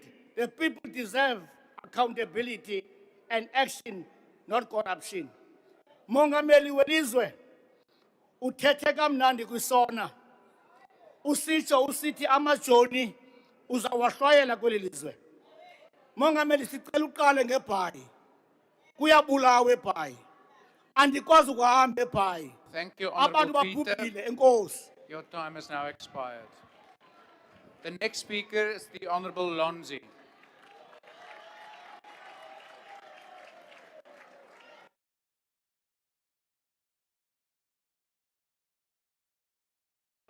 Commander-in-Chief of the EFF, Mr. Cyril Ramaphosa, today we will not hide behind crammed quotes and flowery words as your Minister of Higher Education, Buti Manamela, did yesterday. How can the Minister of Higher Education publicly declare that there's no plan or solution to absorb all the learners that pass matric in post-secondary education? During your State of the Union address, Mr. President, of the nation address, you proudly announced that this is the highest number of matric passes in this country's history. But what is the point of celebrating statistics when you know deep down that thousands of these learners are going back home because there is no space in post-secondary education? What was even more worrying is that when we asked the Minister of Higher Education about additional spaces, he spoke to us about CET centers. CET centers are primarily designed for community education to serve adults that want to write matric or redo their examinations. They are simply not structured, funded, or even mandated to absorb the large numbers of learners who have already passed matric and are seeking post-secondary education. I don't know where Minister Nzimande is. Can you please educate the young man, because clearly he doesn't know anything about higher education. We were also not surprised when Honorable Kusela Diko attempted to steal the victory of the EFF on data. Unfortunately for her, the people of South Africa know that it is the EFF that fought for data to expire in South Africa. But what do we expect from someone who was implicated in stealing PPEs while our people were dying during COVID-19? The data victory of the EFF is not PPE, Minister. It cannot be stolen. We won't entertain Minister Nchaveni's statements about Economics 101 because we know that she's inspired by the CEO of Capitec, who said unemployment is 10% in South Africa. Just take your seat for a moment, please. Please take your seat. Honorable SONA, why do you want to be recognized? Thanks, Honorable Chair. I'm rising on Rule 53 of the joint rules. The Honorable Member is casting aspersion on Honorable Tiko. He says Honorable Tiko is implicated in the stealing of PPEs. So he knows that he's supposed to bring a substantive motion for such a matter, Chair. Thank you, Honorable Skosana. Hey, when I failed mayor. Order. Thank you, Honorable Skosana. I accept that that's a point of debate. Please continue. It's all over the news. We're not going to entertain Minister Nchaveni's praise for creating jobs because just yesterday, the youth of Venda lined up in Toronto Stadium to submit their CVs to the South African National Defence Force. You should know this, Minister, because you come from that same community in Venda. But as the president of the EFF often says, when consciousness leaves you, it does not say goodbye. Today, Mr. President, we have been sent to deliver a simple message to you, one that the praise singers have no courage to tell you.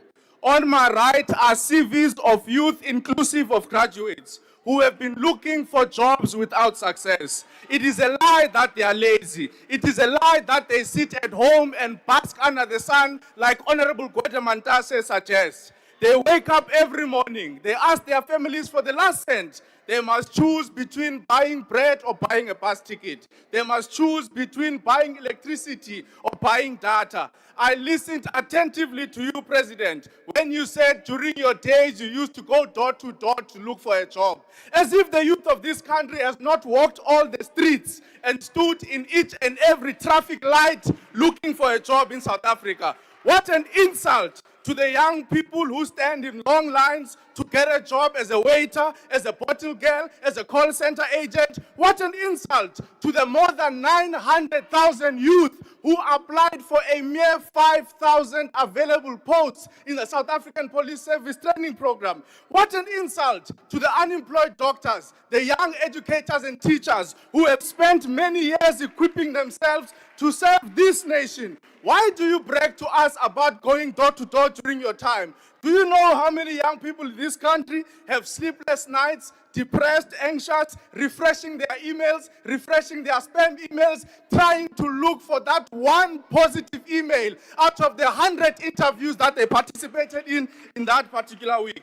Mr. President, These are just a few CVs which are gathering dust in our communities. But there are many other millions of CVs of young people who are unemployed in this country. And from now onwards, we are going to rally the youth of South Africa to physically deliver CVs at the doors of the union buildings, at the doors of parliament, and in the office of Honorable Gwede Mantashe. We are going to publicly share your official email addresses, not the fake ones you put on Google, so that the youth can send you all our CVs each and every day until you take the struggle of joblessness serious in South Africa. On my left, Mr. President, this box carries the cases of students who have completed all their academic qualifications or requirements, but universities are withholding their degrees because they owe the university debt. Why do you withhold the degree of a student that owes you money? Because it is the very degree that must be the key that unlocks employment opportunities for them to be able to have a monthly income. Give them their degree so that they can be able to go and seek a job. We want to take this opportunity, President, to tell you that these boxes are very heavy. They are heavy with disappointment, they are heavy with anger, they are heavy with hunger, they are heavy with the false hope and the fake dreams that you have been selling the youth of South Africa. We want to thank all the key stakeholders that have participated in the final draft of the Student Debt Relief Bill of the EFF. We are now ready and prepared to present the bill before this House. We want to see, Mr. President, who are you going to stand with in the struggle of student debt? Who are you going to stand with? Are you going to be with the students? Are you going to be with the youth of South Africa? Or are you going to abandon them? We are submitting these CVs to you, even though you ran away. The Deputy President will give them to you.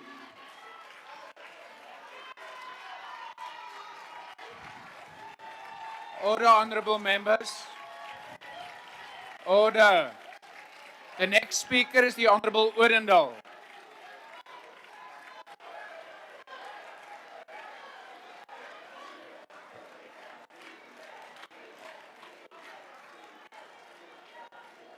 Honorable Order, Chairperson, honorable members.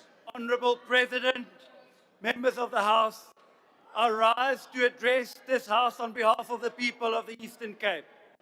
The Eastern Cape is consistently an afterthought. The President's State of the Nation address was just another example of this. The people in the Eastern Cape marched on Monday to demand the deployment of the SANDF in gang-riddled Nelson Mandela Bay communities after the Metro was left out of the President's speech. And whilst our calls have now been answered, it should never have taken a march. The people of the Eastern Cape matter as much as any other South African matters in this country. Crime in our province is out of control. Annual statistics show that you are still more likely to get raped and murdered in the Eastern Cape than anywhere else in the country. SAPS is failing at every turn due to catastrophic underfunding and lack of resources. Nelson Mandela Bay should have featured in SONA.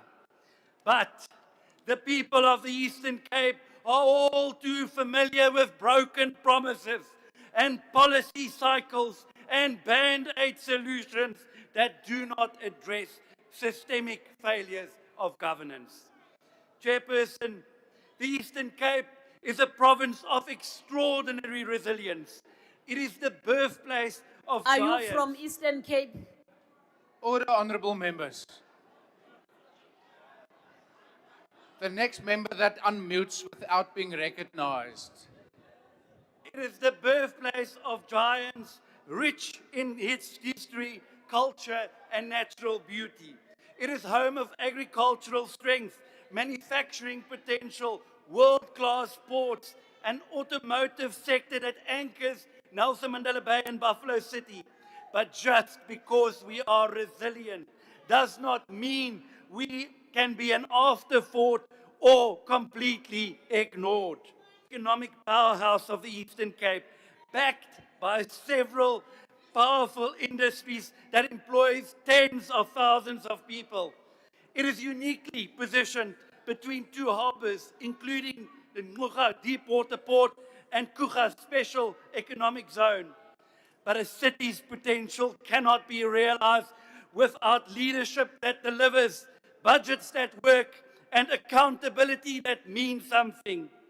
Over the last 2 financial years, Nelson Mandela Bay has sent back more than R1 billion in unconditional grant funding. The leadership gets the money, but they cannot spend it. It now faces a further 440 million rand withdrawal from the National Department of Human Settlements because of severe underspending. It is unforgivable. The midterm performance report tells the story. The city has only met 16.67% of its basic service delivery targets, a sure sign of weak and disinterested leadership. Most recently, there was almost a city-wide week-long power outage due to the collapse of pylons which had rusted all the way through. Honourable Chairperson, unemployment remains painfully high. Our youth unemployment is even higher.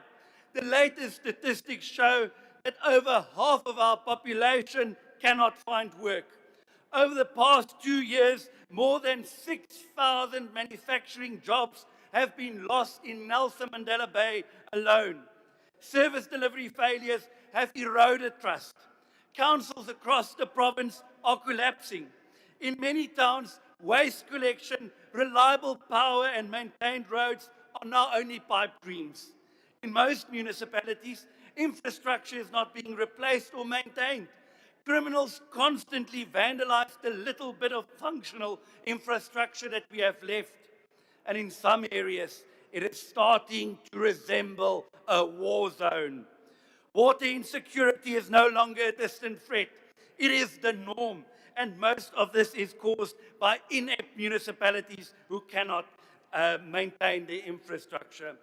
Mr. President, imagine a city where you have a massive water, electricity, and sanitation infrastructure backlog, but you are given the money to address the problem, but you send it straight back to National Treasury. Now imagine having a 70,000 housing unit backlog in the same city, and you can't spend that money. Even the poor is getting poorer in Nelson Mandela Bay. But it's not a funding problem. It is a governance problem. It is a management problem. Nelson Mandela Bay has seen no less than 48 municipal managers since 2009, roughly one every 3 months. Our current city manager has been suspended, sitting at home since October 2023, earning in excess of 7 million rand during that time. Honourable Chairperson, we are witnessing a dangerous brain drain from government, particularly at local government. In Nelson Mandela Bay, even highly competent senior officials who have delivered financial stability and clean governments have been driven from office by intimidation and political interference.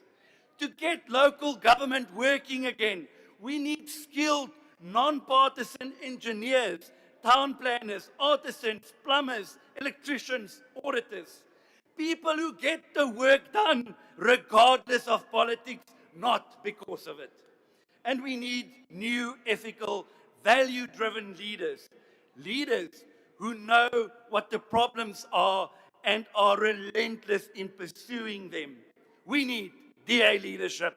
Budgets means nothing without competence. Honourable Chairperson, the President has rightfully acknowledged many of these challenges in his address. And if water is the single most important issue, then let the Eastern Cape see immediate measurable intervention in failing systems. If municipal dysfunction is acknowledged, then let professional appointments replace cadre deployment. If procurement is the root of corruption, then let every tender be transparent, defensible, and free from manipulation. The fight The fight against corruption must reach municipal officers, procurement units, and those who have treated resources as personal opportunity. The infrastructure investment program must translate into working rail, efficient ports, reliable electricity, and maintained water system in our province as well. And the SME funding must reach township entrepreneurs, not just those connected with politicians. The electronic vehicle incentives must support the automotive value chain in our region, protecting and expanding jobs in Nelson Mandela Bay as well as Buffalo City, and the professionalization of local government cannot be optional. The Eastern Cape chairperson does not lack talent. It lacks consistent governance. Imagine what this province could be under a disciplined, ethical, and competent administration. Imagine a Nelson Mandela Bay that works under a DA-led administration, a city with functioning infrastructure, safe public spaces, efficient port logistics, and thriving small businesses. Imagine young artisans trained through a reformed skills system feeding directly into manufacturing plants. Imagine municipal finance managed transparently with revenue invested into maintenance instead of diverted to patronage networks. These things are possible. The Democratic Alliance has shown what can be achieved through good governance where it governs. But it requires political will, administrative courage, and relentless oversight. Honourable President, the Eastern Cape has given this country business and political leaders of formidable stature. We stand back for no one, but our people have been patient. They will no longer be fooled. They are hopeful, but they are not naive. In the end, history will not judge this administration by the elegance of our speeches. It will judge it by where the taps run, where the streets are safe, where the jobs exist, and where the hope is restored. Hallelujah. The Eastern Cape stands to shine. It's ready to shine. Nelson Mandela Bay stands ready to lead. What we require is governance that matches our potential. Let's get Nelson Mandela Bay and the Eastern Cape working again. Amen. Praise the Lord. Amen. Amen, Mzalwane. The next speaker is the Honourable the Minister of Transport. Chair. Chair. Please just take a seat for a moment. Honourable Minister, please just take a seat for a moment. Honourable Malema, why do you want to be recognized? Mr. President, when you were outside, young people left CVs and the dates on your table. No, The thank you, Speaker Honourable Malema. took care of them. Please attend to them. Yeah, Thank you. Thank you, Honourable Malema. That's not an intervention in terms of our rules. Honourable Minister, please continue. House Chair, Mr. President, fellow members, this year we celebrate our democratic constitution, which 30 years ago President Nelson Mandela signed into law.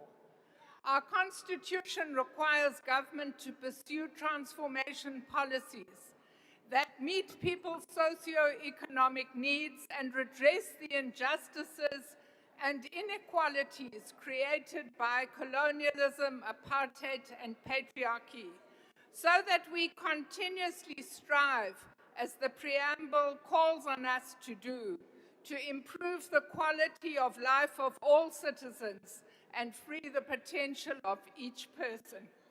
An effective and efficient transport and logistics system will ensure that citizens can access their socio-economic needs. Our country's transport system will facilitate job creation, promote inclusive economic growth, and ensure the affordable, safe, and timely movement of people and goods.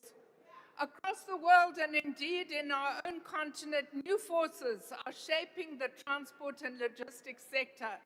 The uncertain geopolitical context offers both new opportunities and risks. rail infrastructure corridors and port upgrades in the SADC region offer regionalized trade routes for Southern Africa. Decarbonization, digitization, and e-commerce are driving a technological revolution which we must embrace and join. Accordingly, transport sector reform in our own country is urgent and imperative. And while we are happy, Honorable Lonzi, to note that the transport sector created 28,000 net jobs in the last quarter of 2025, we still feel there is little time to delay. The National Rail Policy of South Africa aims to position the rail sector as the backbone of the transport value chain. Trucking, buses, and taxis will always play a significant role in an integrated transport system. In this year, we will release for public comment the National Rail Master Plan to give expression to our long-term vision for the future of rail. The roadmap for the freight logistics system in South Africa clarifies that strategic infrastructure such as rail lines and ports will remain in public ownership as assets belonging to the South African people as a whole. To this end, we must assure the country that we will do all in our power to rebuild and modernize the capabilities, operational effectiveness, and competitiveness of our state-owned freight logistics operator. And we are pleased that in November we were allocated 8 billion rand by the budget facility for infrastructure to upgrade the iron ore and coal lines. Our third-party access framework is anchored by the Transnet Rail Infrastructure Manager, who published the first iteration of the network statement in December 2024. This milestone provided the industry with an opportunity to have complete information about the state of the entire rail network, and we are now on course to publish the second iteration. In the new financial year, we will formally establish the Transport Economic Regulator so that going forward, port and rail fees are independently determined to ensure a level playing field for all operators. To date, TRIM has conditionally awarded train slots covering 24 million tons per annum to 11 South African-owned train operating companies, the first of which will start to operate in April 2027. Open access to the rail network will allow train operating companies to increase the volume of goods transported by rail and ensure that South African minerals, vehicles, and agricultural produce reach SADC, Africa, and international markets, securing jobs and earning much needed revenue. As there are limited state resources to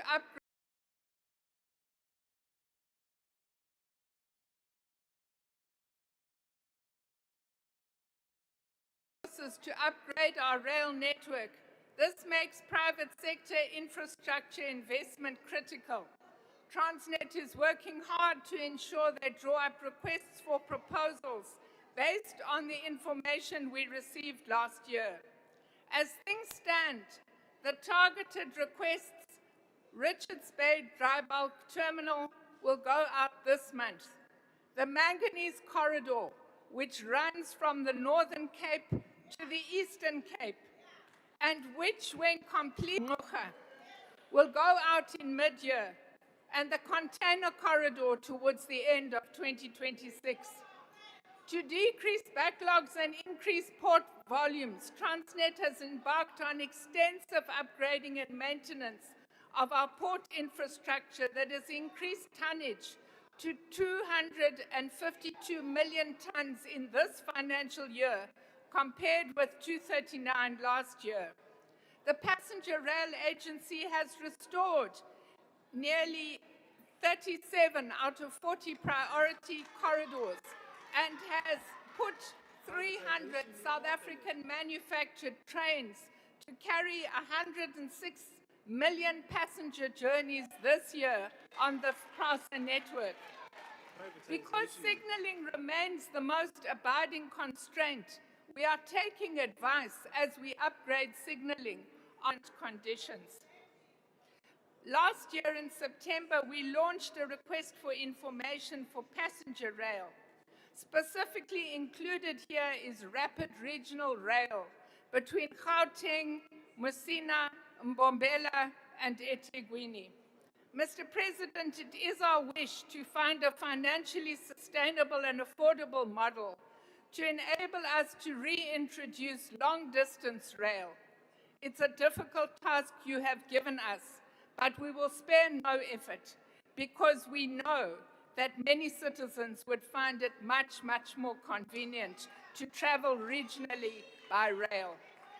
SANRAL is responsible for 31,000 kilometers of our national road network, and they have extensive programs, including the R537 Malota Road upgrade, the N2 and the N3 upgrade in KwaZulu-Natal. And let me say, honorable members, that the upgrade to the N2 is the biggest single investment that SANRAL has made over the last couple of years. And by the time that road is finished, it will substantially improve safety and cut down on travel costs. Not only does SANRAL produce great road infrastructure, but last year they created 35,000 job opportunities, provided support to over 2,000 small and medium enterprises, and a lot of technical training to young graduates so that dozens and dozens of them can find formal employment with what they have learned.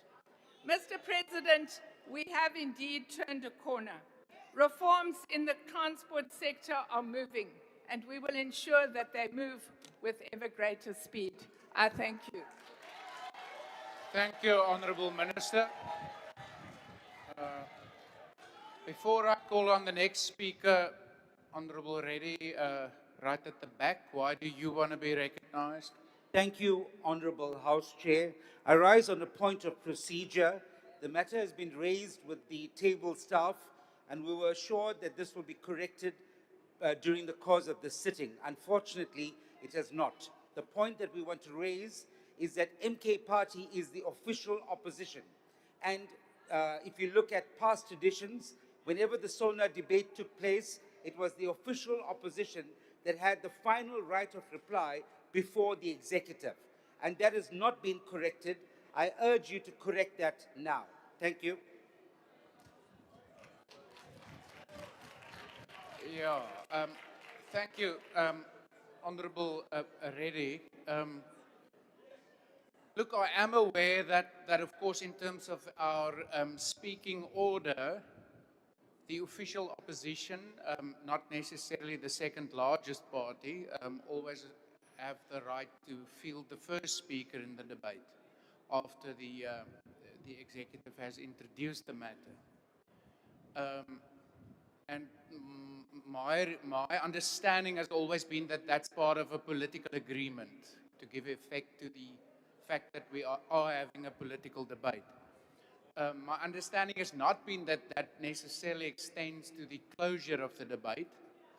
I would, however, advise, this is a joint sitting and we have a joint rules committee, which meets, well, there's rules committees in the two different houses, which then ultimately can contribute towards the joint rules. And if there is a strong feeling that this must be institutionalized, my advice is to take it to the different rules committees. So for now, I'm, as the presiding officer, not in a position to turn around or swap around speakers on the speaking list or the order of speakers. Thank you. The next speaker, yes, I see further hands. Honourable Dagmo, why do you want to be recognized? Is that a new matter? Yes, Chair, it's directly related to your response on this matter. The Honourable Member, through you, is part of a structure called the Chief Whips Forum of the National Assembly. and he has never raised that issue there. I think the problem we're dealing with here is that no one knows who is the chief whip of the Honourable MKP. That's the problem. Honourable Darkmore, you're now not assisting. I've made firstly a ruling, so I don't need assistance with the ruling, and your remark there is not assisting the process. I see further. but how many hands. chief whips do they have? Order. Dr. Retlape. Thank you, Chair. Thank you, House Chair. I think what might assist, Chair, is to ensure that things are put in order. When you walk through the Marx building, you see the DA labeled as the official opposition. Yeah, That is part of the confusion. Yeah. So can we ensure that as we correct these things, that the DA is properly placed as part of government? Yeah. And the official Thank you. opposition is the Honourable MK. members, I've been patient now, and now the Honourable Matthijs also wants a bite at the cherry. I've been very patient. Honourable Matthijs, I'll give you an opportunity just now.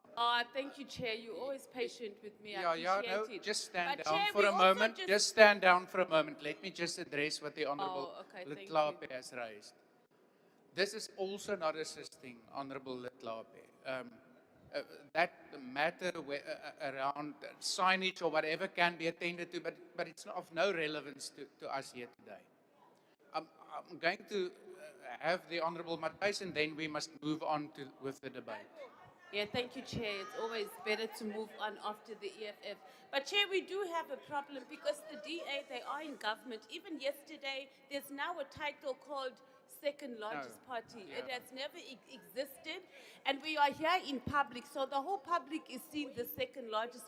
We don't know. There's no Thank second you. largest. So it must just be noted. We don't know. Yeah. And Honourable Steenhuisen's even putting up his hand. He's about to even exit the DA. So Thank I you, don't know Honourable why he's there. Matthijs. Thank you. There's Honourable only one members. largest party, No. ANC. We are still busy with the debate on the SONA. Honourable Skosana, unless you're going to raise a new point of order. There's nothing is going to raise. Thank you, Chair. Mgcinisihlalo, uyavuma ukuthi umkhonto wesizwe party is an official opposition la Thank you, ngaphakathi na. Yeah, You must agree on that, Chair. Honourable You Skosana, cannot no. deny that, Chair. Honourable Skosana, I've made the ruling.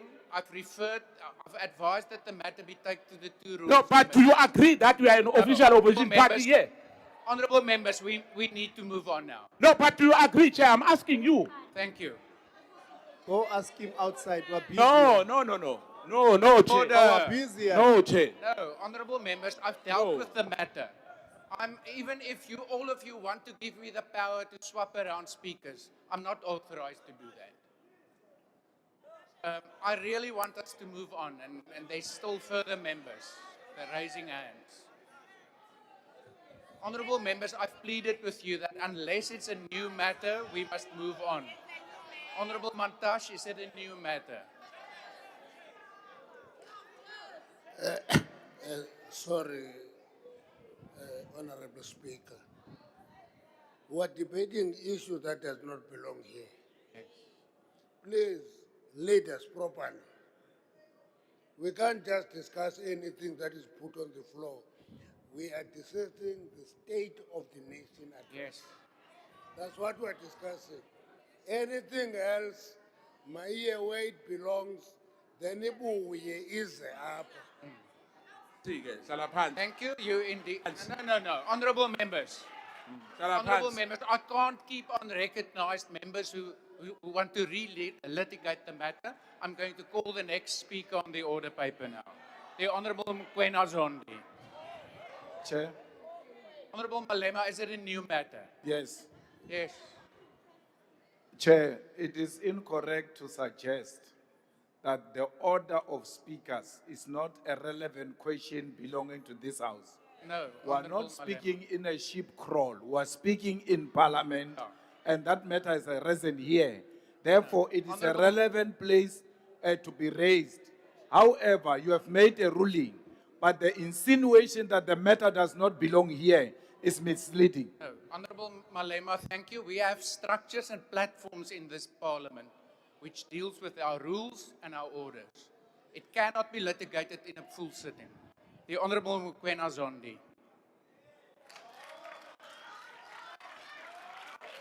Is she new? She's another new one.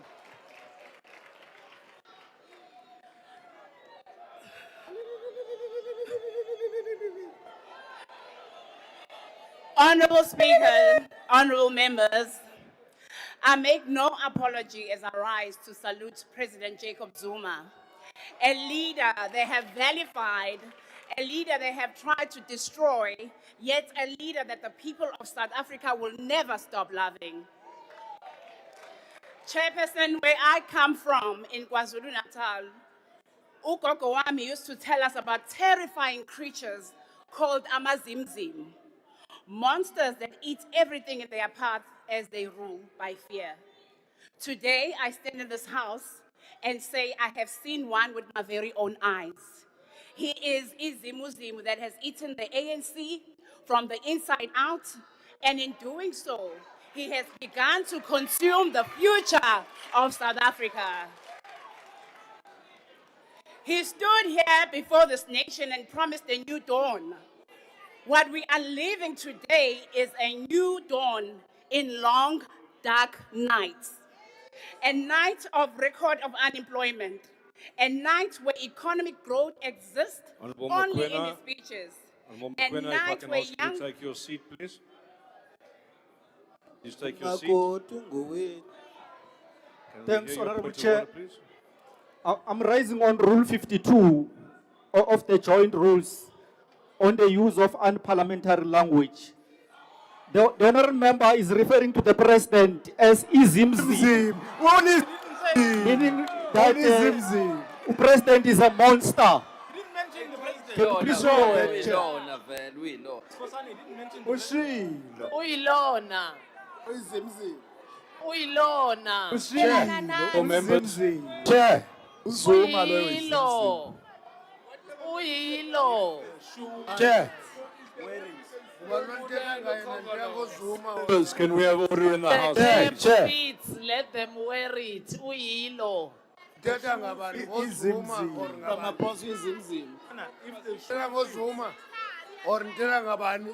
Who the cap fits, let them wear it. Uyilo. Some of you yesterday you say we are Members, Papa. can I please make Some a of you say we are Papa yesterday. Honourable members. We can't hear each other. Tiger, whoa. Honourable members, those of you who are choosing to unmute yourselves without being recognized, or please ask to immediately desist. Honourable member, thank you for your point of order. I'm afraid with the level of noise in the chamber, I was unable to hear. We will have to consult Hansard and listen for the comments that were made, and we undertake to do so. Having said that, honourable members, I do believe that we all know the rules of the House when it relates to decorum and the manner in which we address each other, and I therefore ask you, Honourable Mokoena, to continue with your speech.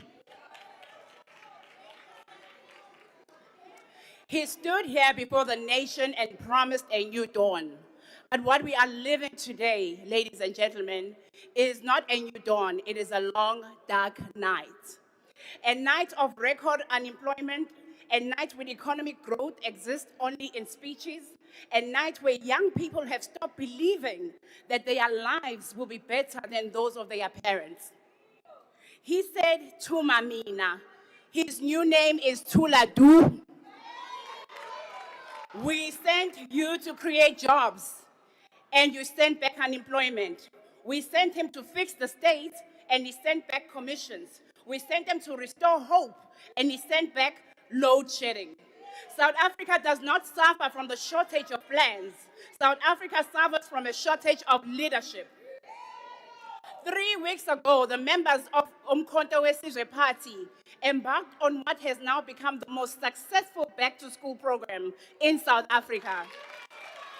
We restored dignity to our learners, bringing real relief to the struggling families and reaching schools in government where they have been neglected for years. Kwase kwatatazela amasela-ke o-MEC, ama-minister all over the provinces trying to stop umkhonto wesizwe. It was a demonstration of organizational capacity, the political will we have in Mkhontweni wesizwe, because you said you are the servant of the people, but the servant of the people does not perform a symbolical secrecy of hidden wealth. You, President, will forever be remembered for one image, dollars concealed on a sofa in Palapali. Honorable Mokoena, can I ask you to resume your seats again, please? We have a point of order. No, thank you very much, House Chair. I did not want to do this, but is the member getting married after this debate? Yes. Yes. Yes. Yes. I really see Ramon. Honorable Member, I think we all know that's not a point of order. Honorable Mokoena, please continue your speech. Honorable Chair, where I come from, we wear white when you go to funerals. Today is the burial site of the GNU.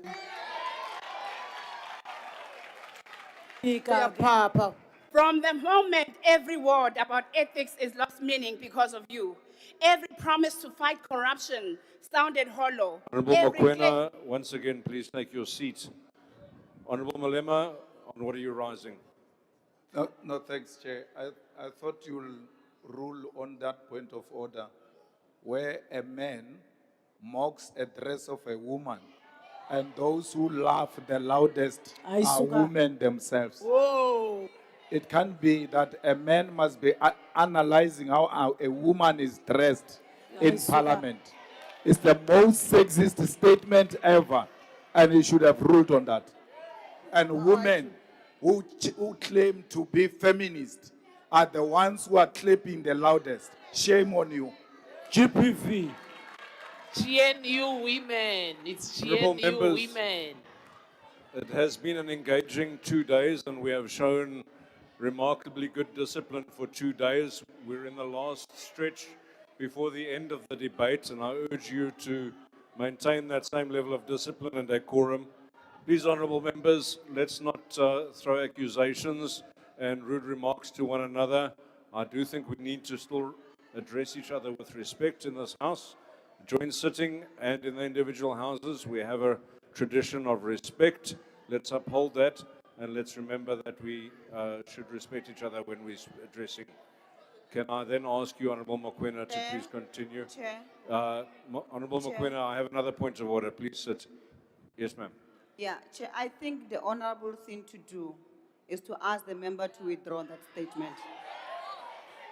If now that it has been clarified that it's wrong what he said, we appeal to his conscience to withdraw that statement in honor of women of this country. When has Malema become gender activist? Minister? GPV. Oh, let's see, withdraw.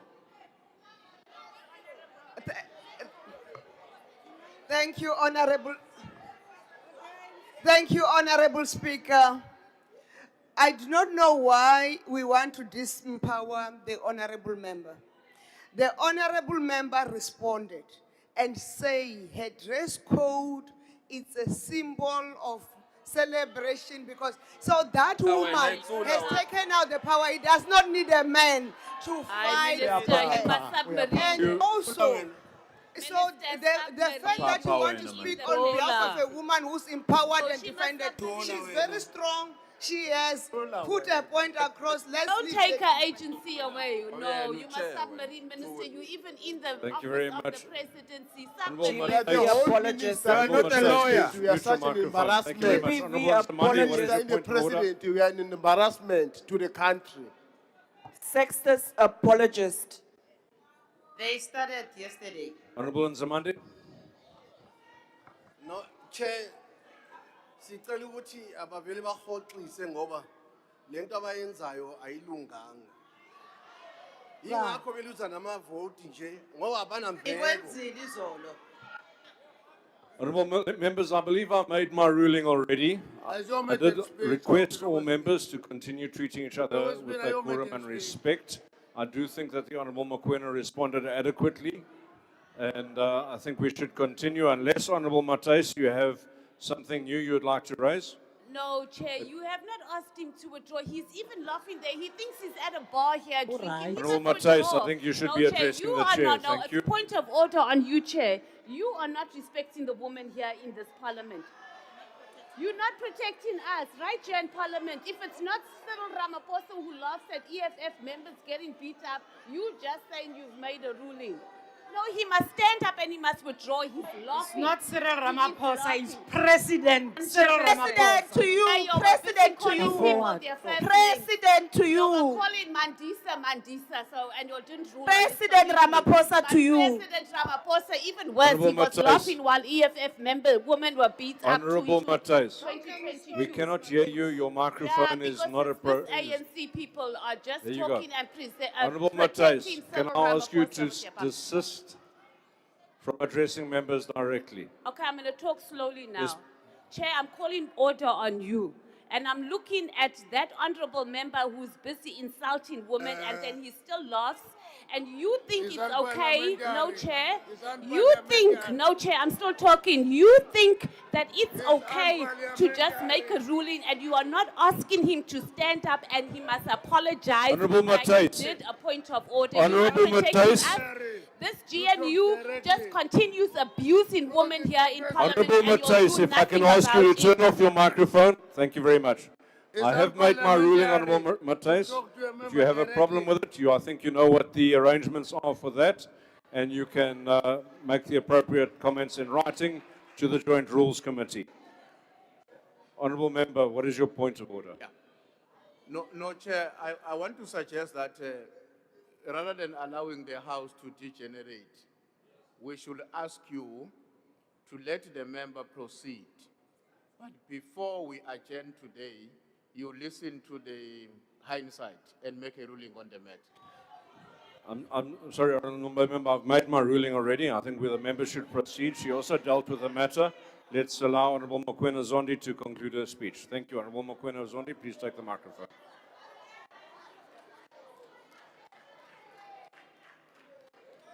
Chair, you are protecting an 82 million rand defroster there. We need a better life. That one. 82 million rand froster. That's what you are protecting.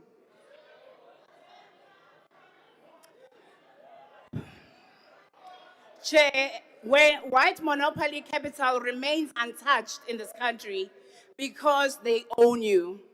Spatial apartheid remains intact.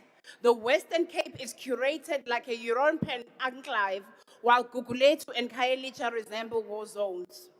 The GNU now wants to deploy the South African Defence Force, while the economic structure that produces the violence remains protected. You want us to turn the province into a Palestine war zone in Gugulethu and turn Gugulethu into Gaza. We say no to an economic geography that mirrors colonial design in the land of our forebearers. This is not accidental, it is systematic. Deploy special task force elite units to confront the criminal networks in the Western Cape and Gauteng today. As the MK Party, we reject a future where South Africans become a playground for global elites while its people survive on its own social grind. We remain nation managed by rating agencies. We reject that we are managed by rating agencies. We demand land justice. We demand economic sovereignty. We demand free education. We demand disciplined nation building. We demand water, electricity, the rights and privileges of people living with disadvantages. We demand secure borders and manage immigration. We demand the restoration of traditional authority. Amakhosethu. We demand accountability across all arms of state, including the judiciary. South Africa is not facing a temporary crisis. We are living through a lost decade when lights went out and never truly came back, a decade where the rail and ports stopped moving within this economy. Ramaphosa, 25,000 Tongaat unit workers are preparing for unemployment under your economy. Entire communities of the KZN are watching their livelihoods collapse before your very own eyes. And you come to this house and speak to us about growth and renewal. You will go down in the history as the president who can turn sugar into joblessness. Do not ask us to celebrate progress while 25,000 families are being pushed to poverty. Tongaat Ulet is not a balance sheet. It is the heartbeat of the rural towns of the KZN. It is small-scale growers and workers who carried this industry through generations. And under your leadership, the heartbeat is being silenced. So do not make a mockery of our pain. Uthi kuthina umnotho uyakhula, kanti empeleni uthatha ushukela uphendula inyembezi zabantu. History will not remember you as the architect of a new dawn. History will remember you as the president of South Africa's lost decade. And the most truthful truth is, it was not done by you. It was done by you deliberately. We will continue teaching you how to govern through the school of Umkhonto weSizwe that was founded by President Jacob Zuma, a school that understands that leadership is not theory, it is delivery. Our communities can rest assured that after the 2026 local government elections, izwe lizobuyela ebantwini. Alikho ilanga elingafiki. We are here in parliament and you never believed it would happen. But because of your stolen votes, we managed to stay with a few. We are here in parliament as Dawo. We are the voice, we will be the shield and the instrument through which the power will return to its people. And as our elders taught us in KwaZulu-Natal, inyoka ishawe ekhanda, namhlanje sizonishaya ekhanda. Honorable Mokoena-Zondi, can you take your seat, please? Honorable Member, on what are you rising? Honorable Chair, the member on the floor has again made an allegation that votes were stolen. And that is something that she must bring to a substantive motion. Otherwise, she must withdraw that. There were no votes that were stolen. There were absolutely no votes that were stolen. The MK lost fair and square. Thank you, Honorable Member. Honorable members, if you can It's not an allegation. allow me space to make a ruling. I believe, Honorable Member, that is a point for debate and one which will be debated hotly in the recreation room at the back. Honorable Mokoena-Zondi, if you can continue with your speech, please.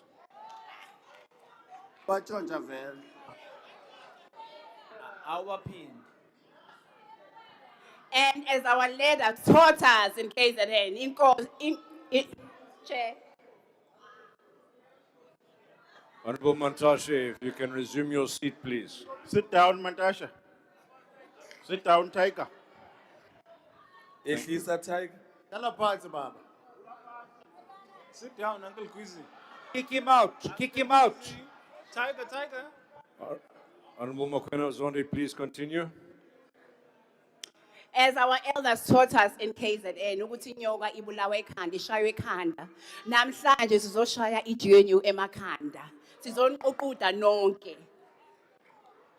Because when the head fails, the whole nation suffers.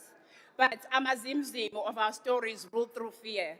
But they were always defeated the moment the people stood up. And this year, in the local government elections, people will stand up and call you by your name. Today, we have called you by your name. Uwuthula Tu. And the people of South Africa are no longer afraid of you. Thank you.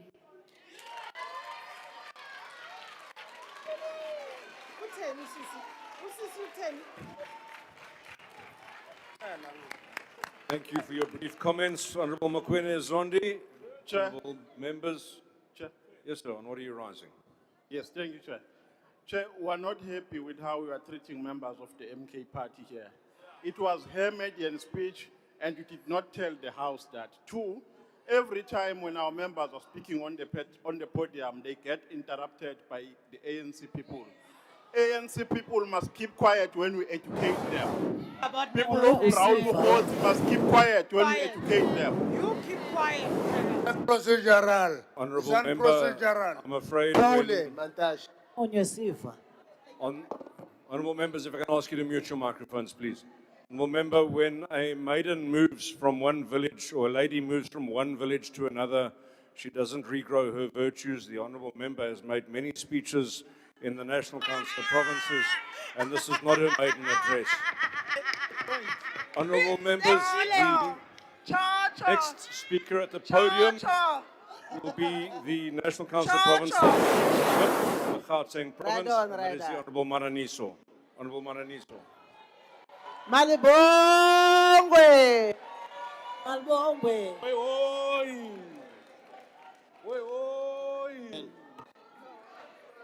Thank you, Honorable Rider. Honorable Maraniso, if I can ask you to take your seat while we hear. Honorable Chair, I'm very concerned that you use the example of a village for our member. Do you know anything about a village? What rule are you You rising can't refer and use an example of villages. I think you must use a different example. Why a On village? what rule, member? On what Why rule? are you using an example of a village?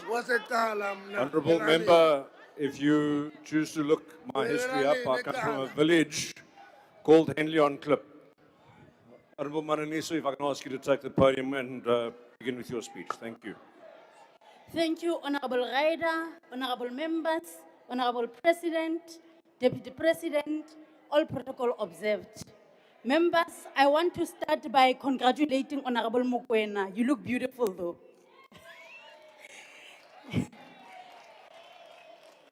Honorable President, I want to send the message from people of Sporong in Randfontein, where I come from, just to indicate to you that their request has been heard. They are the ones who have called for SANDF to come and intervene. I want to congratulate as well the councillor and the Randburg City for being there throughout.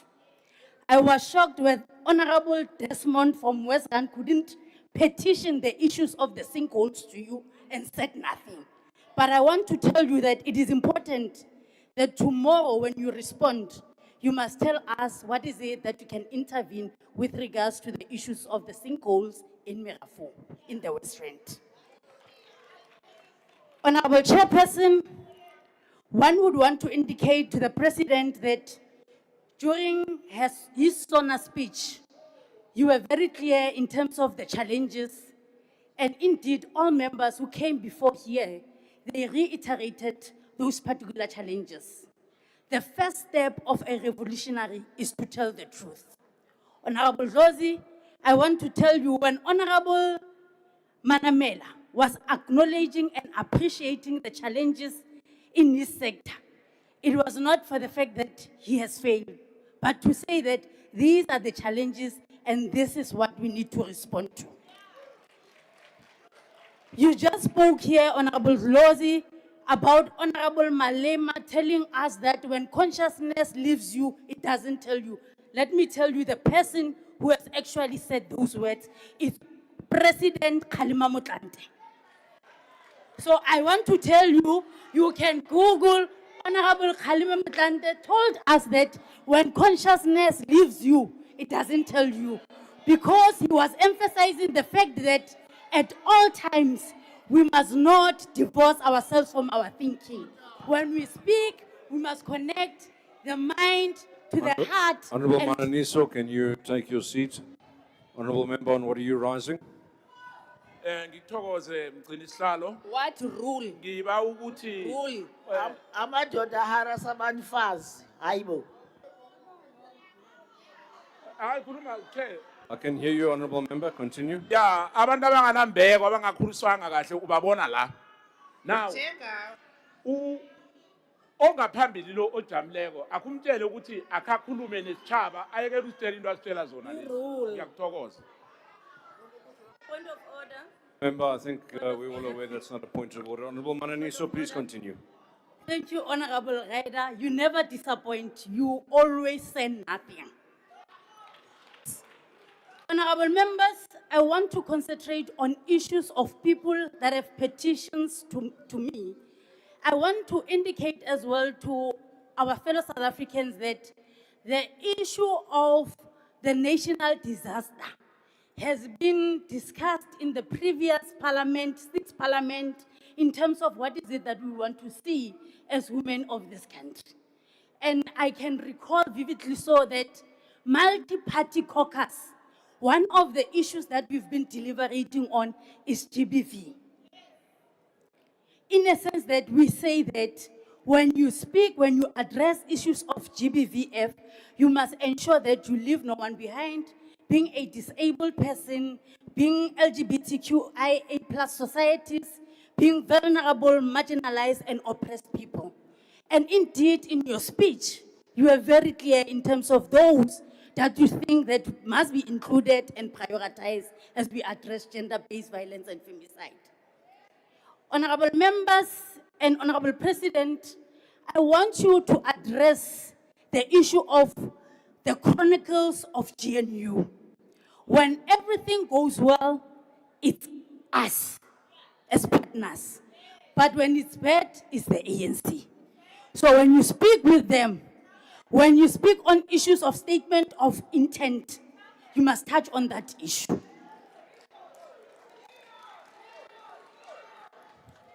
Honorable members, I was to indicate to your good selves that in terms of GBVF, we have 100 days program of action that includes all the sectors. That includes the GCPS, those who are sitting at the Select Committee of Security and Justice, they understand what is it that I'm talking about. That sector seeks to address issues that we've been dealing with of duplication of programs, duplication of resources, yet not addressing the problem.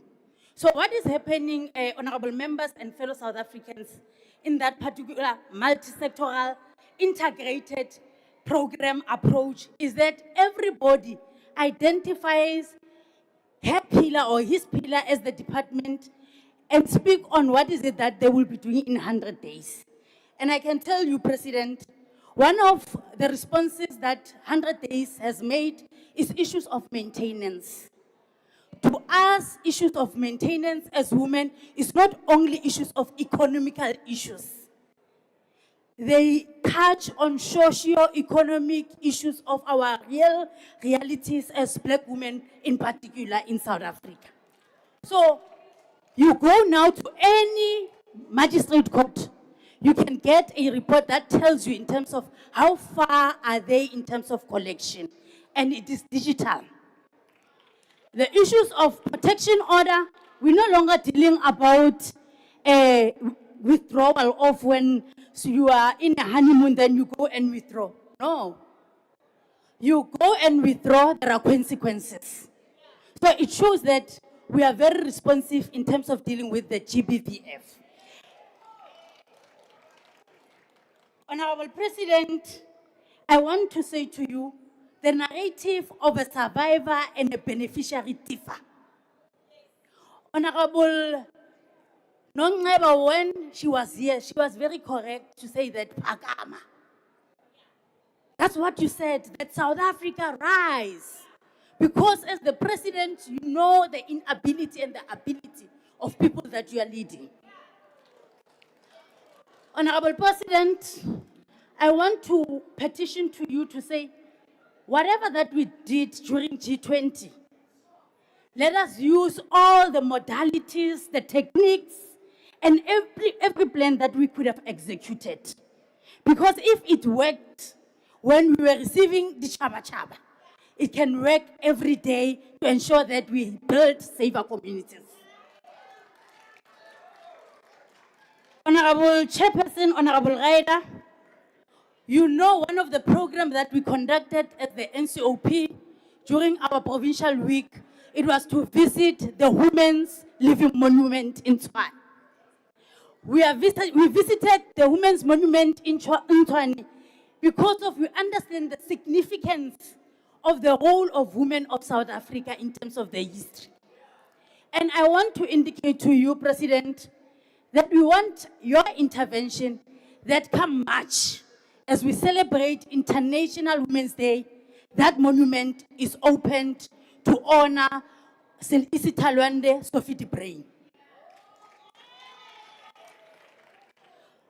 Honorable President, we are not bad as a country.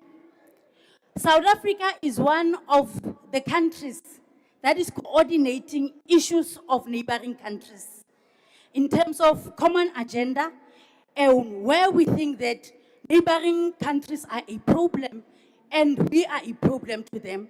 And the reason why today, as the NCOP, we were dealing about the one-stop border post bill, it is because of we think that it's one of the critical bill that can assist us to speak on immigration, to speak on citizenship, to speak on refugee.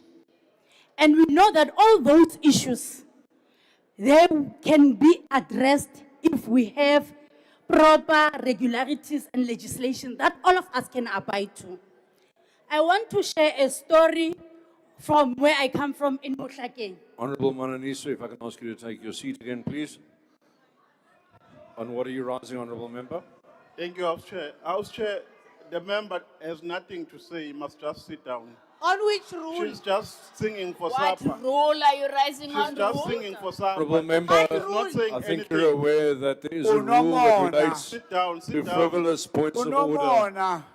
Please allow the member to continue with her debate. Honorable Mananiso, please remove. Unomona, unamahloni futhi. MK men are cowards. You are harassed. Thank you, Honorable Raida. Siyakuba. We know them, they are like this. They would learn. I heard Honorable Mokoena speaking about the president, long dark nights.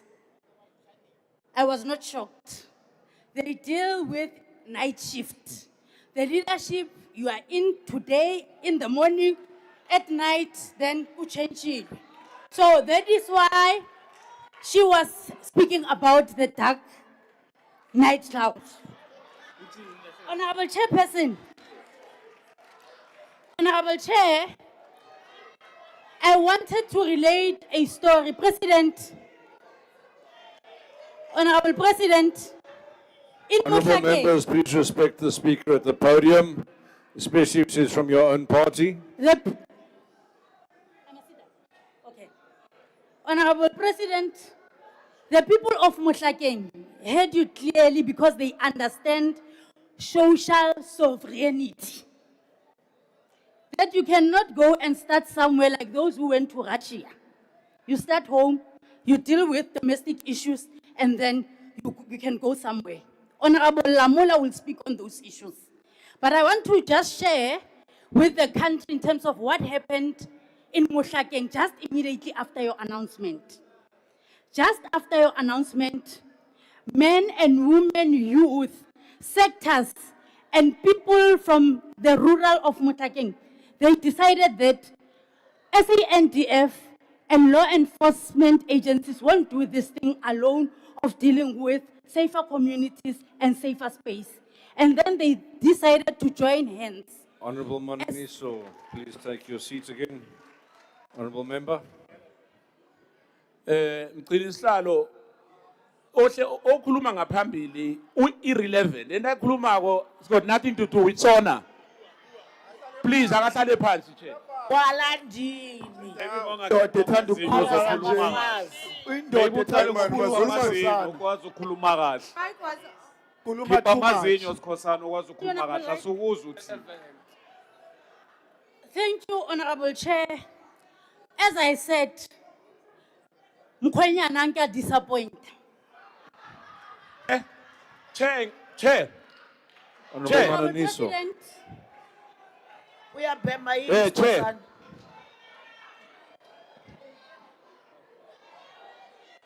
Kweleta mkhwenyana. Yeah, Honorable Mananiso is right. Mkhwenyana. Take up a fast, ANC Skosana, please. Deputy Chief Whip. Kwenyan. Yeah. Thank you, Honorable House Chairperson. I want to plead with you to protect our speaker on the podium. She didn't mention anyone's name on a point of procedure. Can you please protect her so that she can finish her debate? Under which rule? Those who do not want to listen to what she's saying, they can as well leave this house. Thank you. Thank you, Honorable Member. I believe I did protect the speaker and I did ask her to continue with her You speech. must not bully us. Honorable Maniniso, please, Ah, if you shana, can Skhosana. resume your seat again. Chair, the Kwenyana. speaker is Kwenyana. pointing fingers at us. It's unparliamentary, Chair. You can't point fingers at us. Respect us. It is a debate, and matters are always debated in a debate. No, Chair, We have protect had us. opportunity. Our speaker was disrupted here, but us respect, Chair, please. Honorable member, Skhosana Please. namhlanje. cannot dictate what another member puts in their speech. The member must continue with her speech. She has not mentioned any names, as indicated, and she can continue Okay, I think she's in a done, protected actually. manner. Yeah, thank you, Honorable Raida. Honorable President, one day when you are not busy and Deputy President as the leader of government business, you must go to Mutlakeng. Pilot what they are doing as a society to say nothing about us without us. They are part of the operations as I speak. When I go home, I need to pop out my 10 rent for a whistleblower and as well for other things that they need when they patrol. Chairperson, I want to thank Honorable Malema. Honorable Malema has made use of this debate. They have submitted their CVs, one, and two, he said yesterday that he has no choice to support the issue of the SANDF. So those are two submissions. So abanye bone basele, they are behind. They didn't petition or say anything as expected. Deputy President, I want to just say to yourself that people of South Africa, they are saying that South Africa does not compose only of 14 to 35, but 35 and above must be part of all our recruitment, job opportunities, and unemployment graduate programs. They are there waiting for you to open the system so that they can be absorbed. Honorable Chairperson, as a Gautenian person, I want to say to you, we want to thank the Minister of Justice, working together with the Minister of Police to ensure that we hire 9,600 amapanyapanya. To those who doesn't understand the issues of inequalities, unemployment, and poverty, they will think that we were campaigning. But I can tell you today, those young people are beneficiaries and as well, they are breadwinners in their home. So it is through the ANC-led government that others are in pain, that in Gauteng, we have PNU and we are fine. And we are safe. Hence, yesterday, people didn't want to take the apology of our premier, but as li itse jaka Batswana, wa e gapa o molato, wa e lesa o molato. As I conclude, President, I want to say, sidikwa ke ntwa tse pedi ha se thata. Meaning, mathata a otlhe re tlo wa fenya, re tlo wa kgona, ka bane re bereka mmogo. So, it's up to you if you want to exclude yourself as a South African, as a parliamentarian, as a citizen. But lastly, all of us here who are women, starting from today moving forward, let us ask those who are doing us our hair if they are legal here. Let us ask those who are designing for us if they are legal here. Let us even go to the backyards in our own streets, own corners to ask if those who are here as illegal immigrants are legal. Honorable Because South Mananiso, Africa belongs to all who live in it. Honorable I thank you. Mananiso, please take your seat. Please take your seat. On what are you rising, Honorable Member? No, Chair, we feel intimidated. This incompetent What member rule? of parliament is pointing at us. Rule. Rule. What is the rule? What is the root rule are you rising, Honorable Member? Incompetent member. What rule is being offended? Pointing at us. Rule, intimidated. Valid point of order, Honorable Member. Honorable Mananiso, please conclude your speech. She's so Honorable incompetent. Ryder, You are the one who's you see the one who's Competent, you are. interrupting me. Dated. The one who's interrupting me. I understand the excitement. There's a newspaper that has indicated that he is promising. So the person next to him is Tololo. I thank you.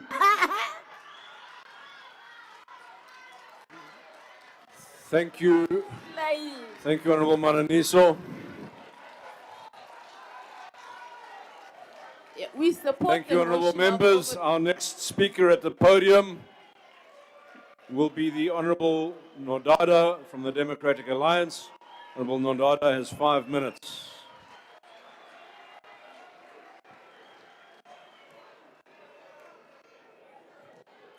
Somlomo malunga bekekileyo, fellow South Africans. Yanibulisa ngale njikalanga molweni. Mr. President, let me remind you that the DA joined the GNU to fulfill our mission to rescue South Africa, arrest decline, build South Africa, ensure that the failed policies of the past are challenged with reason, and to stop the MK-EFF chaos. We are here to grow the economy and create employment opportunities for people left behind by decades of failure. We are here to fight corruption, cater deployment, and the rising cost of living. We have done this, but more needs to be done. It was the DA who stopped the 2% VAT hike that would have pushed more people into poverty and hunger. The DA fought against corruption. DA ministers exposed the IDT CEO's 890 million rand tender, fired corrupt officials for issuing IDs to illegal foreigners, stopped the 9.8 billion school nutrition tender for cadres to eat while school children starve. DA ministers open export markets for South African products to improve economic growth and create jobs, and removed luxury tax on smart devices below 2,500 rand to give low-income households access to economic opportunities. System offline will be a thing of the past. Thanks to DA Home Affairs Minister, no more queues and returning tomorrow.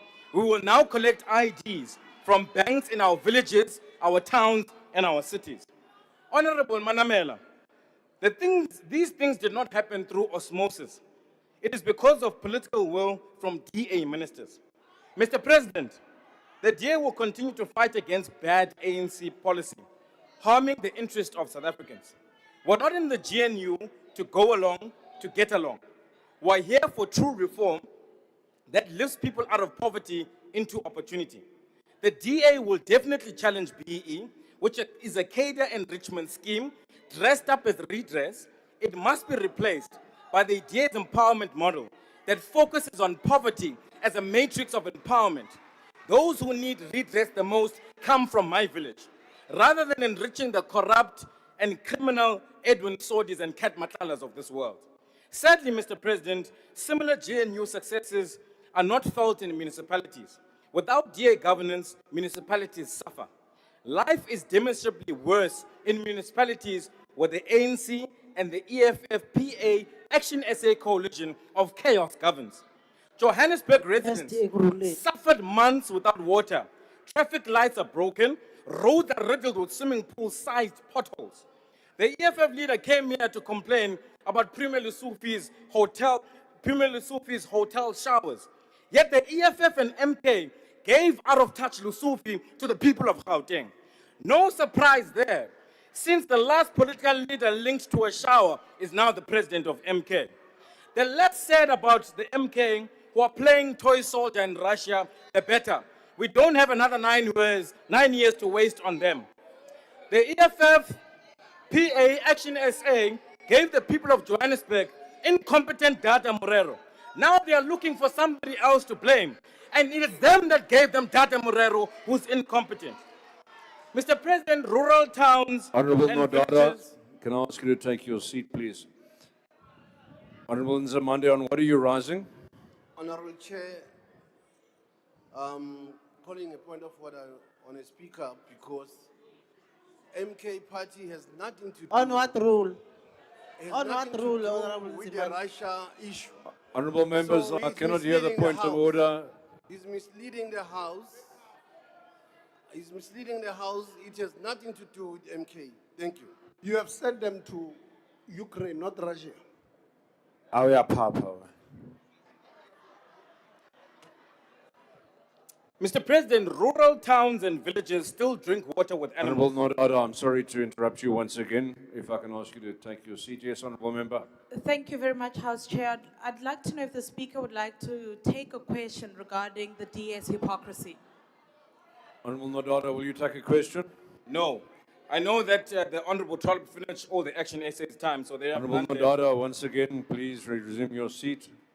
Honourable Member, on what are you rising? Chair, I'm asking the member on the podium whether the DA is still preparing to... I think he already indicated he wasn't The going to Western take a Cape question, as a Honourable country. Member. They are still in that plan. of Honourable taking members, the Western can I Cape just as draw a your country. attention? Please don't speak over the presiding officer. If I can just draw your attention to Rule 57 of the Joint Rules, where it indicates that members may not disrupt proceedings by raising points of order that do not comply with this rule. I'll ask you to stop raising frivolous points of order, allow the speakers at the podium to continue, and further frivolous points of orders will be dealt with harshly. Honourable Nodada, if I can ask you to continue with your speech, please. Mongameli, abantu badikwe finish ngoceba be-ANC abaxokayo nabarhwaphilizayo. I-ANC ngumbutho ohlohle sakhe. Abantu bebulawa yindlala. Behlele emakhaya bengasebenzi.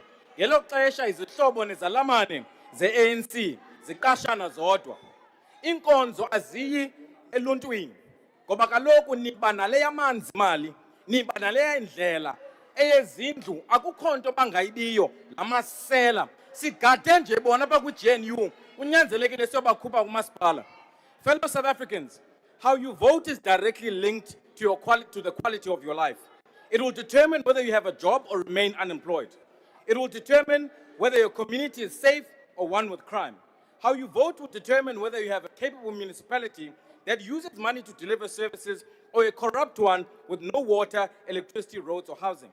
Fellow South Africans, it's time that we stand up against incompetent local governments. But don't follow my advice. It's President Ramaphosa who told the country that political parties must learn from the DA. And the DA is not perfect, but damn, we get things done. I thank you. Very much. With Gogo's Honourable Nodada, honourable members, final offering today will come from the Honourable, the Minister of International Relations and Cooperation. Honourable Minister. Sipa. Your Excellency President Ramaphosa, the Speaker of the National Assembly, my colleagues in the executive, honorable members. Honorable Nodada, everything you have just claimed here was started by the ANC 6th administration. You cannot have your cake and eat it. The DA needs to decide whether it's in government or it's in opposition. And you cannot be both. In this house, we were confronted by two dangerous extremes. One is an extreme left and the other is an extreme right. Both are counter-revolutionary and leads to destruction and polarization of society. Africa's greatest son of literature, Ben Okri, warns us that to poison a nation, poison its stories. A demoralized nation tells demoralized stories to itself. And this is why the honorable members of the opposition have been doing. The MK is shouting rhetoric about selling out and claiming that private-public partnership in the economy amounts to wholesale privatization. Order. Let me remind you that some of your leaders, including your unelected supreme leader, Honourable are part Minister. of the generation of the ANC. Minister, that please take your adopted the seat. seminal ANC policy Minister Lamola, please take your seat. On what are you rising, Honourable Member? Why did you keep quiet when What Rupert rule? said What we're rule? good boys? What rule? Rupert said Honorable we're member. good boys. What rule? What rule?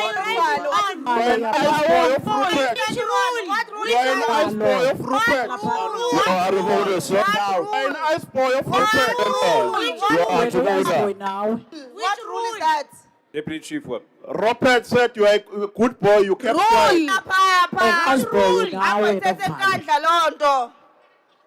Thank you very much, Honorable House Chairperson. I'm rising on Joint Rule 40, Sub-Rule A. Grossly disorderly conduct. The MK Honorable House Chairperson is deliberately creating serious disorder and disruption in this house, which we cannot allow. So, if they don't want to sit here and listen to the debate, they can as well go home. No, we are here by the vote, not by your pleasure. Honorable House Chairperson. We are here because of voters. What the Not because Honorable of you. Minister is talking about on the podium, it's a point of debate. They got their chance and debated in this platform. So no one stopped them. So they shouldn't try that with our members. Thank you. Thank you, Deputy Chief Whip. I'm in agreement with your point. Honourable members, honourable members, honourable members, if I can address the point. Order. I will address the point. You can address me afterwards. You can address me afterwards. Thank you.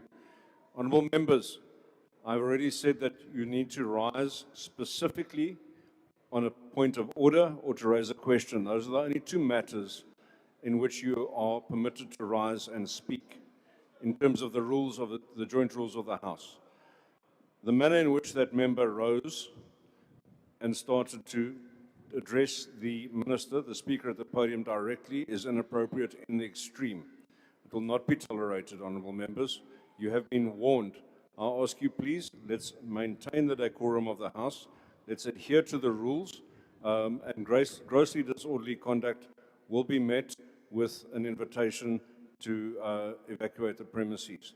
Honourable member, I must ask you, please, Order. if you have a valid point of order in terms of the rules, you may raise your hand, be recognized, and then advise on what rule you're rising and what the transgression is that you seek to address. Otherwise, you can ask to raise a question to the Speaker of the podium, and that is all. Order, Honourable Speaker. member. Order, Speaker. You cannot see my hand here. I've had it raised for a long while, right at the back. Right at the back. Honourable Yes. Reddy, yes. Thank you very much. Honourable House Chair, on a point of procedure, what we are witnessing here in this House is a pattern, where opposition parties are being stifled. Ministers are allocated time in their executive capacity to reflect on their portfolios, yet they are repeatedly using that time to defend the GNU. Is this fair? Is this democratic We are still principles gonna that we need are to having in this colour. parliament? Don't Ministers worry, are Honourable using Red, we their are still time gonna when they're learn. supposed to talk about their portfolios. They're talking about GNU. That's not what they're there for. They're put there by people in this country to do a job in that portfolio. Talk Honourable about member, your portfolio. yes, Not about Honourable member, GNU. you've made your point. Thank you. Unfortunately, we cannot decide what a member puts in their speech or chooses to debate upon, and the time is allocated to the minister to speak as he wishes. Honourable member, your point.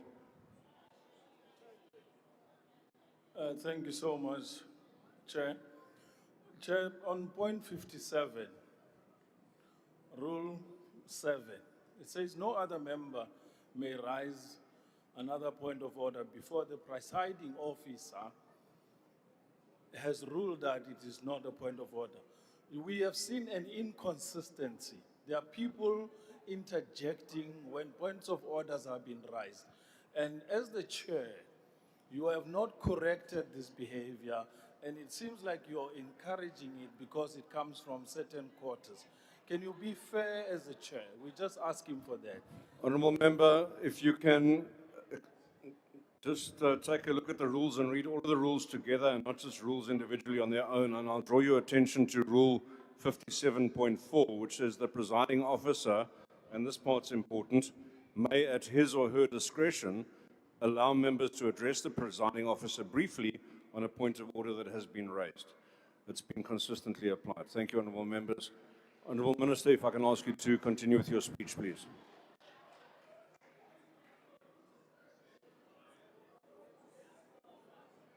Thank you, House Chair. It is the only opportunity Honorable Nomvalo can speak. The ANC adopted seminal document, Ready to Govern, just before 1994 elections. And I quote, it said with regards to the mixed economy, the balance of evidence will guide the decision for or against various economic policy measures. Such flexible means assessing the balance of evidence and restructuring the public sector to carry out national goals. The supreme unelected leader of the MK party was part of the ANC leadership that adopted this policy document. It goes on to say, such a mixed economy will foster a new and a constructive relationship between the people, the state, the trade union movement, and the private sector, and the markets.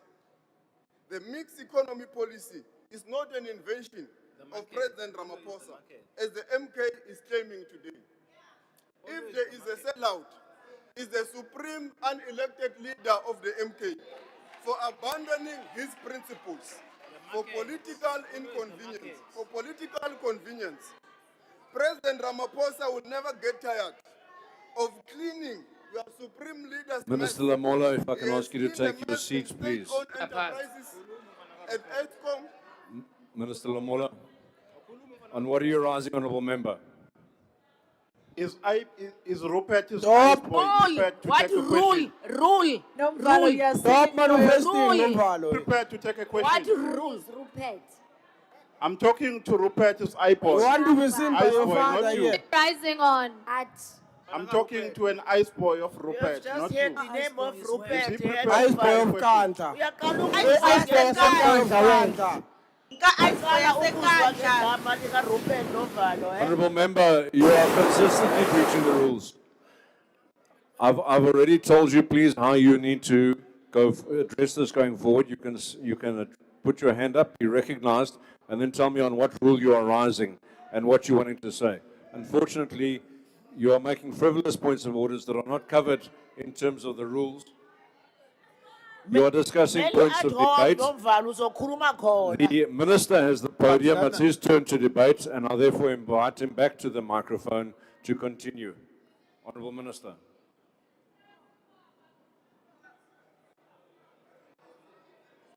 Honorable House Chair, if there was no game of Chiefs of Sundowns and Pirates, I was going to take the question. President Ramaphosa will never get tired of cleaning the mess of your supreme unelected leader. He has cleaned the mess in state-owned enterprises, ESCOM, Transnet, SARS. The list is endless. ANC and societal renewal is in full swing and is irreversible. He sold everything. Umgameli uRamaphosa so ukhulumile nomgameli waseRussia ubaba uPutin ukuthi abasebenzisane ukuletha ingane. Ubaba uZuma azithengisile wazithengisela Namanga. lezo ingane sezisendleleni. Point of order. Point of order. Minister, Honourable Minister, please take your seat. Honourable member. Honourable members, let's respect the person raising the point of order and hear what he has to say. Please. There's a hand at the back. Thank you very much, Chair. Weekend special. Weekend special. Weekend special. 2 minutes. Honourable members, please. Weekend special. Microphones. Member, please continue. Chairperson, reference to the specific law on casting aspersion. A clear aspersion has been casted. Who is not a member of this house? with What one rule is hand. that? Applies to members. What rule is depending on?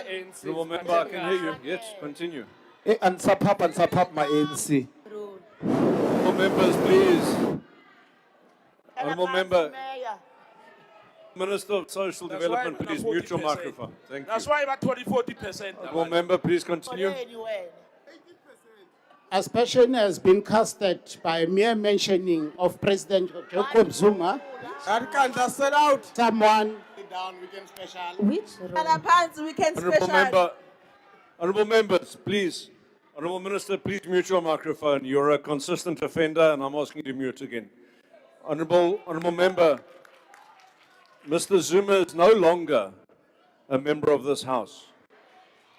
And therefore, there's no such thing as casting aspersions in terms of our rules that can be drawn against him. But have you heard my submission, or you are just running in front of me? That can just sell out. American special.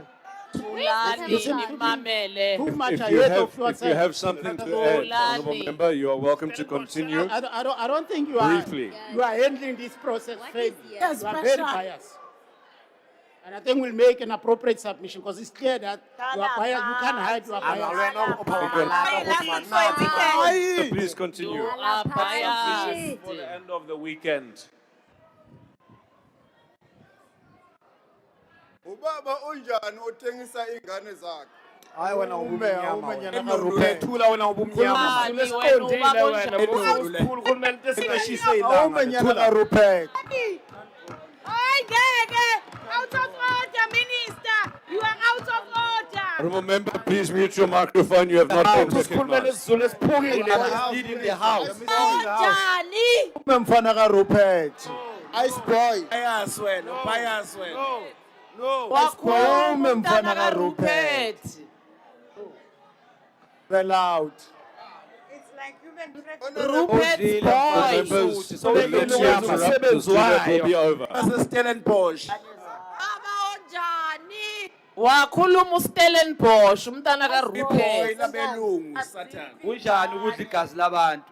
Cima kungo 2017 ngokubiza babayizi imali. Umntana kaRupert. Manihlulekile ukwenza umsebenzi Honourable wayo. Montachi, you have not been recognized. Can't leave them. Honourable Don't members, love them. honourable members, you may not drown out the speaker at the podium. I haven't seen a point of order written. Stellenbosch I see a hand at the back, and then I'll come to the front. Hlala phansi. Sihlalo ngicabanga ukuthi uMr Lamula laphayana What uyaphambuka rule? uma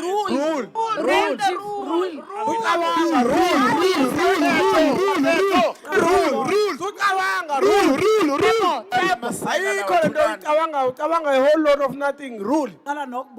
Aniphapha niphaphi nina yazi ngobubi. Thulani namasela lawo. Honourable members, order. Honourable member, please repeat your point of order. We must start with the rule. ngithi uLamula ukhuluma What rule are you Rule. Alama rules. Rules. Umthetho. Sorry, honourable member, that's not a valid point of order. Molauteo. Which Please mute your microphone. Honourable Reddy, yes, I'm recognizing you. Thank you, Honorable House Chair. I rise in terms of Rule 34B, which says that members must conduct themselves with dignity and in accordance with the decorum of this House. The minister, Honorable Minister, that stood before this podium has displayed a tendency that has brought this House into complete disrepute by pugning. Demoted. I cannot speak. I'm on the floor. Please give me a chance to speak. Honourable members, please keep your microphones muted. These members Speaker, of GNU are order. very disrespectful. The minister must confine himself to SONA. His response to SONA and his portfolio. He should Abantwana bakaRupert. Baculela uRothschild. Thank you, Honourable Reddy. You've made your point, and I think it goes back to the same ruling I made earlier. Abantwana We may not bakaRothschild. determine what a member puts in their speech, and we will then go forward. Honourable member in front. Ibana baRothschild babinela Rupert. Thank you very much. Abantwana base-Ukraine. Bana ba Rothschild, ba binela Rupert. Stellenbosch mafias. Ke bana ba Rothschild, ba binela Rupert. Thank you very much, Honorable House Chairperson. I rise on Rule 57 of the joint rules, which is a point of order. And I'm raising this point of order on you. There has been consistent, people are just pressing the mic and speak without being pointed at, and they are raising frivolous. What about ANC? The ANC was it is doing very the clear same who is thing. doing that. You started it. Honorable Chairperson, there's a difference between a person who is howling and heckling and a person who's. That's the example of a person who is doing that, Honorable Chabalala Lynchfield. She just presses the mic and speaks. And we can't tolerate that. And you know who is doing that. The mics can tell you what is that. Who is doing that, but you're not taking them into task. Some of them are raising orders on the Thank you, NA Honourable rules, Member. which are not joint rules. But you allow it, and we have been quiet all along. It can't be tolerated, Honourable House Chair. Thank you very much, Honourable Member. I believe I have tried to be quite patient. I've allowed both sides to air their views vociferously. I'm now going to ask Honourable Members. We have a few minutes left, not much.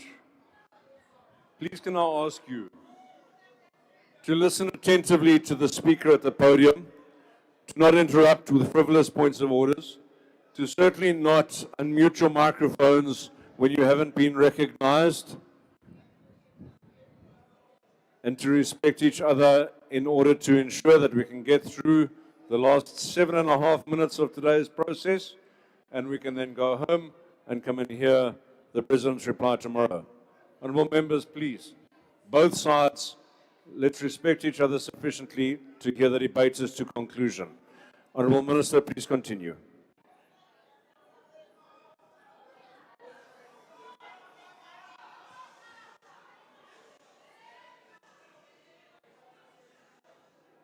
i-MK Party. Soya papa futhi. Soya papa mfana ka Rupert. Correct. Kodwa i-ANC ishayile induku lapha eMzumbe municipality. Lapho i-MK Party beyine 40%. Kodwa manje i-ANC ibuyile yayithatha iwadi lapha eMzumbe. I-MK Party ithole nje kuphela u-60%. Khuluma ngeportfolio yakho. Lokho kuyakhomba ukuthi ama-elections esingakawarigi siwawine kahle njengamalengiso. So siyabonga umphakathi waseMzumbe lapha eKwaZulu Natal ukuthi nisupporte inhlangano yabantu le kuyi-ANC.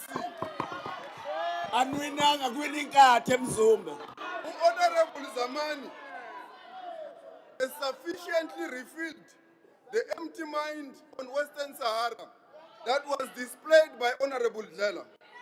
The world today, at a time where the world was in throes of a Cold War, the late Reverend Jesse Jackson said we should keep hope alive. May I take this opportunity to convey condolences to his family and the entire civil rights movement in the US. Mr. President, when you delivered the State of the Nation address last Thursday, you spoke of a world in turmoil, a world where the strong bully the weak, and where the trade is used as a weapon. Around that same time, Honorable Muda and Honorable Trollip, the Munich Security Conference was taking place in Munich. At that gathering, we heard a clear message, a call to revive the old logic of empire through Mr. Rubio, a longing for days of colonial domination, an appeal to build a new alliance rooted in conquest, invasion, and plunder, the very antithesis of the right to self-determination and recognition of our sovereignty. As we debate the State of the Nation address and the direction of our country, those calls for a new Western century are too loud to ignore. Faced with these calls, we must reaffirm that we have always known Africa is our destiny and Africa is our future. We have reaffirmed this position through the G20, where we confirmed that critical minerals must beneficiate the people of Africa, a compact on AI to benefit the youthful continent of Africa, that digital transformation must benefit the youth of this continent. We have done so for the African child. Honorable Mulder, unlike the FF+, our principal human rights commission, our principal human rights outlook, favors all South Africans, irrespective of color.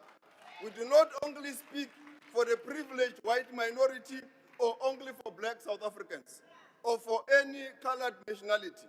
We speak for all South Africans because we have a responsibility to lead our country. We speak for all South Africans on Gaza. We speak for all South Africans on Ukraine and Russia to build a peaceful society. We have been consistent even at the UN General Assembly to speak about the sovereignty and the UN Charter. You yourself, your party, only speak for white supremacists. We are very clear as the ANC-led government that our responsibility is to all South Africans. And we will continue to do so, to build a nation united in our diversity. To build a united nation means that we must ensure that the economy is inclusive. The World Bank's report has stated that South Africa's economy is not inclusive because the majority of black South Africans are excluded from the economy. It is against this background that BEE must continue to empower and to bring into the economy the majority of the marginalized and the excluded. Therefore, BEE is a constitutional imperative. It cannot be abandoned at the altar of political expediency. The GNU does not mean the bearing of BEE. Neither does the GNU supersede the Constitution, because black economic empowerment, affirmative action, is a constitutional imperative. This must sink in, even to the Democratic Alliance. We are in alliance to transform this country in line with the Constitution. There is no document that supersedes the South African Constitution, even the statement of intent. It is against this background that all states shows that BEE has benefited majority of South Africans, not as it was claimed in this podium, that it has only benefited a few political elites. And the stats are there. The Banking Association of South Africa shows that since 2000, JSE-listed companies have devoted about 320 billion to BEE efforts. It's and your this has GNU benefited partner. a broad range of South Africans, not just a few political allies. About 2/3 are strategic investments in partnerships, various individuals, and new businesses. 20% is community development, and 15% is staff benefits. These are a broad range of South Africans. Therefore, we must continue with our efforts of growing the economy. We have also grown our exports through export and import diversification. Our strategy is yielding fruits in Southeast Asia, in Asia, in China, and across the globe, including in the African continent. You want to Our privatize trade the railway. diversification is really gaining grounds. They're privatizing the ports as well. And our agricultural exports have also shown improvements. Please take your seat, Minister. Honourable Dugmore, what is your point of order? My colleague, Honourable Mhlawuli, raised a very clear point where he called a point of order on you, Chair. You are now seeing people speaking without recognizing, and you're allowing it. Don't point fingers. You actually are undermining our speaker because you are allowing people to do exactly what you have said. Point you will fingers, we're allow. not your boys. There we are. So can you please act We are not your and boys, name Chief. Don't name point the fingers at members? us. We are not On your what boys here. point are you rising? Honourable Member. Honourable member, you have a pink eye and scratching your head right now. It's your final warning, sir. Once more and you will be out of the House. Thank you. Honourable Minister, please continue.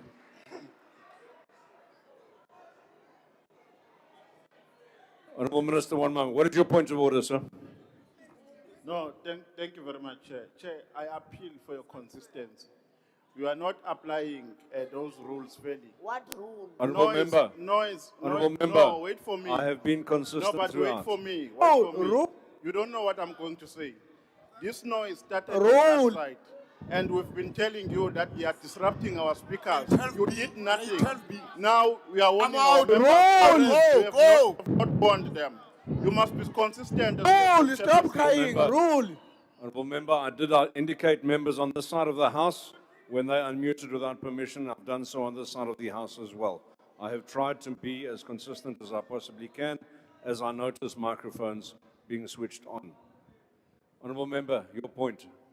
Chairperson, all these Kaizer Chiefs fans must let us go. Can we conclude the business of the House? We have a game to watch at 7:30. Please. Thank you, sir. Honourable Minister, please continue. Honorable House Chairperson, leadership is not the art of chasing applause or inflaming anger. It is not about placing red overalls or stomping around in military cosplay. It requires a steady hand and the discipline to do the hard work of governing. It means making decisions that are not always popular, but are necessary to protect the long-term interest of our people. That is the leadership President Ramaphosa has consistently demonstrated. Leadership that unites South Africans, rejects populism, chooses responsibility over rhetoric, remains committed to the difficult task of building a truly united, democratic and a prosperous South Africa. It is against this background that President Ramaphosa never buried his head in sand when there are challenges in the criminal justice system. He appointed a commission of inquiry. When there are challenges in the Western Cape, he is bringing the defense force. He is not saying, this is not my challenge, it's for the DA. It's a collective responsibility. We must all stand up and build a united South Africa together. I thank you. Honourable House Chairperson. Hamba. Inhlulile Northwest Stadium. Inhlulile Northwest Stadium. Sending 2006 ane. Honourable members, if we can have order, please. Honourable House Chairperson, on a point of order. Honourable members, that was indeed the last input of the day. Honourable House And I would like Chairperson. to thank the President for his attentive Honourable House presence Chairperson. over the past 2 days, and also appreciate the inputs of all speakers. Thanks too to all honourable members. Honourable House Honourable Klengwan, what are you rising? Chair, I'm rising in terms of Rule 47A of the Joint Rules. If I may proceed, if I may proceed, Chairperson. Honourable Klengwa, I cannot hear you clearly. Please speak to the microphone. Chairperson, I'm rising in terms of Rule 47A of the Joint Rules. If I may There's address no one the on chair. the floor. Please continue, Honourable Member. Chairperson, I did not want to enter the fray of the chaotic points of order, but I think for the benefit of the record of this House, it is the Inkatha Freedom Party that won Mzumbe, not the ANC. Thank you.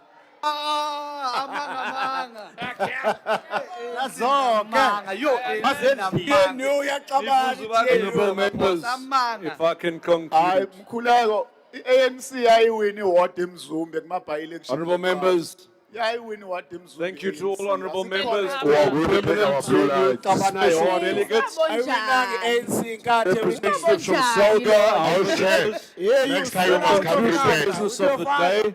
Honourable members, the President will reply to the debate tomorrow at 2 p.m. Thank you.